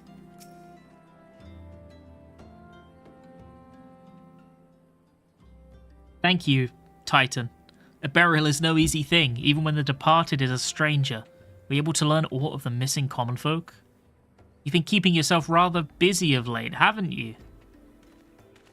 There he is, big lad. Might be pronounced Ilkum. No, it's definitely Alcum. There's no way it could be Ilkum. It's impossible. Yeah, it probably is. A pleasure, my dear Isam. No! What? I too spoke with Ungust. 1 minute, we can actually get the text back. A pleasure, my dear Isambard. The name is Thancred, and I share a passion with you and our mutual friend here for learning what has become of these missing persons and why. I too spoke with Ungust, more times than I care to count. There seems to be some truth to this notion of the common folk speaking their secrets only to those in service of the gods. There we go. Prostration, prayer, penance, abject deeds done behind closed doors, away from prying eyes. Who better to take the pious unawares than she who takes confession, the good sister Alison herself? Alison, she wouldn't. She couldn't. Even the most beautiful roses have thorns, my friend. Oh, he's so cringe. And you would be wise to keep an eye to this rose. Still, the Lich Keeper Marquez, I swear to the 12, it's probably Marks, by the way. I just know somebody who has the same spelling and they call themselves Marquez, even though it's like Marks, I think. I swear to the 12, I've seen that face elsewhere before.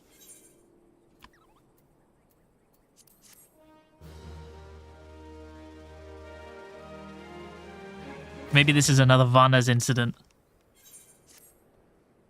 Sister Alison, it cannot be. Though she is wont to travel to the Golden Bazaar on her own, and it is not uncommon to see her speaking to the children. But no, could not be. Could it? I grow weary of these suspicions. I know there is one child in particular that she's fond of. Pray seek out the boy, and see if you cannot glean something from him about Alison's activities.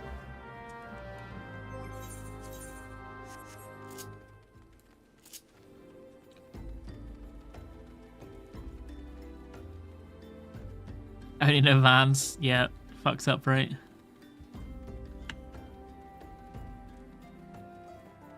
The best thing is, in the comments of that short, somebody said that they know someone called Vannas, and they've also been mispronouncing it, and that one cracked me up, because it's not someone that I know either. They're talking about a different Vannas, or a different Vans.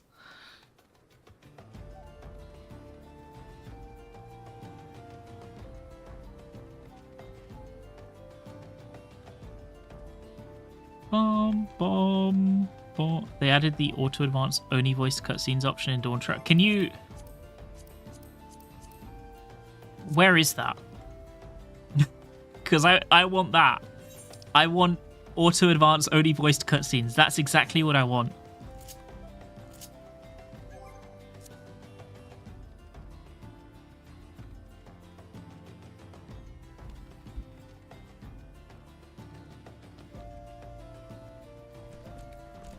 Some menu, you mean the menu where you normally set it to auto advance? Maybe it's like a setting or something in there. I'll have a look next time I'm in a cutscene.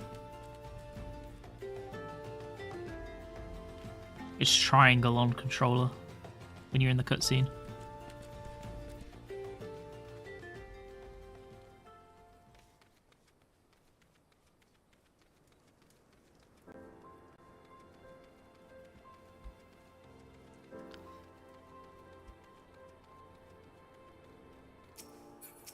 Uncombed urchin. Bloody hell. Bloody hell. Please help. Sister Alison went out on her own and hasn't come back. She always reads to me right here about Thal and the Order and the other side. What's the other side? She mean, is this like Beyond Death, or the other side as in like those people? I told her I lost my shiny thing and she went looking for it. But what if the monsters outside hurt her? Please find her. Yeah, Thal, we know that guy. Yeah.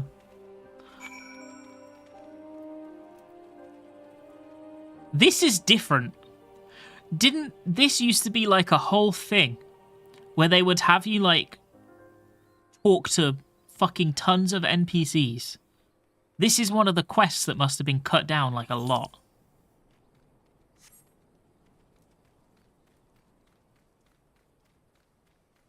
They called 6 quests? Yeah, fucking hell. Good riddance.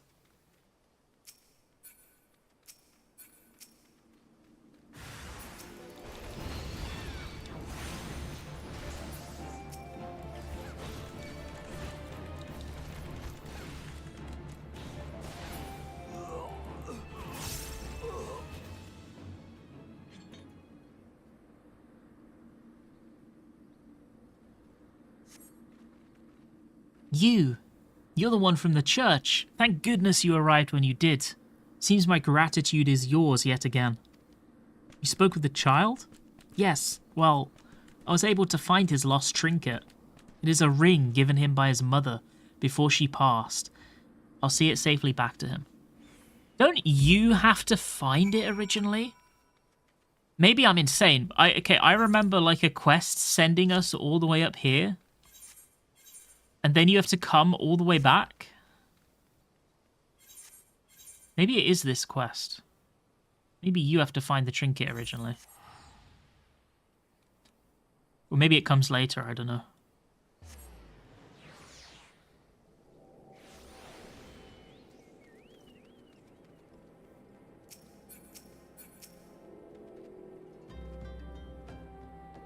Sister Alison was attacked outside the Golden Bazaar.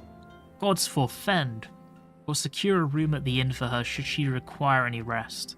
Searching for the mementos of orphans and risking her own well-being in the doing, no less. Certainly not the dastardly deeds Thancred would have us believe. Yeah, that Thancred, am I right? Sussy bastard. I am well glad I reserved that inn room for Sister Alison. Seems she received greater injuries from her attackers than she initially let on. Thankfully, she's expected to make a full recovery. But now, onto the matter at hand. Thancred came looking for you once more. He left word that he'll be waiting at the Amalja encampment to the southeast. I pray the two of you are able to uncover some evidence regarding these disappearances. Can we... Okay, we can't apply glamours here.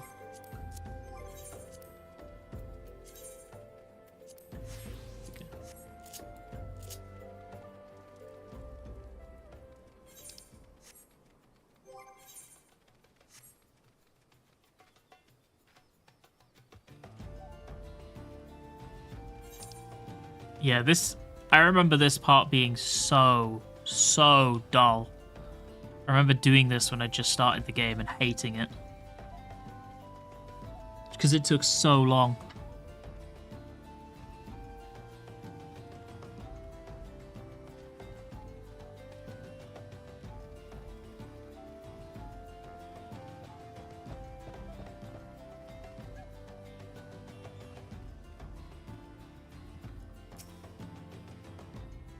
Ah, there you are, Ringan. So good of you to come. Indeed, I've heard all about good Sister Alison. Isambard said her wounds were serious. Would seem my suspicion about the poor Rose were misplaced. But false though they were, perhaps my suspicions were not entirely without merit. While following the sister near the Golden Bazaar, a band of Amalja caught my eye. I tracked them as far as this encampment, but, well, let us say I would much prefer to keep my distance and remain here. This, of course, brings me to why I requested you. Would you be so kind as to take a look inside? Lazy fuck. Lazy fuck.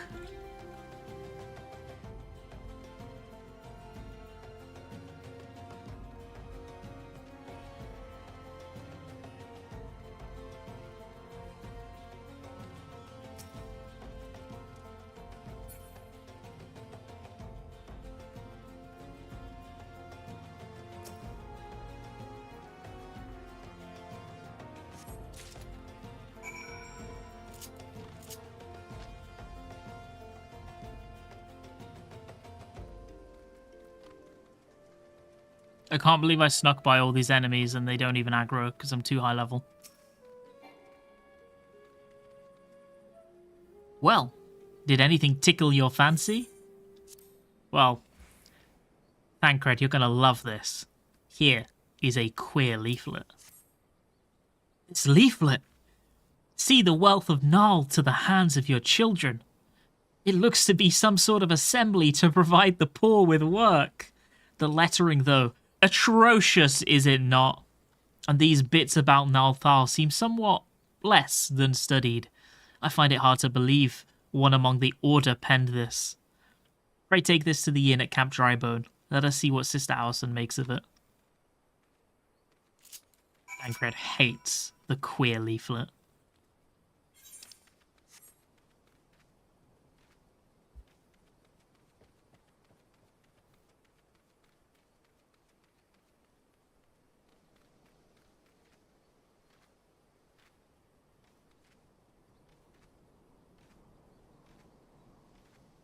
Queer leaflet hater Thancred.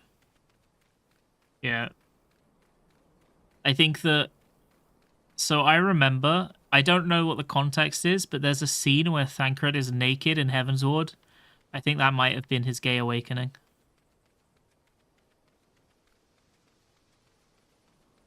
I remember that people were obsessed with that scene when it first came out. I remember seeing many a screenshot of naked Thancred, much to my chagrin. There's like there's a nutkin there or something. I don't know. What do you think is the context for naked Thancred? I don't know. Fan service. They wanted to get his cock out for the lads. I don't know.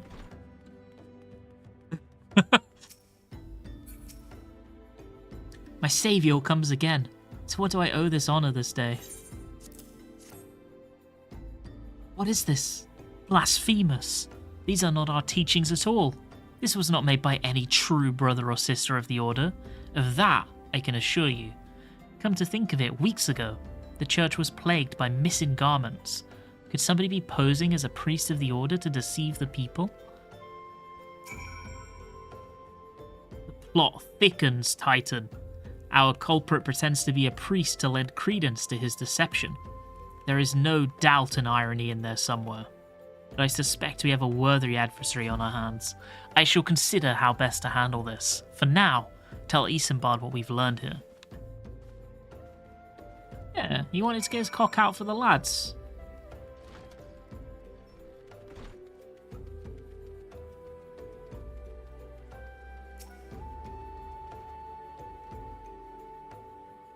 Posing as a priest? To think. These troubling notions aside, it is gratifying to finally be able to move this investigation forward. Thank you once again. I shall keep my ears and eyes open, now more than ever. Yep.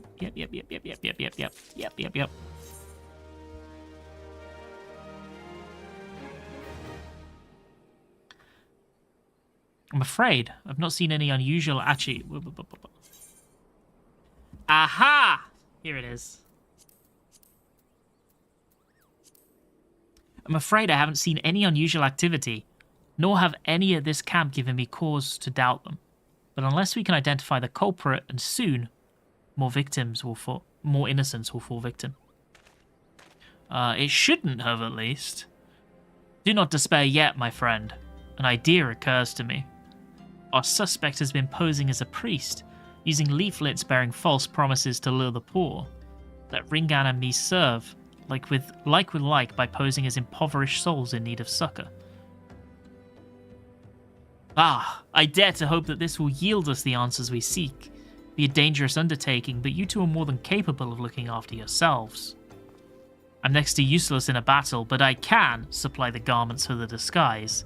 These old tunic and slops should serve your needs, so long as you don't mind the smell and the stains. My god, it already comes with piss stains? You don't even have to make them yourself? That's sick! These will serve very well. You have my thanks. Listen, so as to lay the foundation of our little ploy, we must make it widely known that more vagrants have arrived at camp and are desperate for coin. To this end, I want you to don the old garments Isambard has lent us and beg for work around the camp. Before long, the false priest should catch wind and approach us.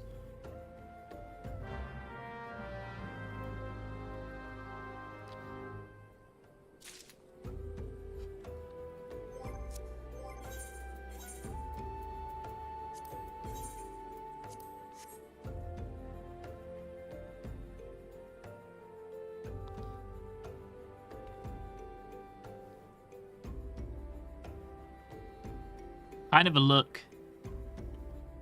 Kind of a look, actually.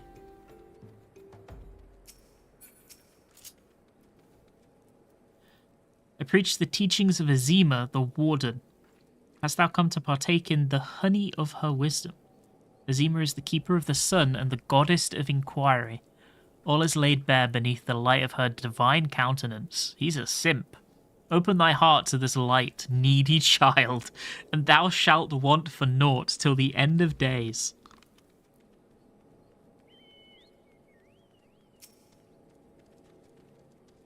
And you are? Huh. Another refugee by the looks of you. The immortal flames have neither work nor coin for your like. Be gone, and see to it you don't make a nuisance of yourself. I don't remember who Azima is. I know she's in the Endwalker Alliance raid, but I don't remember which one she is.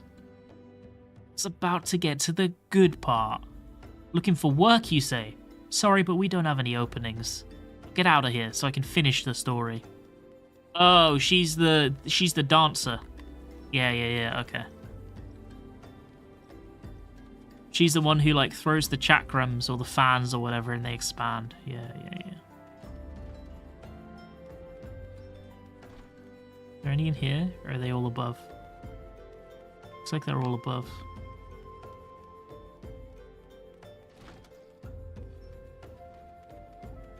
Oh, do you reckon there's one in here? Probably. Yeah. Greetings, good madam. Is there aught I might assist you with? Oh, I don't believe there is. I'm afraid our wares are very expensive. Mayhap you should rejoin your fellows out at the pond north of Sandgate. She hit us with the, oh, actually, you look a little bit poor to be shopping here. How about you fuck off?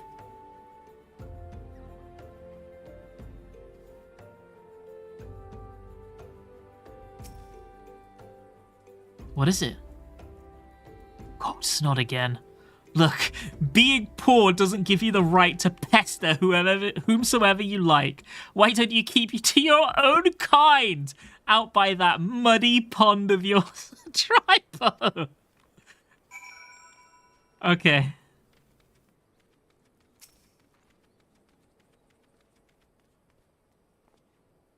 You have quite the knack for being yeah, I fucking know. I fucking know. Thanks, Thancred. You have quite a knack for being a nuisance. The camp is abuzz with talk of newly arrived vagrants.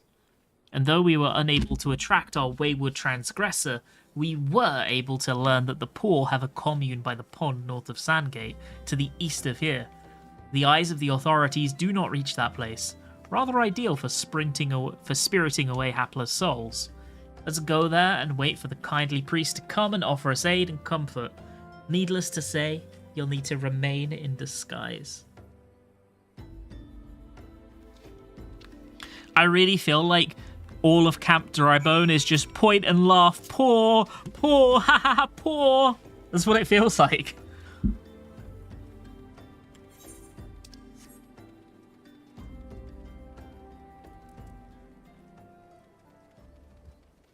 Get some money, doofus.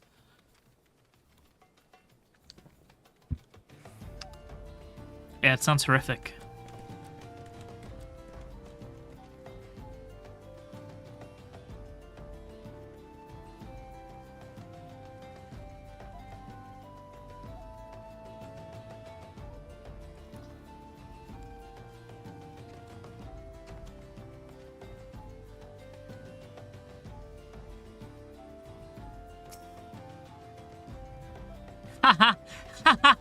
Poor, poor!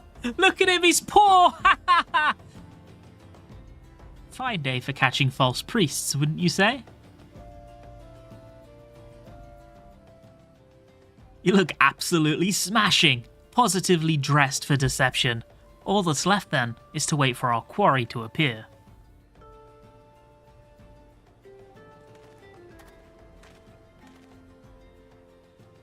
Oh, you poor, unfortunate souls.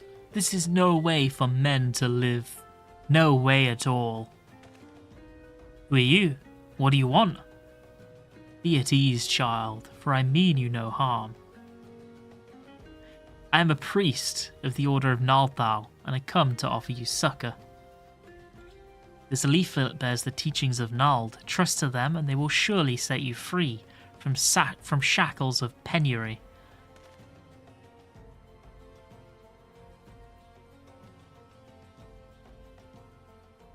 A tempting offer, but I'm afraid I must decline.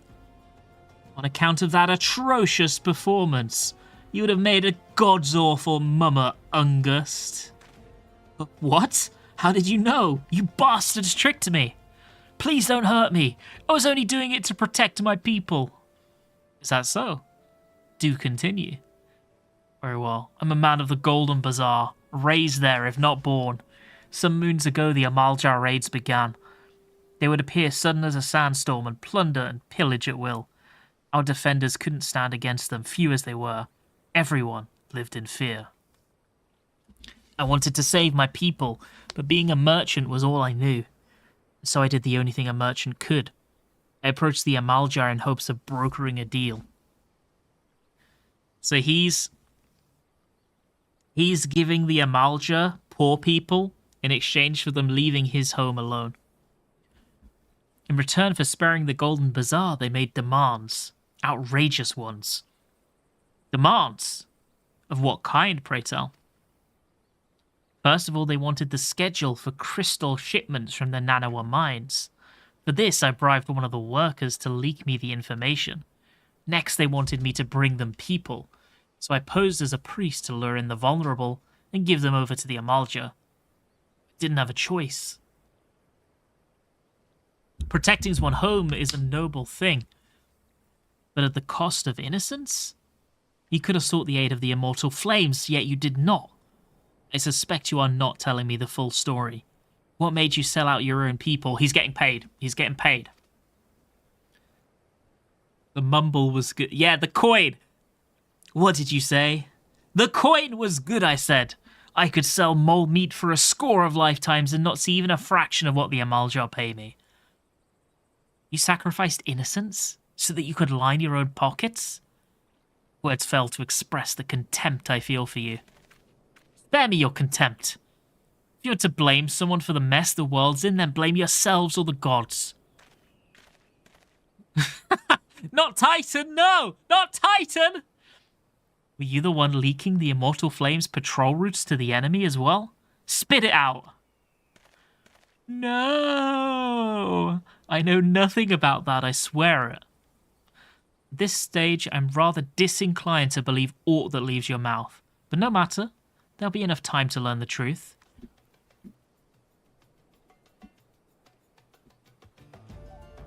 Be a dear and take word of these developments to Minfilia, would you? Don't we fight Ifrit here? I shall prize everything I can out of this filth. The abductees are still somewhere out there. Our foremost priority is to rescue them. Do we have to go back to the Waking Sands first? Oh my god, we do. Pray return. Wait, do I have the... Do they give you the things yet?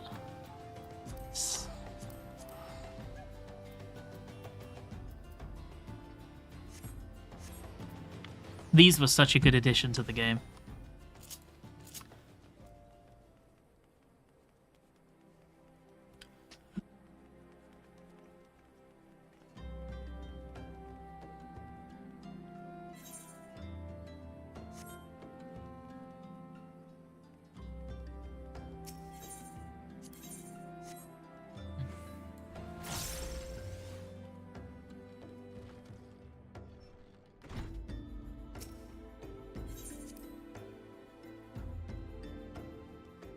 Bum, bum, bum, bum, bum.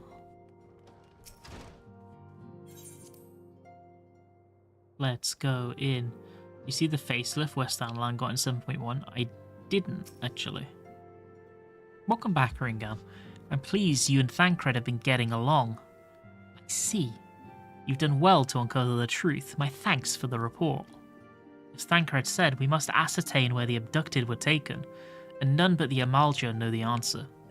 Suffice it to say, they will not willingly part with this information. I fear blood will be spilled before all is said and done. Though we seek a peaceful solution to the primal problem, we must needs be ready to fight for our cause. That you might take to the field suitably prepared, I would have you meet with a goblin acquaintance of mine. His name is Mutamix Bubblypots, and he is a scholar of no small repute. Mutamix is renowned for having introduced a revolutionary method of enhancing equipment to Eorzea. The knowledge of this method was once a closely guarded secret, but thanks to Mutamix and his students, it has now been disseminated to the great benefit of all the realm. It would serve you well to acquire an understanding of the process. For this purpose, I shall lend you a blade. Take it to Mutamix and bid Bid him use it to demonstrate his craft. Mutamix is ever to be found at his camp in central Thanalan, a place known as the Bonfire. Look for a pillar of smoke and the way will become clear. Okie dokie. We can do it. Sure thing. We can do it. Sure. Why not? This is the materia guy, right?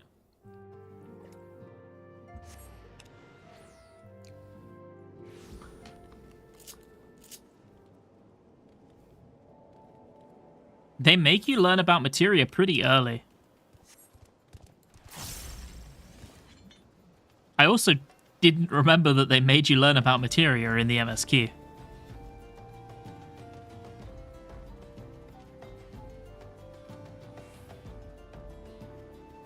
They didn't? Oh, that'll be why I didn't remember. Wait, what's that?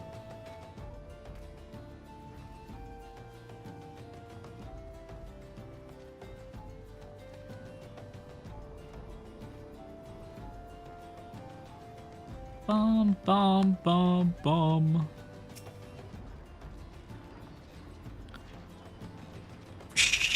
Score. I always wondered what these are. Like, what noises are they making? Who is Uplander come to tent ring of Mutamix bubbly pots?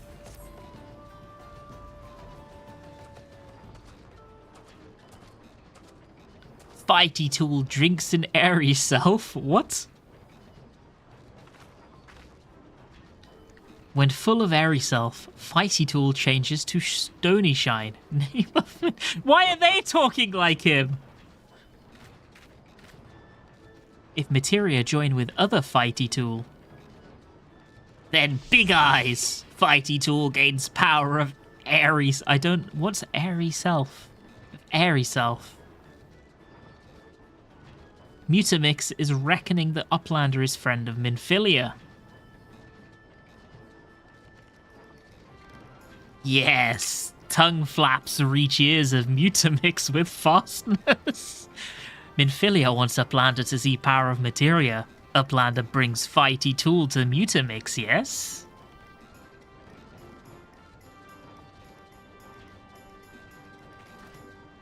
Fighty Tool is unstrong as Eating Tool.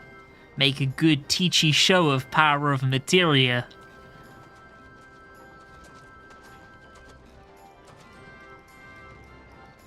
The materia, master. Now eyes of Uplander point at Fighty Tool, yes? Materia join with Fighty Tool.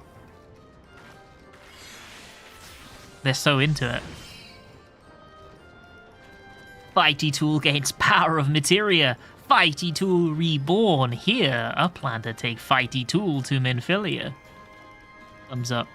Materia, strictly speaking, is a kind of crystal. It is created by drawing out the etheric constituents from a piece of equipment and then crystallizing them. Not just any old equipment will serve, mind you. It must have sufficient spirit bond. That being a measure of how fully That being a measure of how fully an item has been imbued with its owner's spirit. When you attach a piece of materia to gear, you imbue the host item with its power. That's how Master Mutamix turned that dagger of yours from summit as would been struggled to cut a stake into a weapon worth wielding. Uplander wishes to be joiner of materia.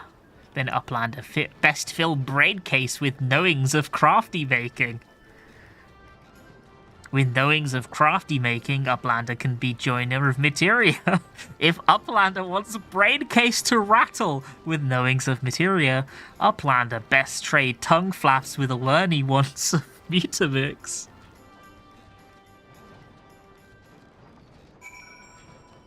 What is Blood saying?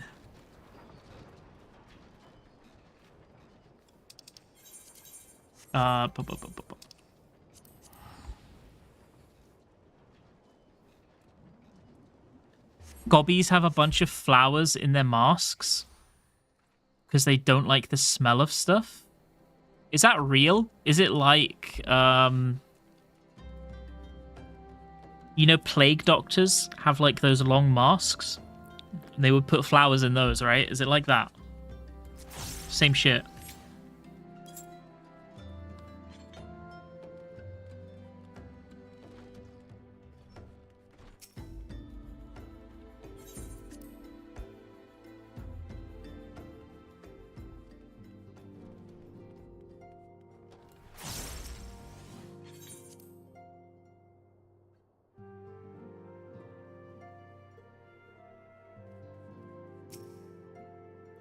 Welcome back. I trust your visit to the bonfire proved fruitful. What a remarkable difference a single piece of materia can make. Granted, the skills needed to manipulate the substance are not easily acquired, but one need only look upon the results to realize such efforts are worthwhile. As I'm sure you're aware, the quality of one's equipment can be the difference between victory and defeat. Material may well give the...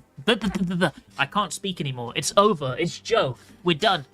Materia may well give you the edge you need, Ringan, so make it your ally. Now it is time we discuss the matter of your next mission. Pray speak with me when you're ready to begin. Level 18 weapon coffer. Well, that's new. Word has arrived from Thancred concerning our ongoing investigation. You ever just forget how to speak words sometimes? Well, I do. That's what happened then. It appears he was able to extract some information from our friend Ungus, the false priest. He revealed that he is due to meet with the Amalja to discuss their dealings. The Immortal Flames believe that the meeting will present an ideal opportunity to ambush and capture the Amalja responsible for the abductions, and so they mean to have Ungus attend as planned. As the Amalja are anticipated to offer fierce resistance, the Immortal Flames have requested our support. I would have you provide it to them.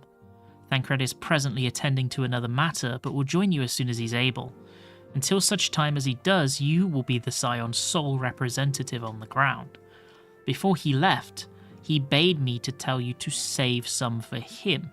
Such is his confidence in you. Confidence I share. When you've made ready, pray take yourself to Camp Drybone and report to the Flame Sergeant leading the mission.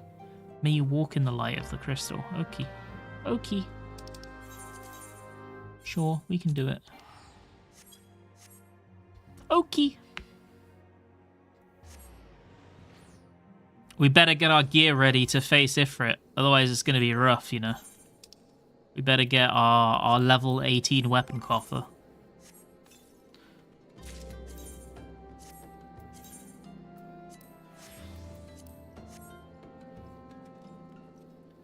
Yo, thank you so much for hanging out. Hope you have a good rest.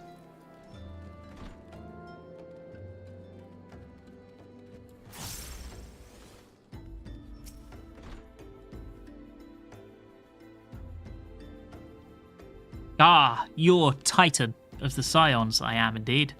My thanks for coming, friend. We're stronger for your assistance. Allow me to brief you on our mission. Our objective is to capture Amalja and prise from them the whereabouts of the abductees. The lizard men aren't aware that their man Ungus has been exposed. When they come to the rendezvous point to meet the traitor, we'll spring the trap. Owing to the clandestine nature of the mission, we can deploy only a small contingent. Every member must count, so we requested the aid of the Scions. The rendezvous will take place at the Invisible City. Please make your way there and lie in wait. We stand to learn much and more of the Amalja plot if the mission succeeds. Let's make sure it does. Yeah, messed up, right? Any reason behind the Lalafell? What do you mean? I'm not a Lalafell, I'm Titan.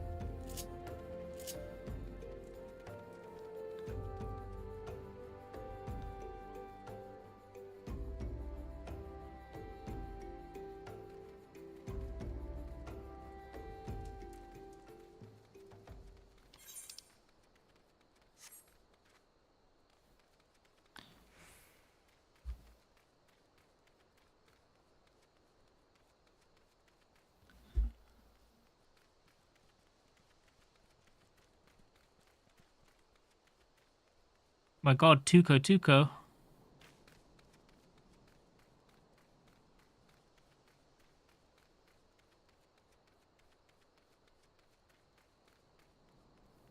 I remember the first time I was trying to come through here, like the first time I was playing the game, after like doing an MSQ quest here, one of the ones that got removed, I tried to come back this way, and there was either an A or an S rank stood right here. This is one of their spawn points.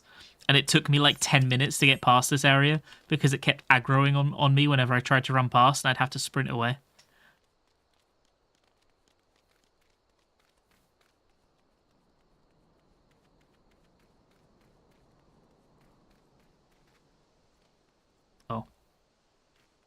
Thought I was smart, but I was not.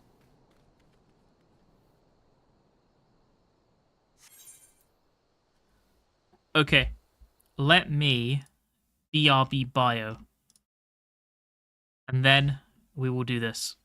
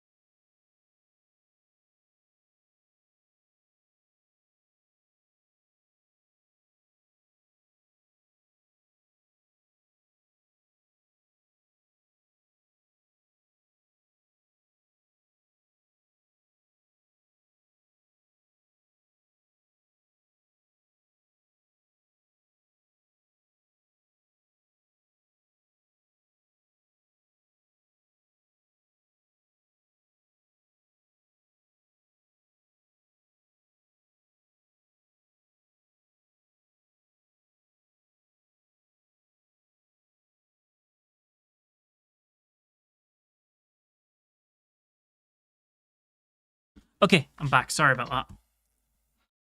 I do apologize.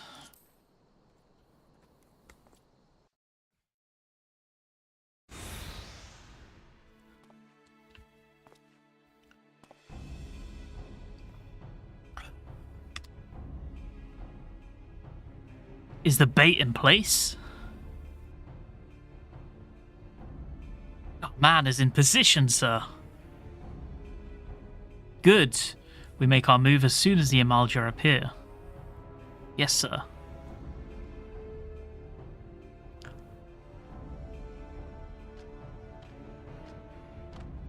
They're huge, aren't they? Fucking hell. Look at them.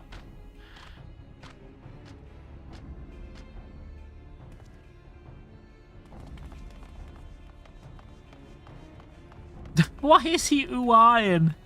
What is the meaning of this? Wait, something's amiss. Oh, they got him. They fucking got him. Oh, he's a huge fucking cock. Wait, the flames are traitors as well? The fuck? I'm afraid your little ambush ends here. I eluded the immortal flames' clutches for moons before finally being caught. Did you not wonder how I managed it? It was almost as if someone was feeding him information from the inside. Your every movement was known to me ahead of time. Now, as much as I'd love to chat a while, I have appointments to keep. They're all yours. But don't these guys worship Ifrit? They don't want Titan. They've got no interest in Titan. Leave Titan alone.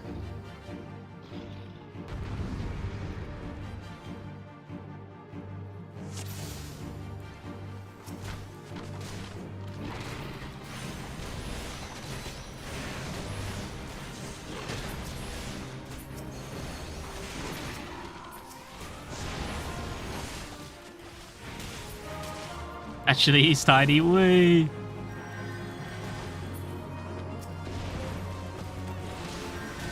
Who the fuck is the caster?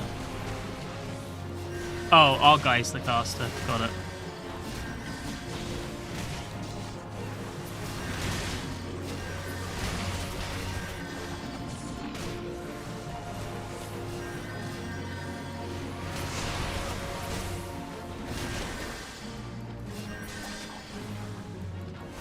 There we go. Maybe they can stop healing and do some damage now.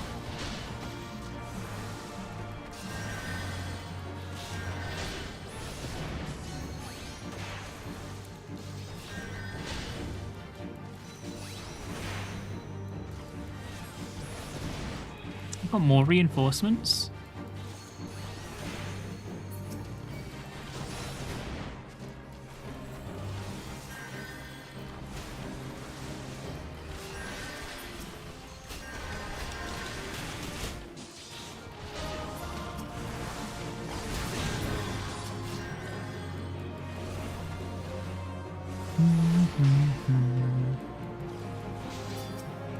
There's a lot of them, aren't there? Fucking hell.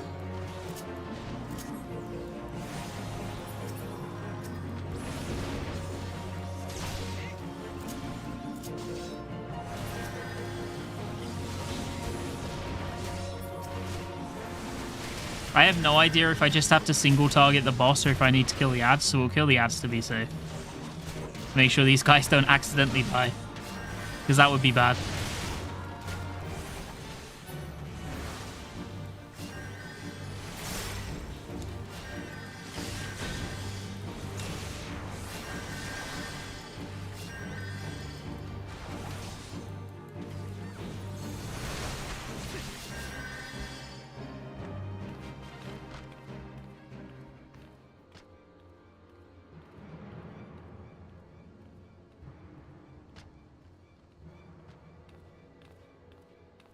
Put up your weapon, or your comrade's a dead man.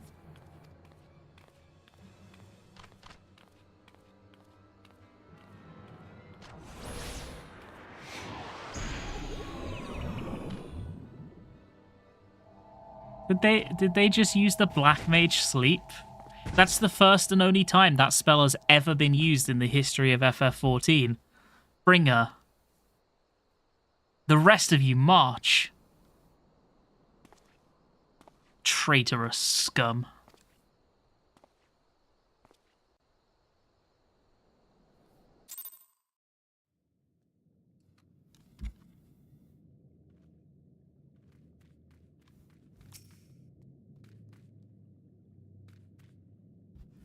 If here the Amalja mean to give us to their god as an offering, if I must die, then let me die a soldier's death, with steel in hand.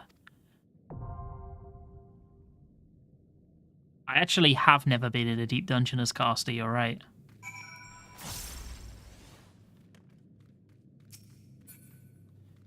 Okay. If anybody would like to join me for Ifrit chat, actually, I should do this one solo, right? Because this one's got really long cutscenes and I can't make people sit and wait. Or do you want to come? Do you want... Okay, I'll put up PF for 5 minutes. If you'd like to join, it's 6996. But you have to bear in mind, I'm going to watch the cutscene, and I think Ifrit has long cutscenes. So yeah.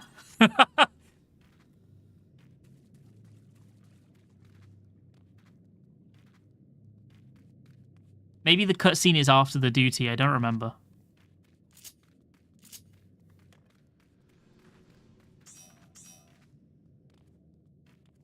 Holy shit, we're filling quick.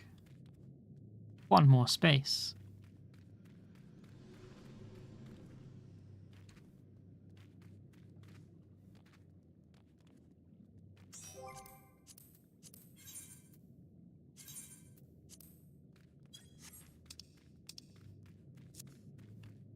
We filled. No, I'm sorry, Ku. No. I will save you a spot for the next one. I apologize. I did not actually expect it to fill. I'm not gonna lie. And drop? Are you sure? Enchan says he doesn't mind dropping if you want.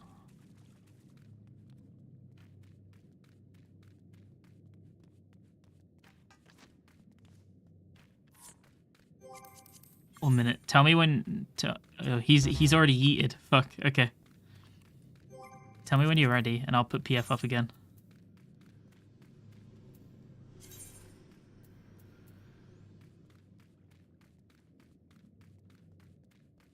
You here? Okay. It's 6996.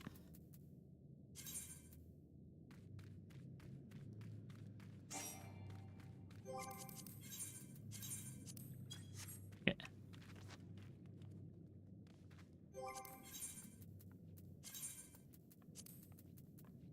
About to do the hardest fight in the game, okay?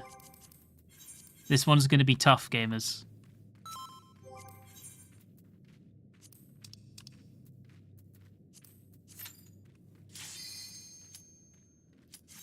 Minimum eye level Ifrit.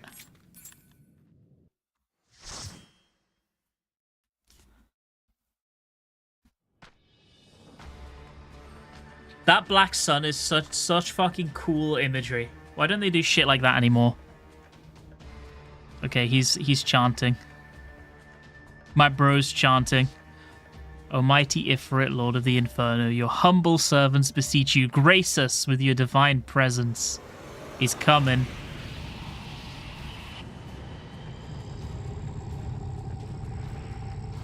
Ifrit v Titan? Titan v Ifrit? Who will win?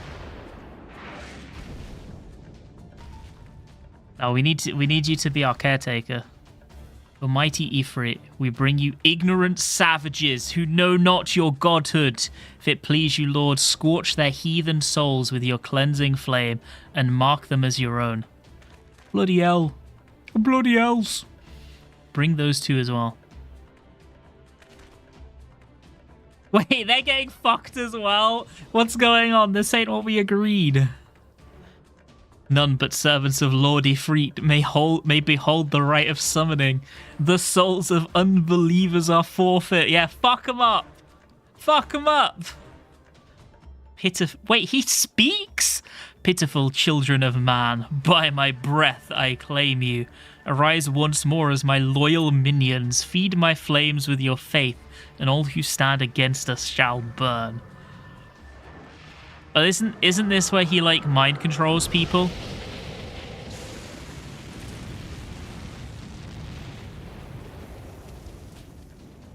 Almighty Ifrit, my one true god.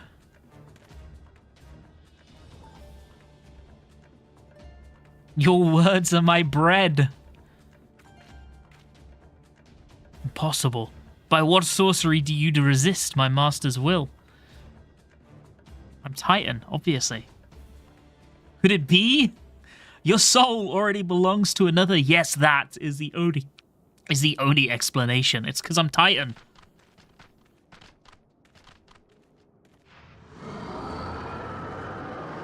Are they stupid?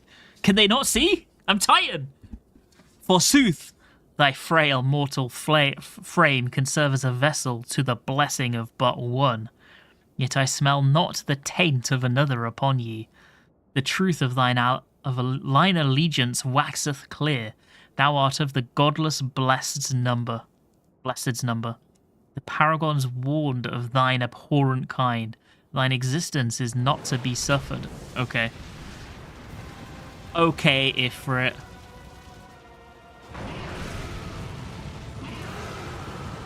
Back in the day where they were happy to make people fucking wait. Sorry, guys. Apologies for the wait.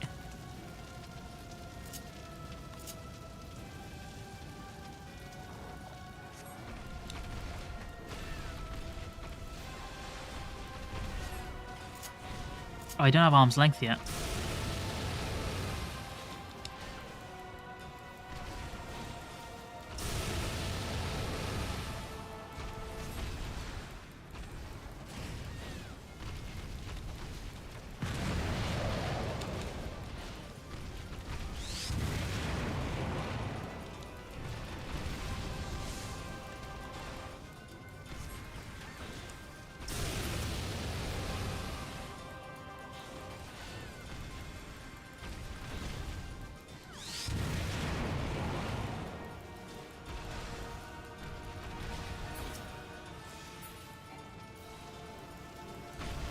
Doesn't he take no damage here? Yeah, he does.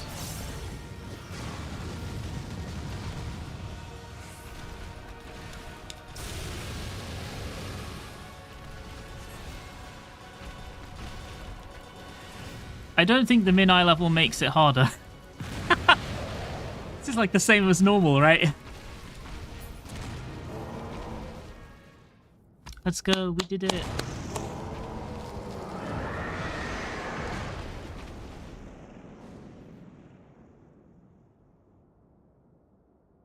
Surely they don't do another bit of talking here. That would be so toxic if they did. This is so toxic. If anyone would like to take a screenshot after, you're welcome to remain. If you don't want to, I get it.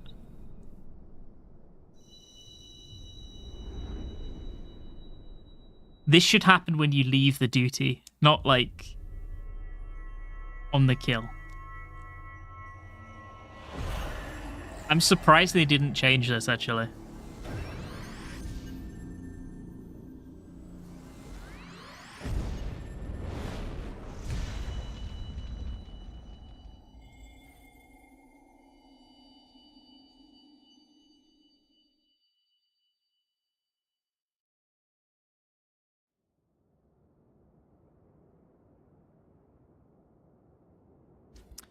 Pray forgive my lateness. See, it's a whole ass cutscene.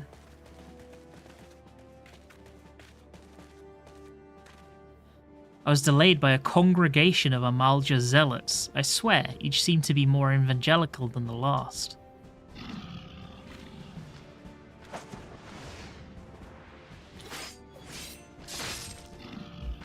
That's a bit mean.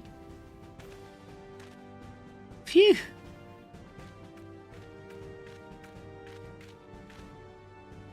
See, the Bloodsworn wasted no time extracting the captives, no less than I'd expect from the Flame General's handpicked men.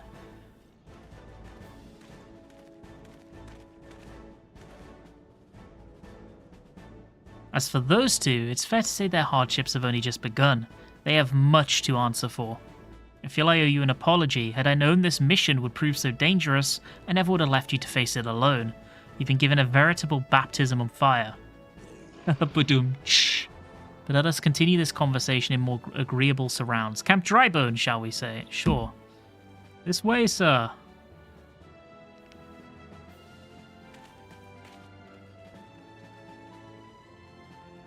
Sorry, guys. Cutscene's really long. I don't know why they keep this in the duty. There's more?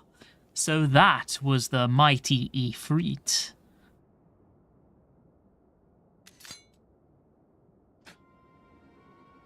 And what a disappointment he was. The readings are nowhere near what I had anticipated, even taking Ul'dah interference into account.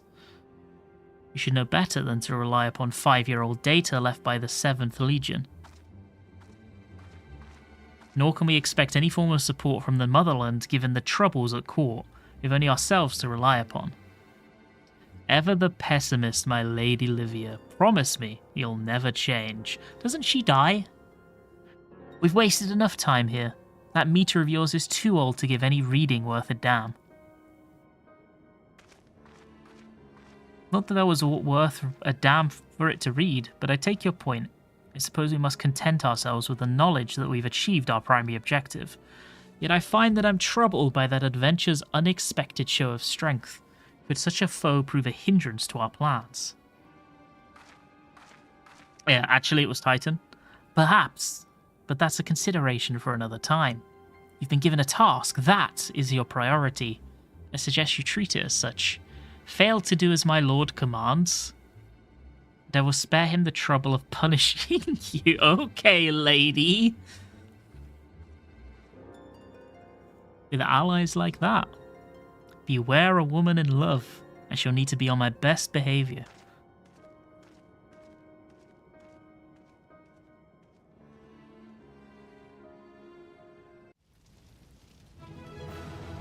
Hi gamers. Okay, can I take a screenshot with you guys? Is that okay? Sorry about the wait. I apologize.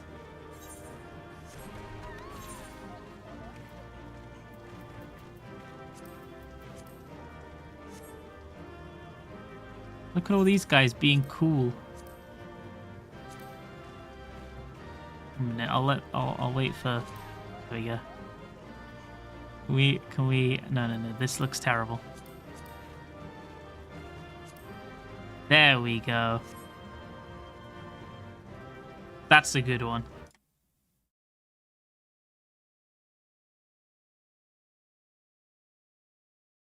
Yeah.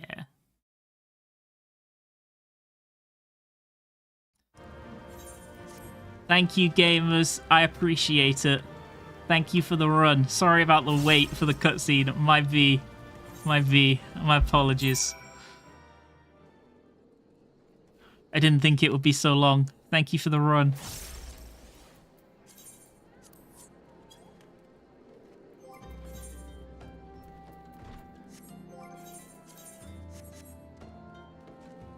We have obtained so far 3 duties complete today. Wait, why are these all dead? Oh yeah, that's what I wanted to ask. So those guys got tempered, right? Like if Ifrit made them into simps, yeah? How does that work? Are they just dead now? Like, do they have to be killed? Or can you, like, remove the simping? How does it work? Because isn't that really fucked up? They kill them? Isn't that really messed up? Doesn't that mean that a primal can just, like, breathe on somebody and then that person is just as good as dead? Right? They should just die. That sucks. Ah, there you are, Ringan. Come, rest a while. You will have no better opportunity. After witnessing their god's ignominious... I've never said this word before. Ignominious defeat. The Amalja will be less... I've read this word before. I've never said it. The Amalja will be less inclined to risk our wrath, at least for a time. Now, where were we? Ah, yes, I was in the process of apologizing. I do hope you can forgive me. I arrived too late to be of any use to you or the abductees. They may be whole of body, but the same cannot be said of their minds. For once they say it here. For once a man is tempered. Ah, but it ill suits me to dwell on the negatives.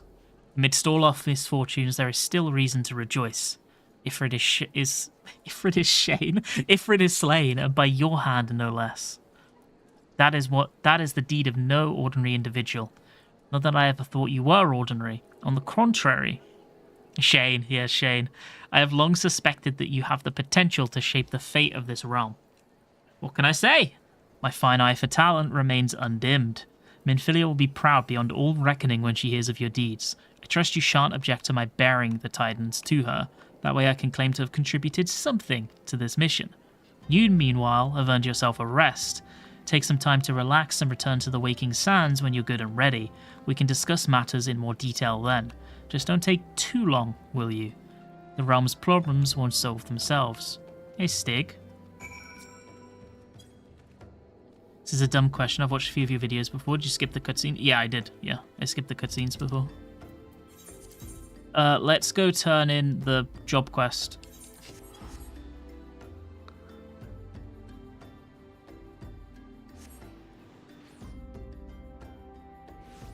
Ifrit was shamed.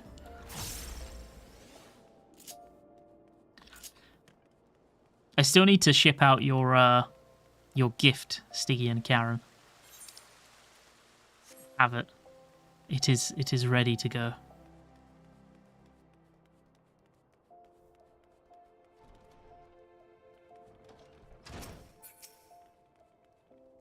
The Stig gift.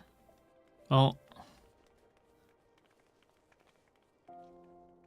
what is it now? Can't you leave a feeble old man in peace? Val's balls. These are hornet stingers. You trained as I once did out in the drybone? Those hornet clouds were right pesky buggers. I fair lost count at the times they stung me, though I remembered the, places well enough. The pain was nigh unbearable, but I always stood my ground. Ah, the memories of my younger days come flooding back. What I wouldn't give to relive them. I want you to fight me right here, right now. Square up, cunt. Make you remember what it's like to be young again, to have nothing to lose and everything to gain. Sure. Stig, here's a gift. It's ready to go. I just need to ship it. He spoiled. Yeah, I spoiled it.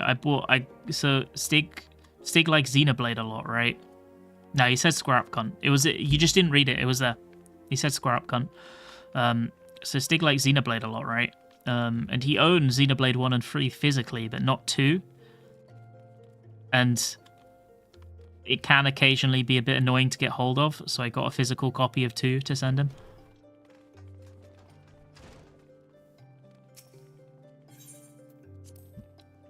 And maybe some snacks as well.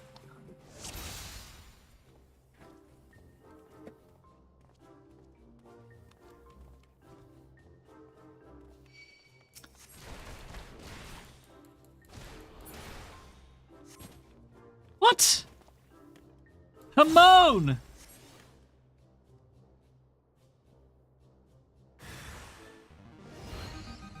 Oh, he's level 4 now.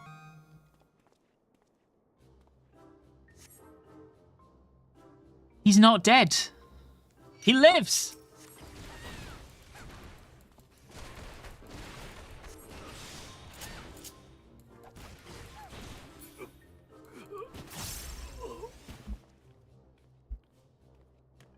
He's dead again.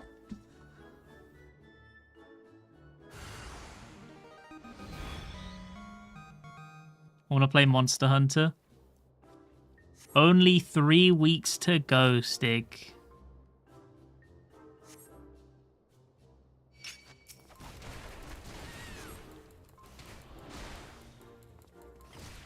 Get him. Beat him up.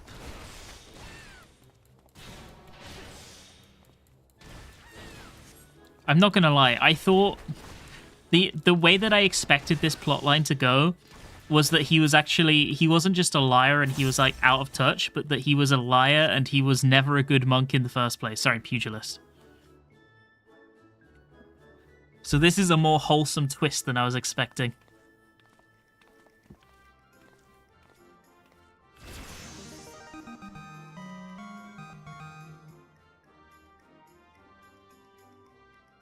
Ha ha ha! Gods, I haven't felt this invigorated since forever! When I'm fighting you, it's as though I'm fighting my younger self. Mayhap there's still hope for these old bones. I'll make my comeback yet, see if I don't. Yahaha, what are you doing, old man? Learning how to walk? Is it the evil Lalafell? Yeah, it is. And a really ugly Rogadon. You're Wegfar Wideaxe. Why is he called Wegfar Wideaxe? Ain't none call me that in ages. Nay, not since the day you defeated me on the Blood Sands. I gave up prize fighting after that for the humiliation, but it weren't long till I found a place in the Alacran. Your boy Rukuta works for me now. Imagine me surprised when I learned he used to train under the mighty Holy Fist.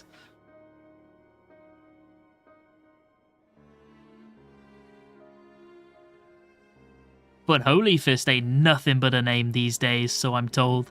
How do you sleep at night, knowing how flaccid you've become? Of course, if you're having trouble nodding off, you can always try a whiff of Somnus. I'll even give you a complimentary sample. But like as not, a doddering old sort like you won't ever wake up again. Shut your mouth, Wegfar, or I'll shut it for you. Now. Let's be civilized for a moment, eh? We're old friends after all, and friends help each other out. You mentioned making a comeback just now. If you're serious about it, I'd be glad to lend a helping hand. By way of motivating you, how about we have a rematch? Of course, it'll be taking place in public, just like old times. Oh, and there should be a fitting purse as well. Let's say the winner gets the Pugilist Guild. But he uses an axe. He's Wideaxe. You can't have the Pugilist Guild if you use an axe. That's ridiculous. Master, you're not obligated to take him up on this. Ah, this must be your little nursemaid. Rest assured, after I've taken over the guild, I'll keep her on as... Brother, brother. As me personal assistant.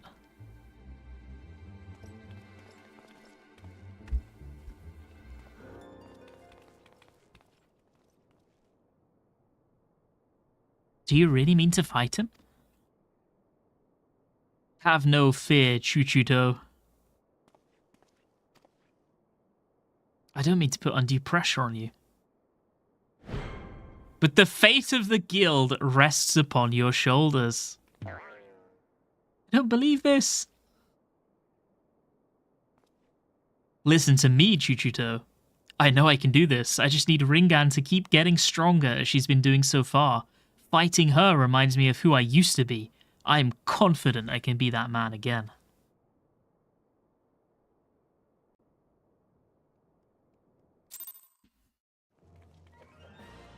Okay, we turn this one in. You're not feeling apprehensive about this rematch business? I don't blame you. I'm not blind to reality. If I were to face Wegfar as I am now, I'd be down for the count in a matter of heartbeats, if not lying dead in a pool of my own blood. But I'm determined to win, and I can with your help. Your presence sets my fighting spirit to raging. So, keep at your training. I promise to do the same. When you've grown stronger, return here and we'll both continue our lessons.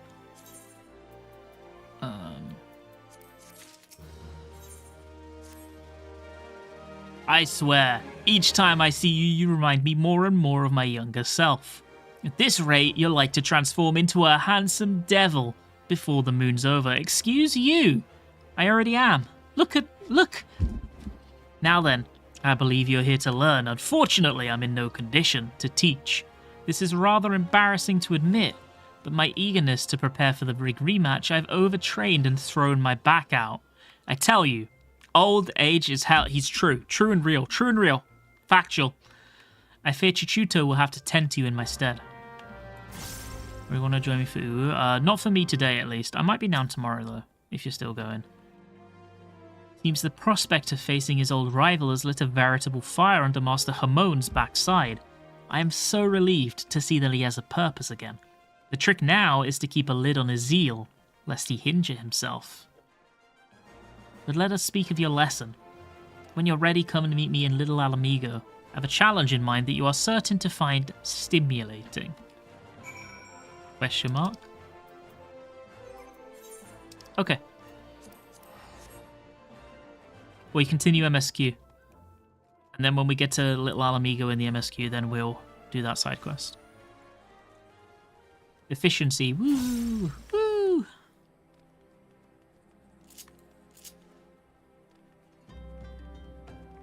This is the guy who gives us Halatali, right? Yeah. We'll skip it for now. We might come back and do Halatali. We'll see.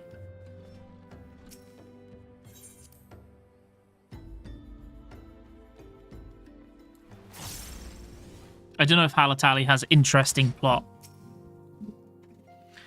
Ah, the triumphant hero returns. Thancred told us the news upon his arrival. He is presently in the Solar giving a full report to Lady Minfilia. You should join them at once. Lady Minfilia is most eager to see you.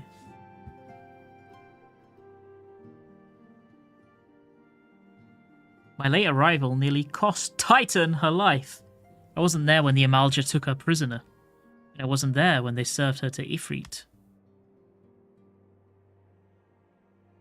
Yes, by some miracle she survived, but that does not excuse the fact that she never should have had to face such dangers alone. I failed her utterly. Is that the Halatali or the Khan guy? Isn't it the same guy? Just as I'm failing you all.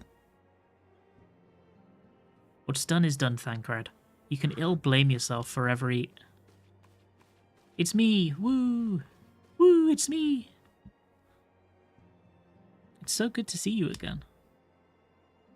Impeccable timing, my friend.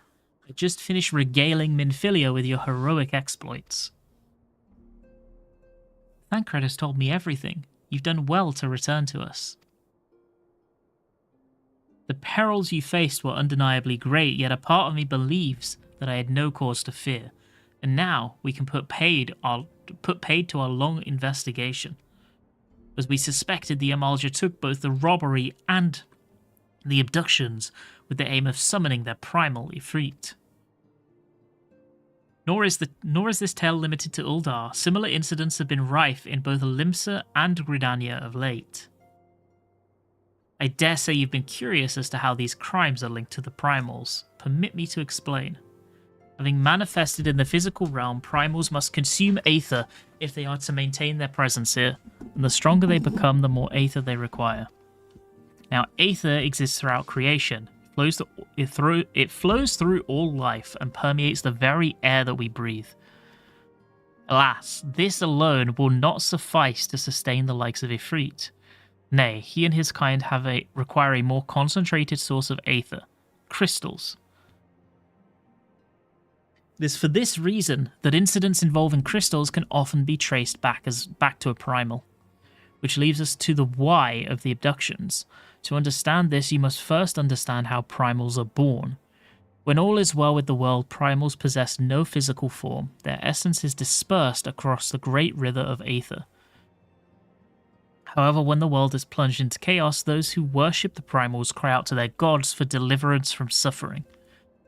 These cries serve as a beacon towards which a primal's essence is irresistibly drawn. It is this coming together, or etheric coalescence, which grants the being's physical form. Once born, a primal gains strength from its followers' worship. The more numerous and fervent they are, the more powerful their god becomes. But the primals are seldom satisfied with such reverence as their adherents freely give, and in order to gain more power, they do not scruple to create followers.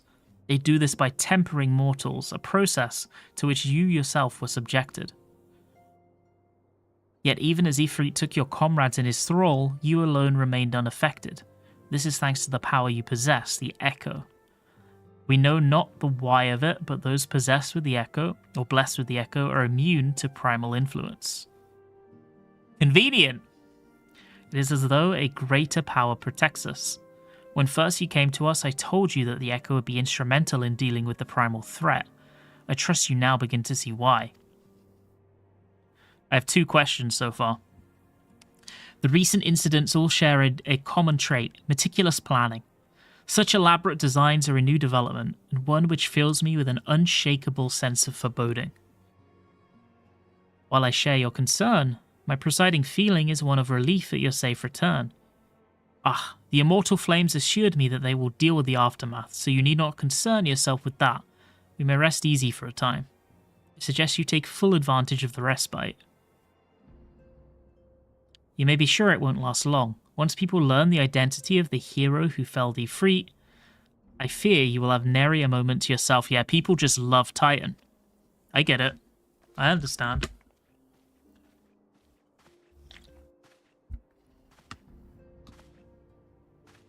Makes sense. Whether she intended to or no, Minfilia neglected to tell you something. Something I think it would be best you heard from one of us. It concerns the tempered abductees that were rescued. I'm sorry to report that all are to be put to death. The flames with whom you were imprisoned included. Needless to say, this information must not be known to the public. Yeah, that's fucked up, actually. That's really grim. I swear to you that we would not do this if there were any other recourse, but once a man is tempered, he's tempered for life. His very existence lends strength to the primal whom he cannot choose but worship. And so we Scions continue our fight, that no more innocents need to be sacrificed. I hope that you'll continue to stand with us. But I should be going. I must offer my apologies to the Flame General for the losses his people suffered. Till next time, thumbs up. Sorry, boss man.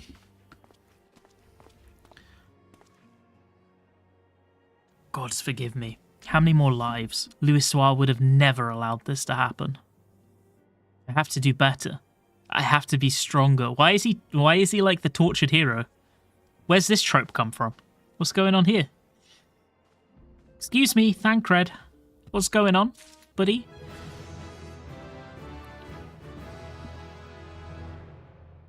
Okay, I have 2 questions.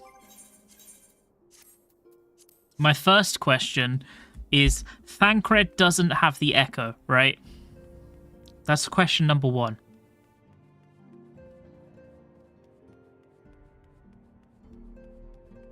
He's like a normal bloke. He's like a real Brexit geezer. So why, after the Ifrit affair, was he like, oh, if only I was there. Oh, if only I was there, I could have helped. Everything would have been better if I was there. Oh, if only I was there. Because he would have just got tempered as well. And then he would be dead. Surely it's good that he wasn't there.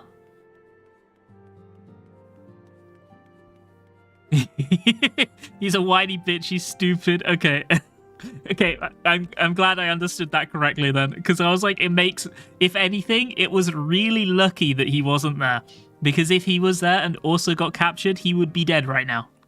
We would be killing him. And my other question was, this is probably a stupid question. So, from the way that it's implied, every summoning of a primal seems to be like almost like a different version of them, right? Do they retain like memories in between summonings and shit like that, or are they like the same thing, the same being with the same memories and strength, or are they like different beings every time? Like, is Ifrit 1 the same as Ifrit 2, or are they different? You know what I mean? I think they do. Okay. Yes. You find out more about that later. Okay. Those are my two questions.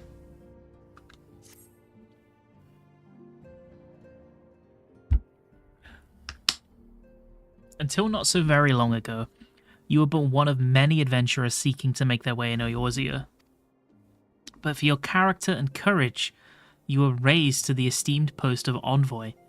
Thereafter, you travelled the realm, aiding those in need without thought of reward, confirming to Thancred and the Scions that we would benefit from your aid, and no sooner had you joined us than you personally bested the primal Ifrit.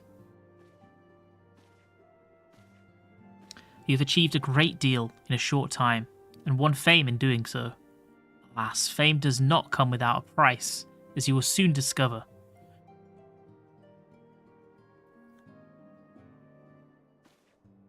We have guests, or rather you have guests. Oh, this is the Grand Company, right?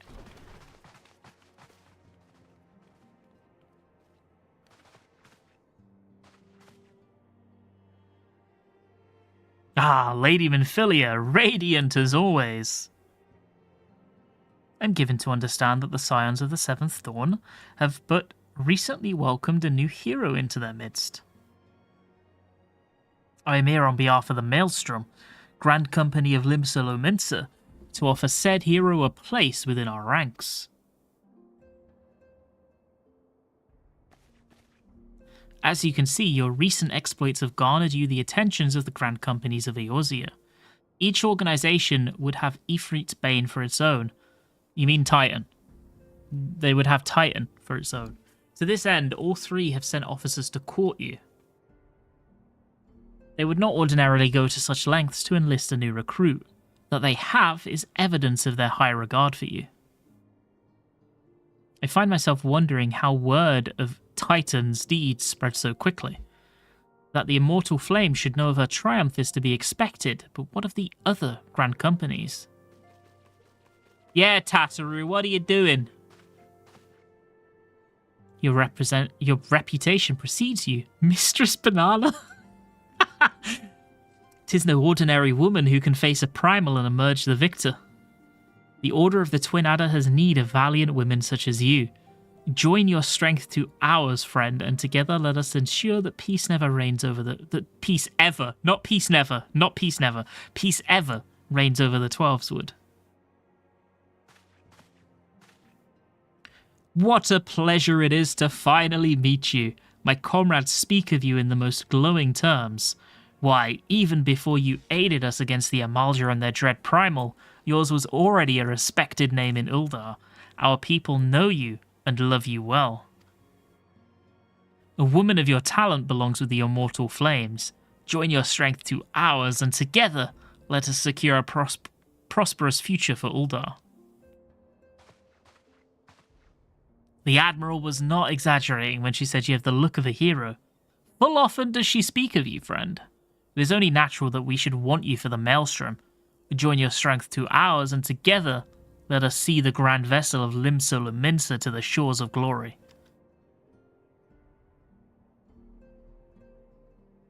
Titan isn't sure.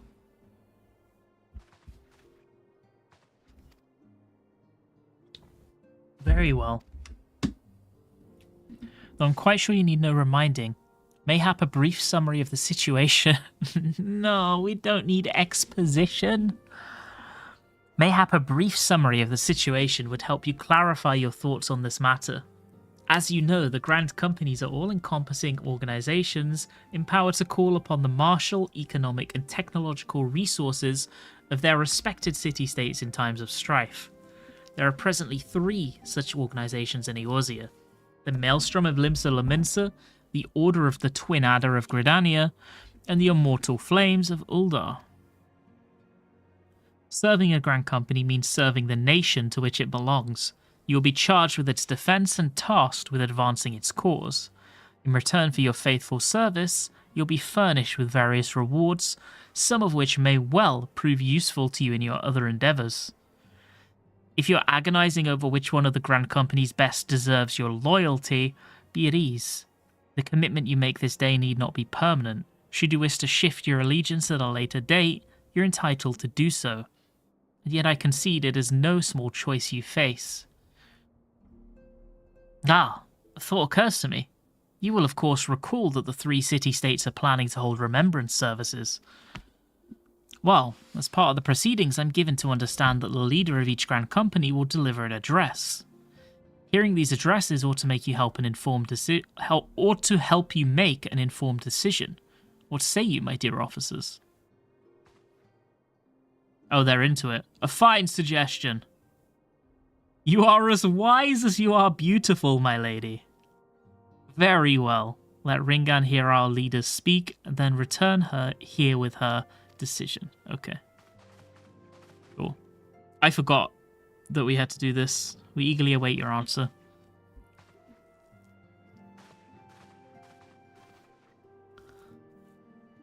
I thought we just picked one.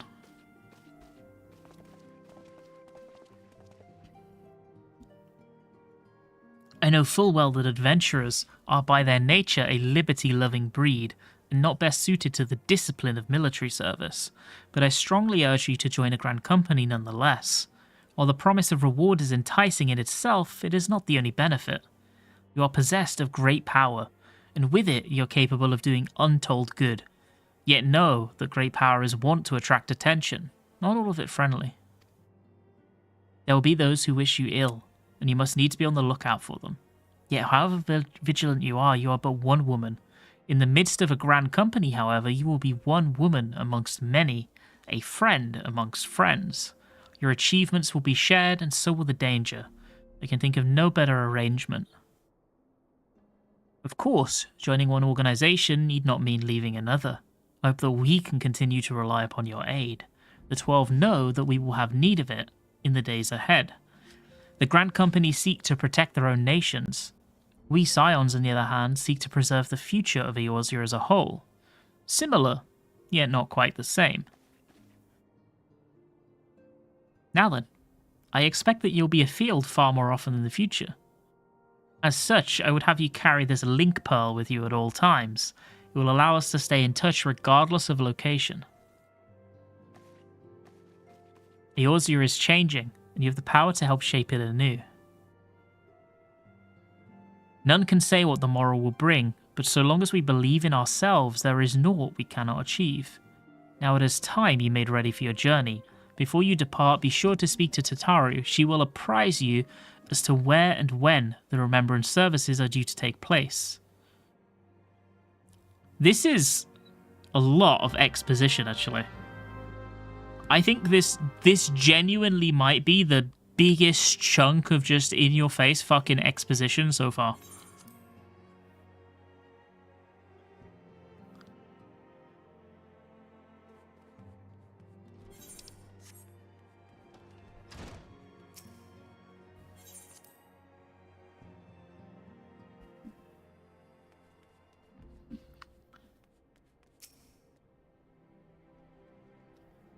Soon you get to have Melwood put her exposition right in your face too. God, I hope it's voiced.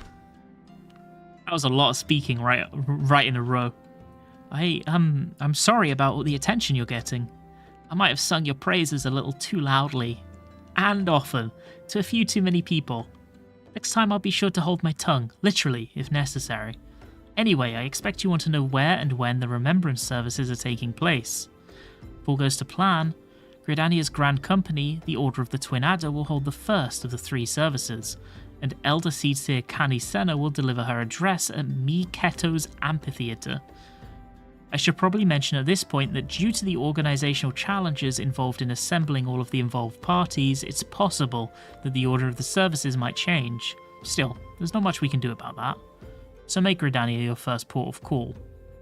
Next you'll need to go to Uldar, where Flame General Rauban Aldin will be addressing the masses at the Royal Promenade. He's the one-armed guy. Oh, and it's rumoured that there's to be a special guest. How exciting! Last but not least, you must make your way to the stateroom in Limsa Laminsa, where Maelstrom Chief Melviv Blurfiswin will be giving her address. The room is accessible via the Admiral's lift. Identify yourself to the sentry, Xanthale, and he'll admit you.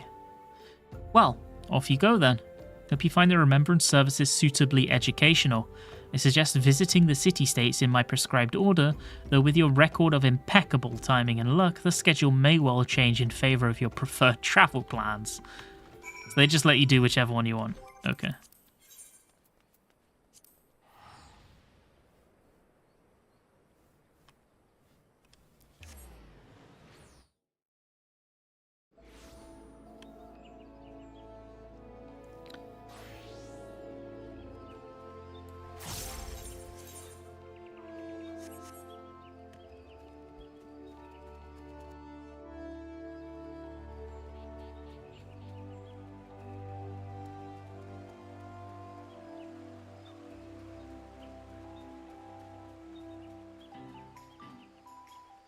Was that a half a heart on their own?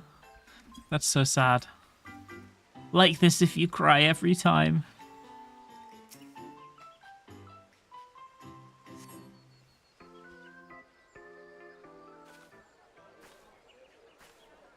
I lost my son to the calamity. The 3 I shouldn't laugh. Seeds are all together. Some say you couldn't take a step without stumbling over a body.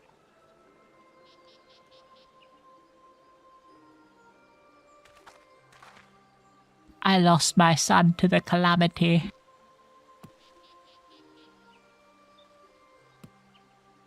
Our forebears were once strangers in the Twelveswood.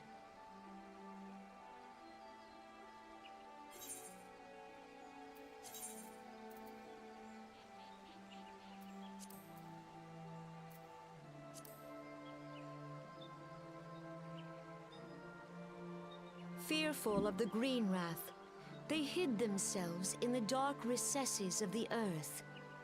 Yet they dreamed of basking in the dappled sunlight of the forest. Through great Not gonna help the effort, poor soul out. I don't have the other they proved half. their worth to the elementals, and were granted a place beneath the boughs. So it was that Gridania was born, some 5 centuries ago. Working hand in hand, the Hyur and the Elysian settlers sowed the seeds of our civilization, and soon they were joined by folk of all races. So nourished by the waters of unity, and blessed by the light of the matron, Gridania flourished into the great nation it is today. Do you see the Gridanian standard? There, hanging behind the Elder Seedseer. Oh my god. It's the annoying little brother. Serpents represent the unity between Hyur and Elysian. An elegant symbol, do you not agree? In accordance with the will of the elementals, we have embraced a life of peace. Alas, our neighbors have not always sought the same for themselves, nor for us. Though we Gridanians have no love for war, we have still less for those who would threaten our way of life. Ever have we fought to protect the sanctity of the Twelveswood. When the Garlean Empire brought its war of conquest to Eorzea, We rallied under the noble standard of the Twin Adder. Can I say something toxic? This guy has like the ugliest NPC face I've seen so far. And it was we who prepared the ground for the reformation of the Eorzean Alliance, that all the peoples of this realm might stand united against the common threat.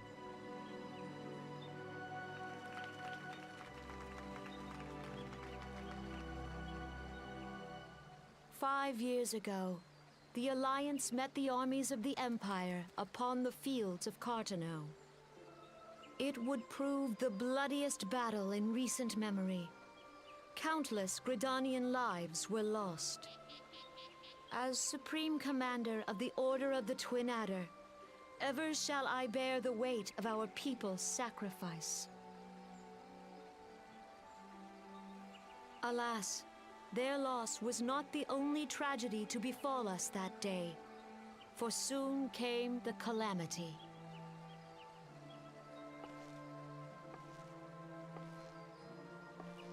The scars borne by our forest are a constant reminder of its violence. Our lives have been irrevocably changed, each waking hour a struggle to survive. Driven to desperation, some among us have strayed from the path of righteousness, resorting to banditry, poaching, and other unconscionable deeds. To compound our woes, the Ixal have returned in force, emboldened by our suffering. They test our defenses nigh without cease, and prey upon the vulnerable. I think that this is the first part of the story so far that I felt has been particularly slow. Dark times are upon us. Time was a man could walk the high roads without fear. On this day, 5 years ago, countless Eorzeans laid down their lives that we might behold another dawn. Please join with me in honoring their memory.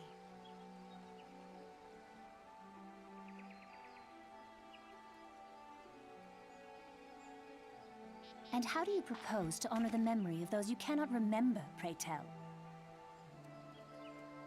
I've never heard that voice before. That's not what her voice sounds like, is it? The destruction wrought by the calamity was indiscriminate. It dealt death to Eorzean and Garlean alike. Yet while we have labored to rebuild our homes, to rebuild our lives, the Empire has set about raising steel fortresses here in the Twelveswood.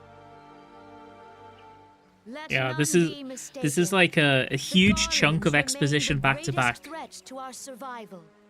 If we are to stand against them, we must remember what it is to be united. Our many troubles blind us to the woes of our fellow man. But honestly, the start up till Ifrit so far was actually really interesting. I'm not joking either. I was actually really engaged. I'm a bit less engaged right now because they're yapping a lot about very basic exposition. And they even do the video game thing where they go, by the way, let me repeat it to you to make sure you got it. I bid you join hands with me once more beneath the Twin Adder standard. And together, let us heal the forest's wounds, that our progeny might live in harmony beneath these ancient boughs. For serenity, purity, and sanctity. We must think of the children. Woods will be done. It's up to us to protect the forest. All the elementals!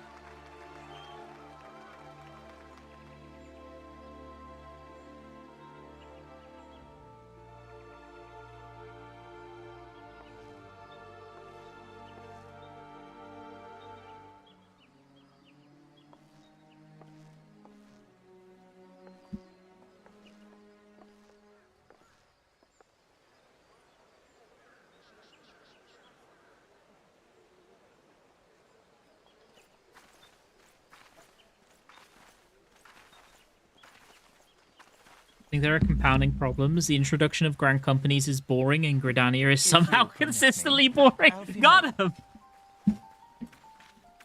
And my sister, Alize, at your service. I saw at a glance that you were a fellow traveler. You might call us students of history, sampling the realm's remembrances in pursuit of enlightenment. Wait, that sounds really toxic. Sorry for erring him. I'm not erring his voice. It's just he sounded like such a smug prick. I involuntarily erred.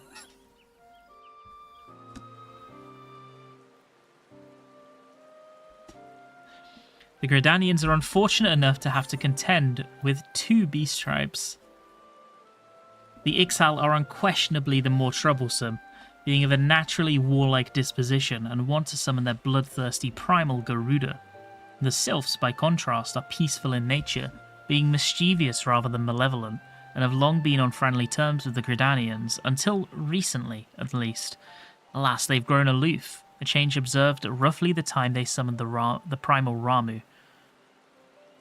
Really, they're just trying to make the choice feel impactful when it isn't? Yeah.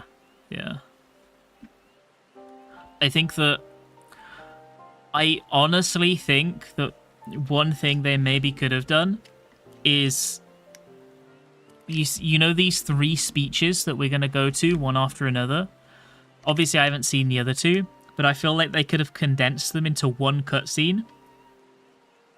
And they could have made it so that, you know, when the 3 grand companies come to you, you make the choice there and then you go to the memorial at one place, which is the grand company you picked, and then it just splices together the 3 cutscenes and makes it like a third of the length, and it like splices, like Kanisana says a line, then Rauban, that it will cut loads of extra time out, and a lot of this stuff doesn't feel important. Maybe I'm wrong. And then have this scene after. The Gridanians have no love for war, and they consider open conflict a last resort. Though they clash with the Ixal ever more regularly, you may be assured that they do so in self-defense. As for the Sylphs, they are as yet bound by a peace treaty, though one wonders how long it will be before it's broken.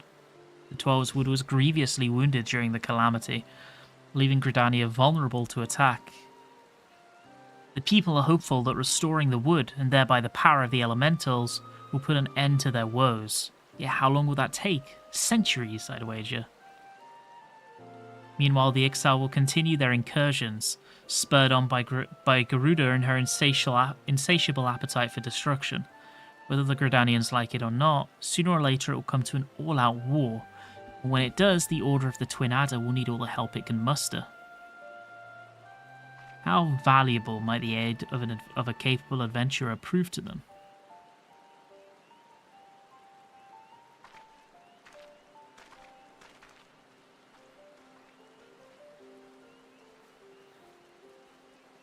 Also, the introduction of these 2 is so weird, because as far as I understand it, Alice is just here, and then she's gone until like 2 expansions later.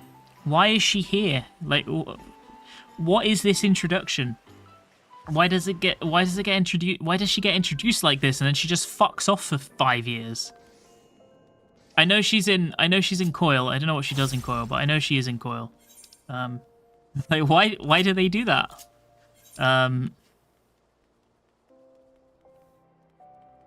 We go here.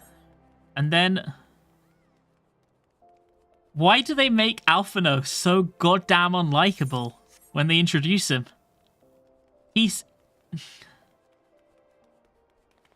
I'm guessing this is his character arc, but the impression I get of Alphino is that he is a 16-year-old twat who thinks he knows better than everybody else. I'm guessing that's what the whole... He makes like a 4th grand company, doesn't he? Or something like that, and then fucking ints it. I'm guessing that that's what that's going to be about. It's about him learning that he's actually not all-knowing and he's a bit of a fucking idiot. And it sorts out his ego, I guess. So I'm guessing something like that's going to happen.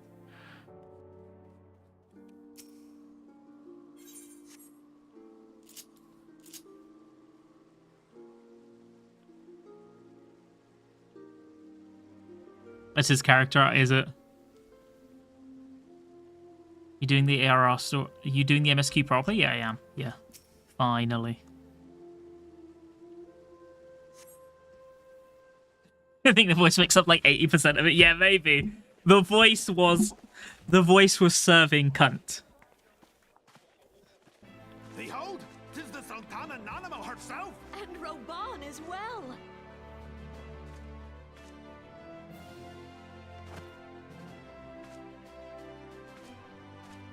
Hark you, souls of flame, drawn to the bosom of the desert, where the fire burns brightest and shall rage forevermore.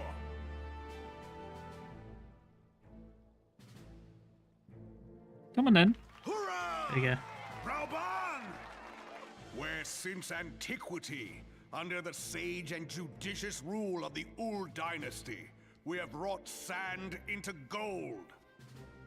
Yeah, he is very two-armed right now. Of Naldar, have our brave sons and daughters flourished and prospered. I speak of Uldar!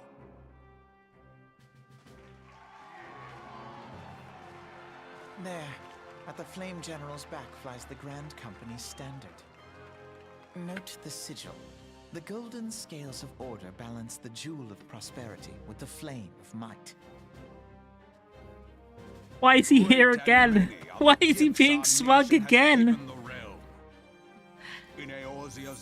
Oh yes, look at those silly capitalists and their money flag.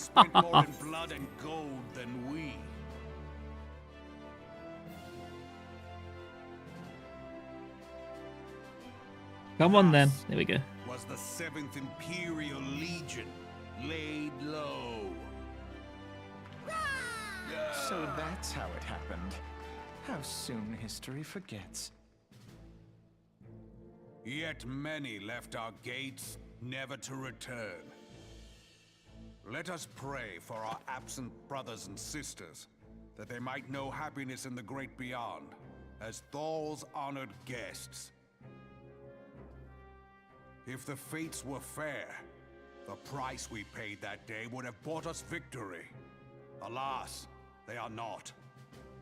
And now, but 5 years into this 7th Umbral era, the spirit of sacrifice which granted us our strength is all but dead. Look around you. What do you see? A people divided, downtrodden, and enthralled. Where are the merciful alms of the rich? Where is the just steel of the righteous? I ask you, is this the great nation our brothers and sisters gave their lives to save? Yeah, tell him. Who call this living, dishonor the name of the immortal flames. It is but a slow death. Rauban is a Giga Chad, isn't he? Our enemies surround us. The savage hordes of the Amalja wait beside our roads, strangling the lifelines of trade.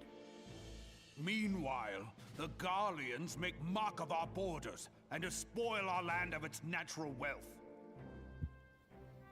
We stand on a precipice, yet we do not act.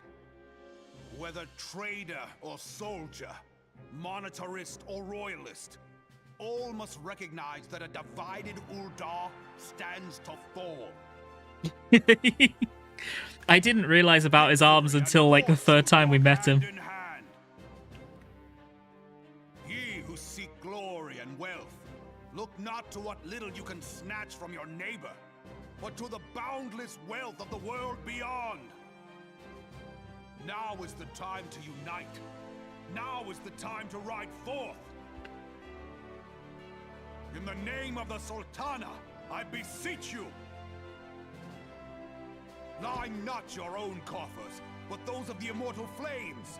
Seek not to prosper from Uldar, but to restore her to prosperity.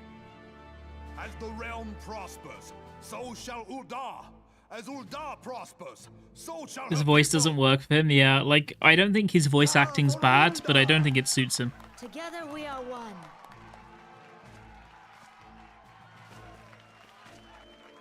Your grace. Rauban?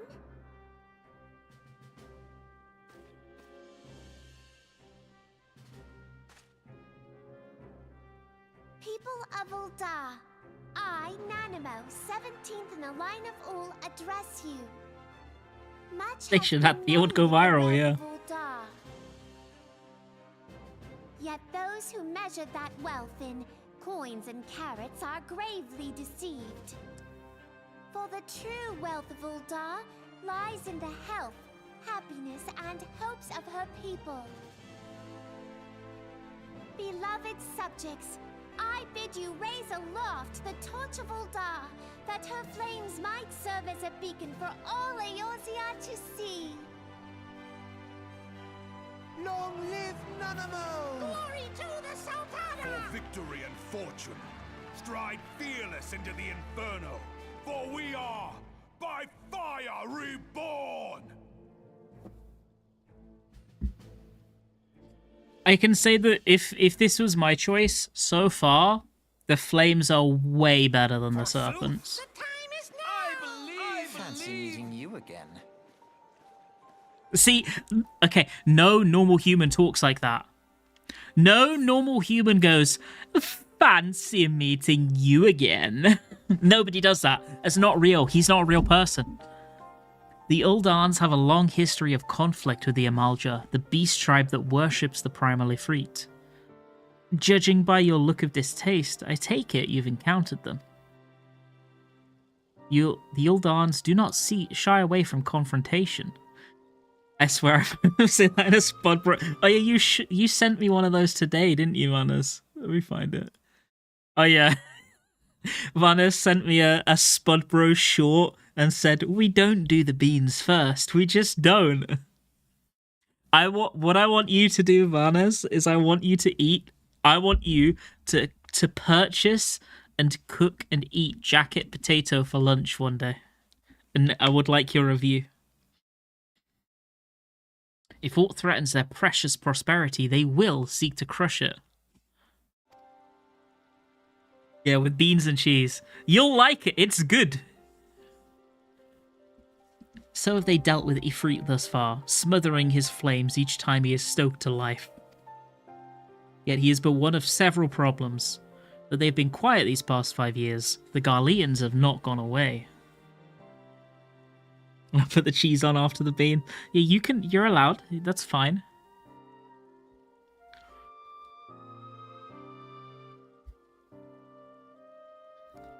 But here's what you do. Okay, here's what you do, Vanas. You make the jacket potato, you cut it open, you put butter, salt, pepper, and then you add the toppings as you want, one by one. You can do it in any order you want. But butter, salt, pepper, leave it for like 2 minutes so the butter can melt, and then put toppings on. That's the rule, okay? No, you can put... I put cheese after beans. If I was to have a jacket potato with cheese and beans, I would put the beans on, then the cheese, personally. Because it looks way nicer. You get a nice melty cheese on top. Oven or microwave? Oven. It's gotta be. I mean, if you're like in a pinch, you can do microwave, but oven's better. Best thing to do is always to put at least a little cheese in first so it melts on the spud, then the beans, then more cheese. That's fine too, yeah. Putting cheese bottom and top is probably optimal. The cheese has an oil that melts into the potato. It should be fine, right? I've done it before. I normally put the cheese on top.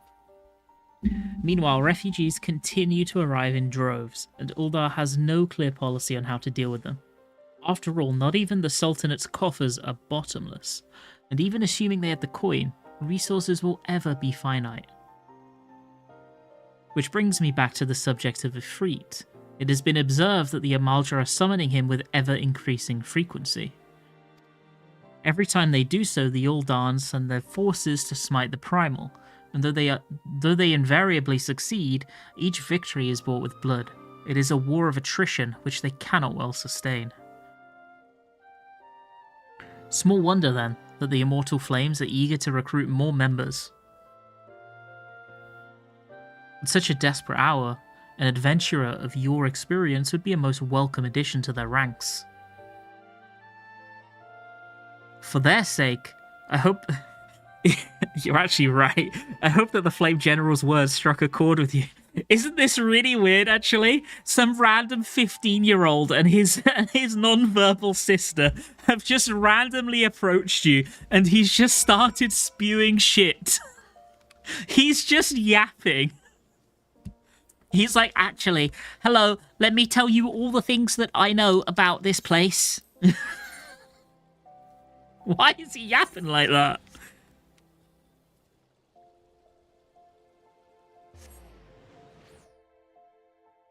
We should have a black baked tatty with barbecue pulled chicken instead. I think they're in the carriage, but we don't talk to them, right?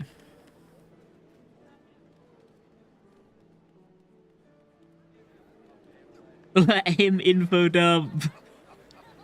I think here is what I like in a jacket potato. Little bit of butter, salt, pepper. Nice, like, chopped up bacon cooked nicely on top with just a tiny bit of the fat to seep into the potato. A tiny, tiny bit. And then a bit of cheese, a bit of sour cream, and then a salad on the side. Ooh. Ooh. I love that. I love that, please.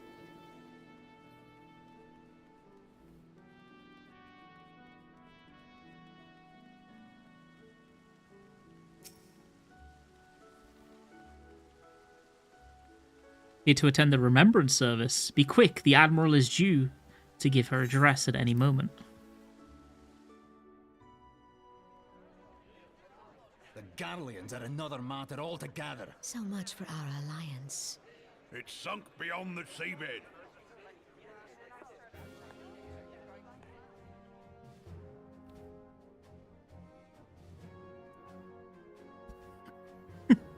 Isn't yeah, wearing a Titan Master of the Limsa service is crazy, actually. Brothers and sisters of the sea, hearken unto me. Look upon this, our mighty crimson standard, and tell me your hearts do not swell with pride.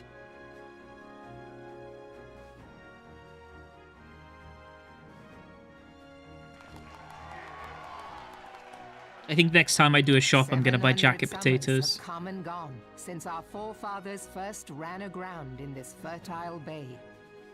In that time, guided by the Mother of Oceans, Limsa Lominsa has grown from humble fishing village to uncontested ruler of the 5 seas and beyond.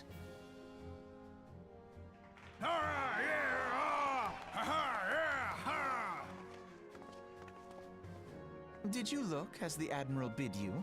It is a rather stirring standard, I must say. The crimson field is meant to signify the blood of fallen crewmates, while the black longship represents a pirate vessel.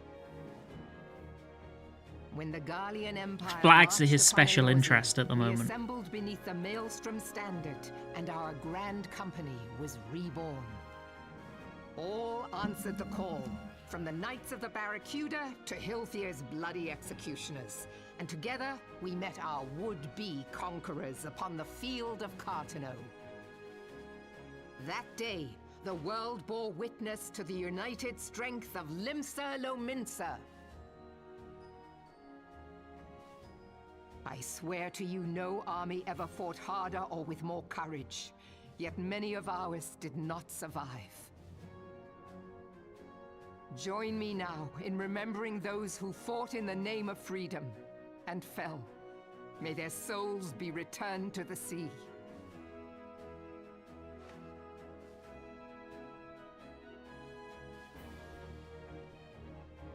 Freedom. Yes, they have always been rather fond of their freedom. What does that mean? Have. Small wonder. Beneath the surface, one would struggle to tell them apart. It has been 5 long years since the calamity struck. 5 long years of tireless rebuilding. Yet still the wounds of the calamity fester and weep. Yeah, Melvib's good, actually. I think Melvib is the best voiced character so far, followed by Thancred. I kind of like Posh Prick Thancred. I think he's kind of good. Shall we not do so again? Yet there are those who would see this ship of ours sink beneath the waves of the restless Rotano.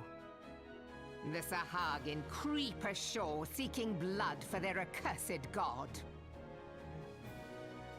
Those fishback the Sahagin have risen? Yeah, those fishback bastards. Of spew forth kobolds who push ever south, despoiling our lands as they go. These savage beast tribes will be the first waves to crash against our creaking hull. And behind them swells the grim tide of the Garlean Empire. Even now the curs fly their flags within our borders. Doubt not, but that they will be upon us ere long.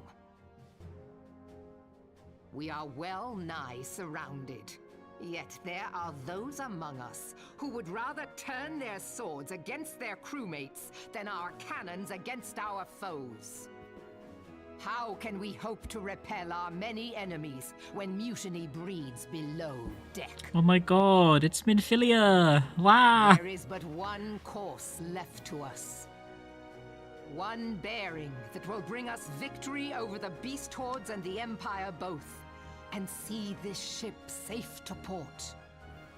We must mend the rift the calamity has reopened twixt pirate and Maelstrom, and stand fast with our adventurer brothers against the coming tempest. Mark ye well, a crew without unity is no crew at all. 'Tis but a mass of drowned men. To me, then, brothers and sisters of the sea, gather beneath the undying crimson standard and pledge me, and with the guidance of the navigator, this great vessel I wanted to say of ours something, shall ride the waves but I accidentally skipped half the line. swallows all. So actually, after listening to this, the way I feel right now is that her speech is so good and her voice acting is so good that it makes some of the others seem especially bad in comparison. Because she's fucking smashing it.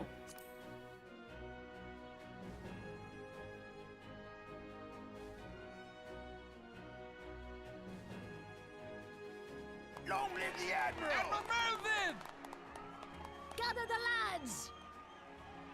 Oh, where's me cutlass? I'll follow ye to the 7 hells, Admiral!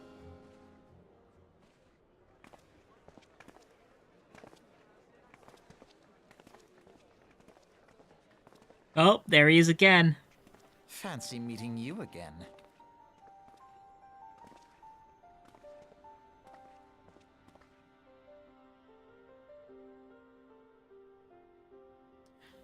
As the Admiral mentioned in her address, Limsa Lominsa is plagued by 2 beast tribes. The first are the fish-like Sahagin, worshippers of the primal Leviathan. The second are the kobolds, who dwell beneath the earth and take the primal titan, that's me, for their god. As if the beast tribe's presence weren't troublesome enough, the Garleans have also chosen to erect a fortress right in the Lominsans' backyard. And that is to say naught of internal strife. As a nation of pirates, there is no end to the blood feuds between the various factions. And while they fight amongst themselves, the Garleans whet their blades and watch. If the Lominsans are to have any hope of withstanding the Empire, they must first resolve their own affairs. Differences must be set aside and the primal threat dealt with once and for all. To this end, I expect that they will soon take decisive action against the beast tribes. Mark my words, the Maelstrom standard will be drenched a deeper shade of crimson ere long. That a capable adventurer like you would be a valuable addition to their crew is beyond question.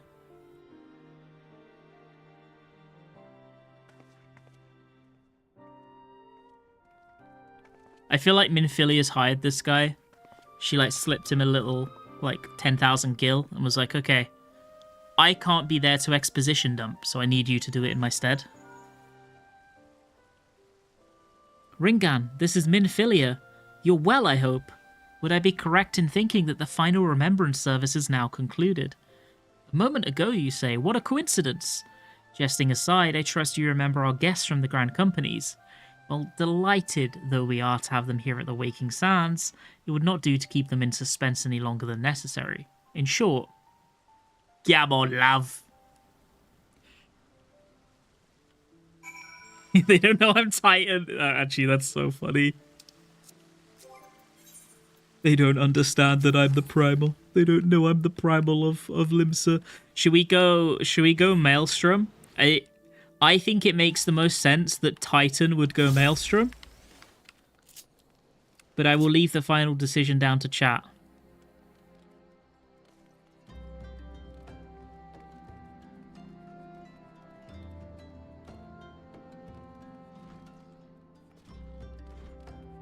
Should go the one you like the service of the most. I think in order it was Maelstrom, then Flames, then Twin Adders.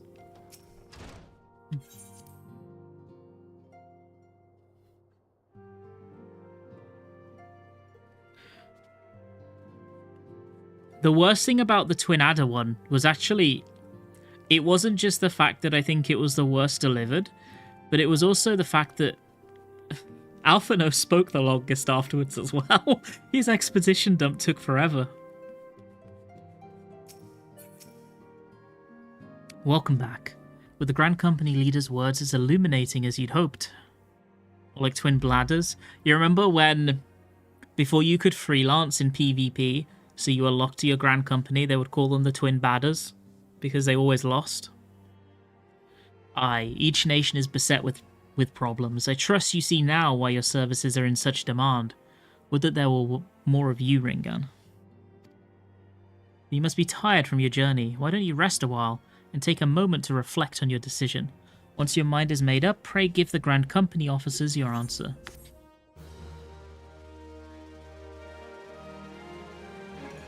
I was also a Twin Adder. The gods only know what Grand Company our adventurer friend will keep.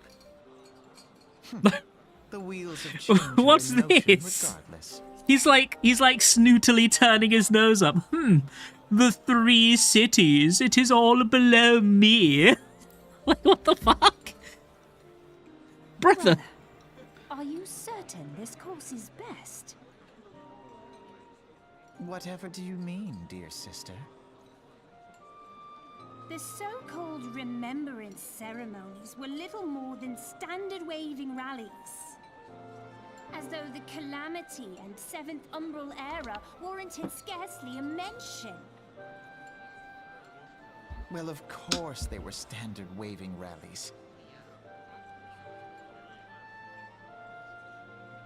Since you are so observant, mayhap you noticed what mention was made of the Warriors of Light? None.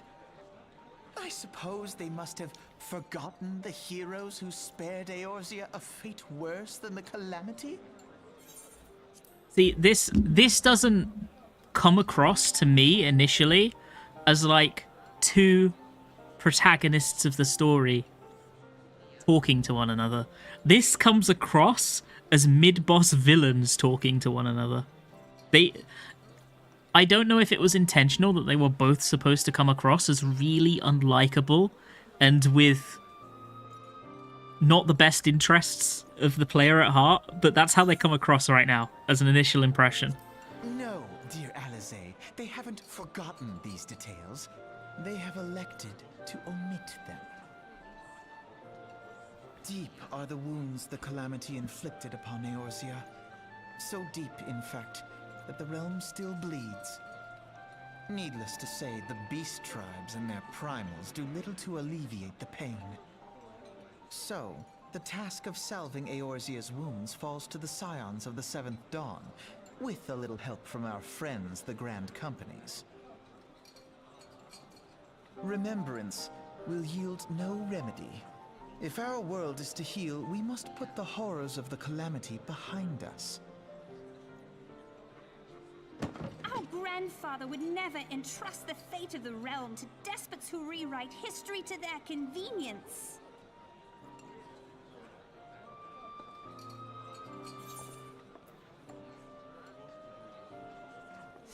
There must be another way to cure what ails this world, and I need to find it. I do think this scene in itself is interesting and has value, because the real intent of this scene, more than introducing Alphino and Alice, at least to me, seems to be that it is supposed to show you that the narrative of how events went down according to the three grand companies isn't really quite the full story, and it doesn't really give a complete picture. And that obviously they're not really twisting things to suit their own interests, but they're definitely leaving out some of the bad bits to suit the interests they're trying to follow. It does serve that purpose, that's good. But and also to show that they have quite limited scope on the things that they are focused on. But it does not make these characters come across as likable. You are most welcome to try. I suppose they're Our not paths supposed may to. differ, but our destination is the same. In time, I dare say we will see eye to eye. I should hope so. My lady! We are to escort you! Hope does Who not are come these? into it. We share the burden of this fate, dear sister, and will prevail together or not at all. The salve will serve not only to close up our present wounds, but prevent old ones from opening anew.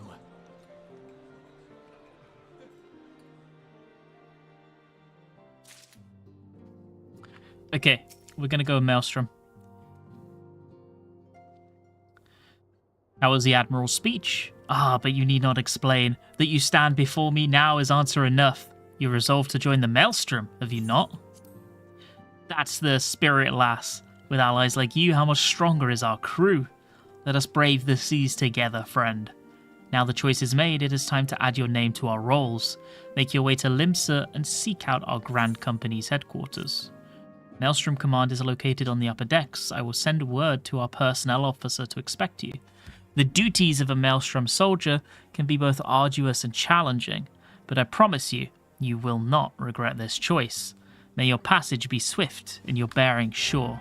I don't think they should be excited about Titan coming to Limsa, actually. Not sure that's a good one for them.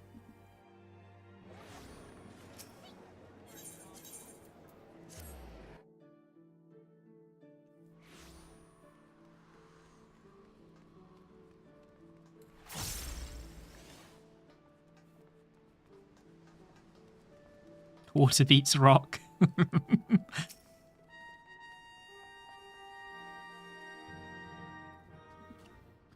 Hail, adventurer. What business have you at Maelstrom Command?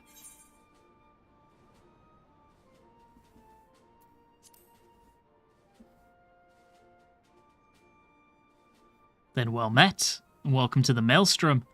I'll need a name for the role, so wait a moment. You're her, aren't you? Titan! Aye, you're just as our recruitment officer described. Glad to have you aboard, friend. Now, before I can accept your oath, you must be made aware of several. Sir!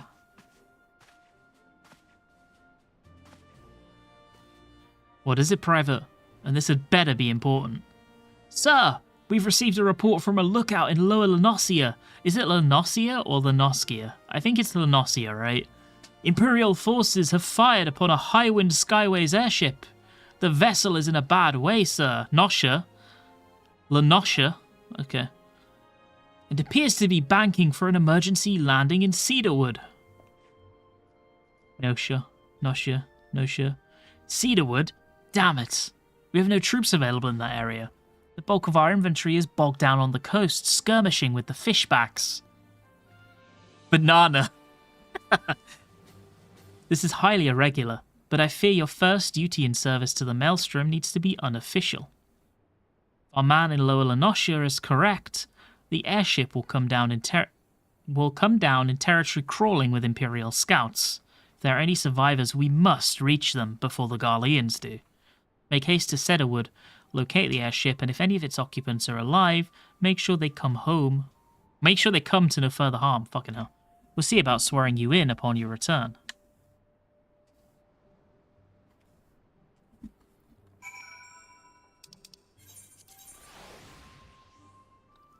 Uh-oh. Uh-oh.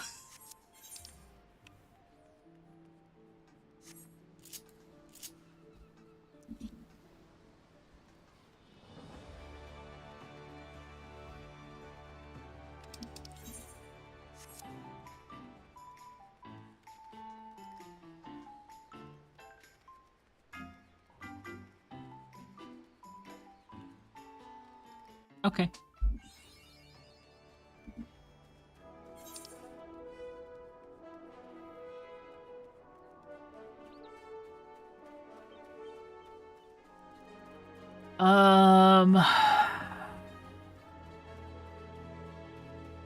We'll just go north, fuck it.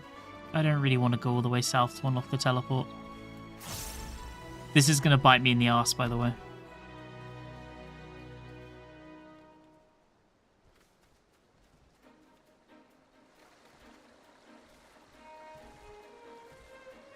Do any of your funny orbs and shit do stuff yet? No, I don't think so.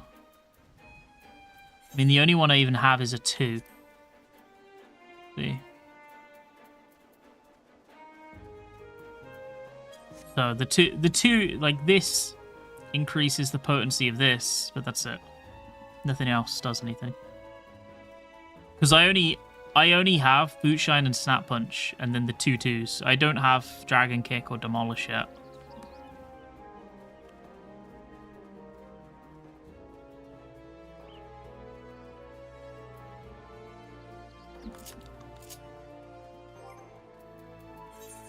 I think, yeah, okay, at this level we've unlocked AoE though, that's good. Level 30 we get Demolish. We have to do a bit more MSQ to unlock Monk though. Yeah, they do look a lot better actually.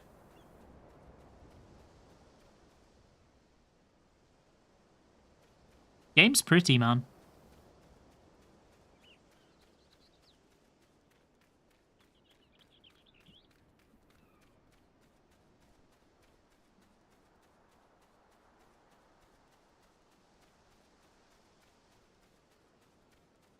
Oh, this is Biggs and Wedge, right?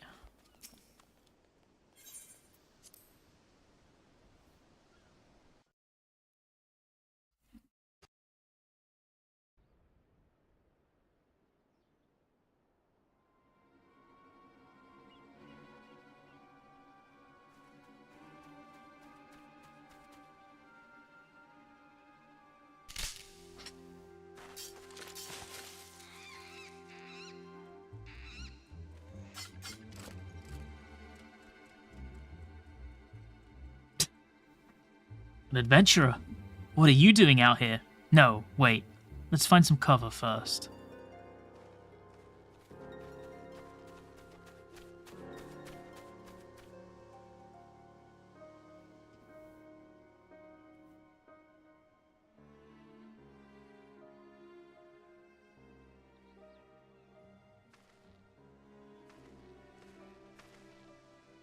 Maelstrom Command sent you. How do I know you're not an Imperial spy? You don't even have a uniform. Actually, this counts as a uniform. This right here, this is a uniform. Just saying.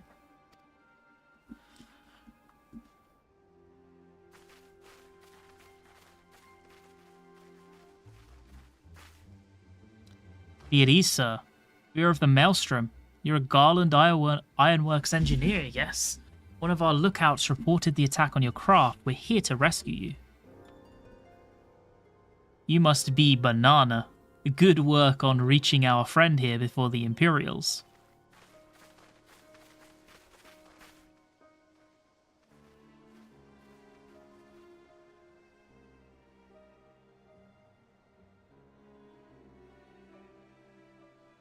going pretty good, yeah. We're zooming.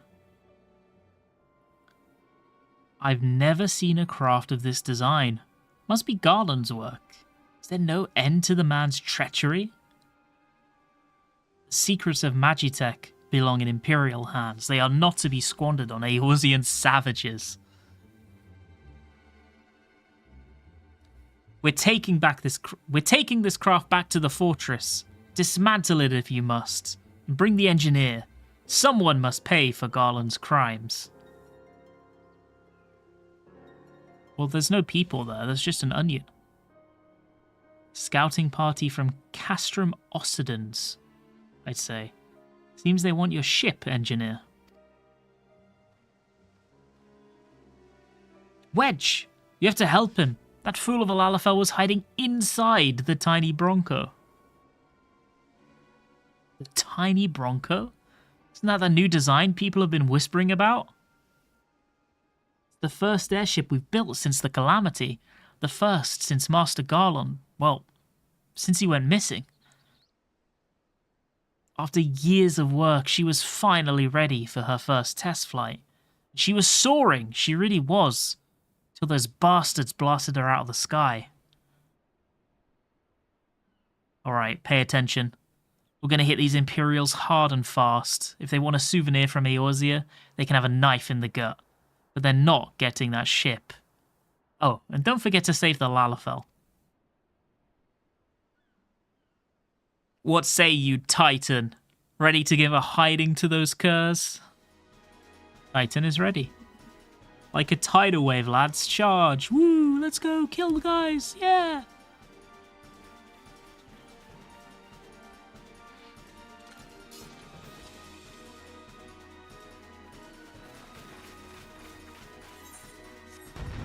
Sorry, have it. Have it.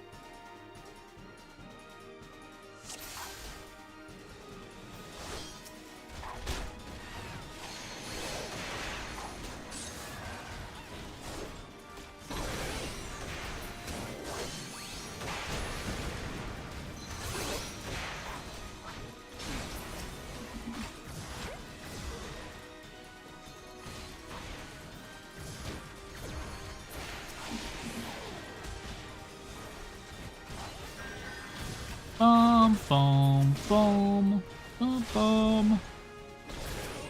Bum, bum, bum, bum, bum, bum.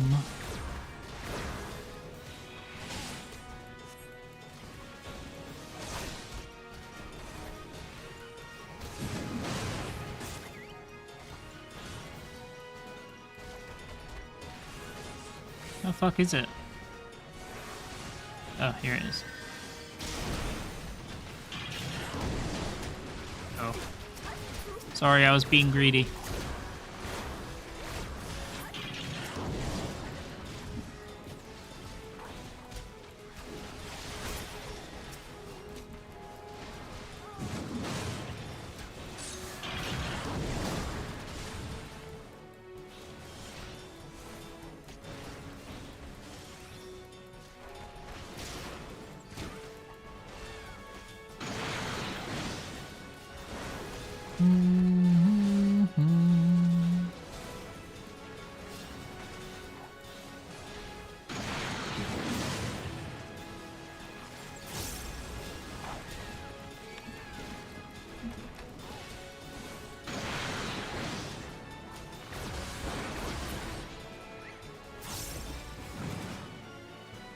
Well, even a big robot cannot stand before Titan. Biggs! Wedge, you shouldn't have stayed with the ship. That was a close one. Too damn close. So how's she look, anyway? The auxiliary propeller is a dead loss, but I think we can ring in a thrust from the main propeller to get us airborne. Few minor modifications, and we should be able to fly the tiny Bronco home. We'll stand watch until the ship is ready to take off. The Imperials will come looking for their scouts eventually, but I doubt they'll get here for a good while yet. You're free to return to Maelstrom Command and complete your induction. Ordinarily, I'd ask you Ordinarily, I'd ask you to stay, but I think we'd all feel better knowing an adventurer of your ability was safely sworn in and ready for the next mission. Rest assured, I'll inform Command of the part you played today. I, just wanted to say sorry, you know, for calling you an Imperial spy and all that. Got that one wrong, didn't I? Seriously, though, if it hadn't been for you and the Maelstrom lads here, we'd be chained up in a dungeon by now. I'm in your debt, friend. We both are. Yeah, don't you forget who you owe a debt to. Titan. Don't you forget it. Thank you. We're very grateful.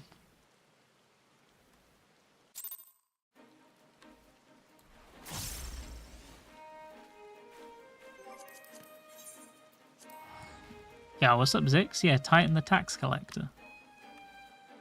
And I will come to claim my dues.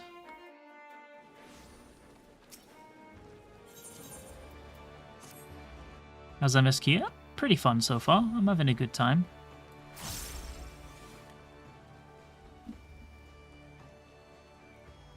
It is fun.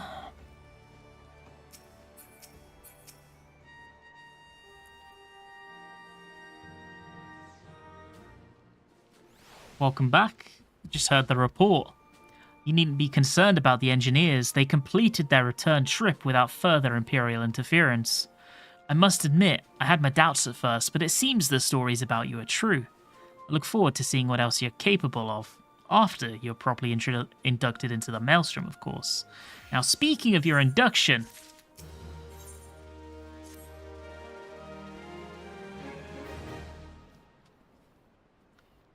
let us start afresh, shall we?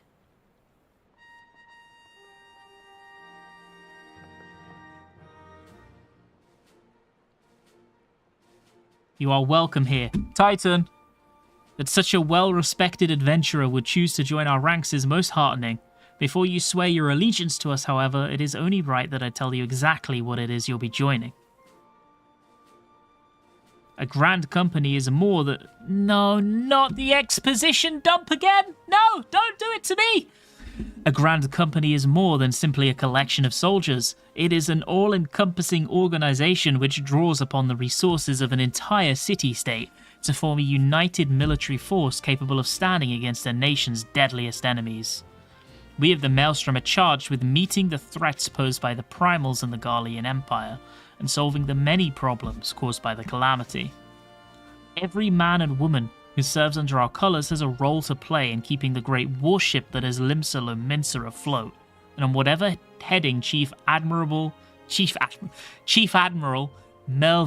Blurfisvin sees fit to set. As part of this grand vessel's crew, you will be expected to take your turn at the oars, for the winds do not look favourable, lass, and strength of arm may be all that sees us safe to port. If I've lost you with talk of ship and oar, let me put it another way. A Maelstrom soldier labours to the last breath, fights to the last drop of blood. We give our all in service to this nation, and no less is expected of you. It is customary for new recruits to swear an oath of their own choosing upon entering the Maelstrom's ranks. Is there aught you'd like to say? I will follow the Admiral to the very bottom of the abyss.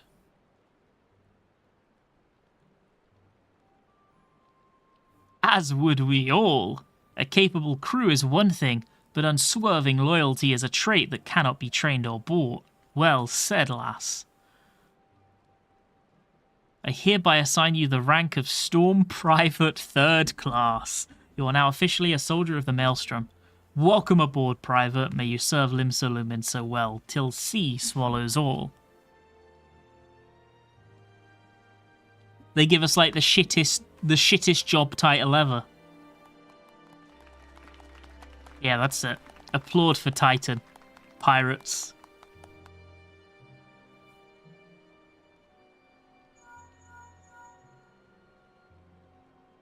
Can you hear me? This is Minfilia.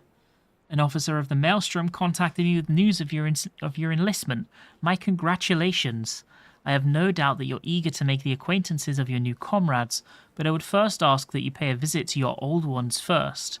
Remember, though you are now Woman of the Storm, you are no less a Scion. Pray return to the Waking Sands at your earliest convenience. There it is. There are some friends here whom I would very much like you to meet. We should be waiting.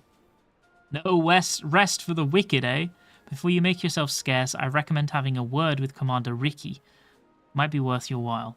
This is about a mount, right? I think we get a mount here.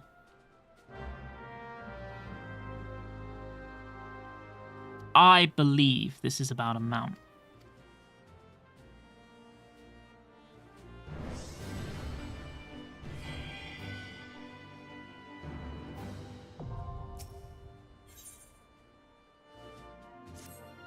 Well, it isn't Private Banana.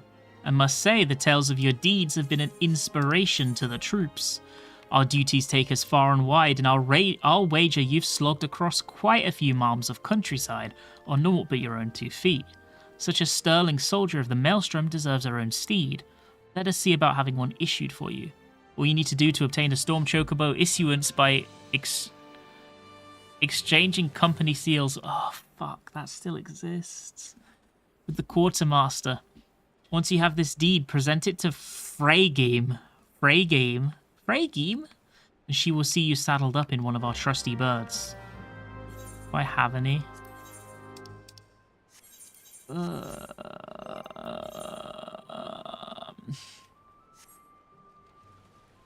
What's the easiest way to get 200 seals nowadays?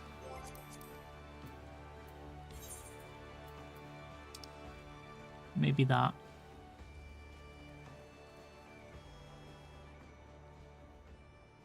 Get them for doing MSQ? Oh, okay. Problem solved. Problem solved. There we go. That is problem solved. I think for today I'm gonna stop because I'm super hungry and I want to make dinner. I will tell you the plan for next week now though. So I will be streaming MSQ Monday and Friday, so tomorrow and Friday next week. And I will be streaming Signalis on Wednesday. So it'll be MSQ tomorrow, then Signalis Wednesday, then MSQ Friday, and then at the weekend I have Raid, which I'll be streaming. I think I've got like a short stream on Saturday just for Raid, and then Sunday will be like normal stream, but I have Raid during it, and then we'll probably PF for the rest. I think that's the plan for next week. So there'll be 5 streams next week instead of 4, but one of them will be short. That's the plan. But yeah, we'll continue MSQ tomorrow, okay? That's the plan. Thank you so much for hanging out today, homies. I appreciated it. I had fun. Hope you had fun too. And yeah, next week we should finish Lesbian Game. Lesbian Game we should finish next stream on Wednesday. And this one we'll make progress. But yeah, have a good rest of your night. Thank you so much for hanging out. I appreciate you. Have a good one. Bye.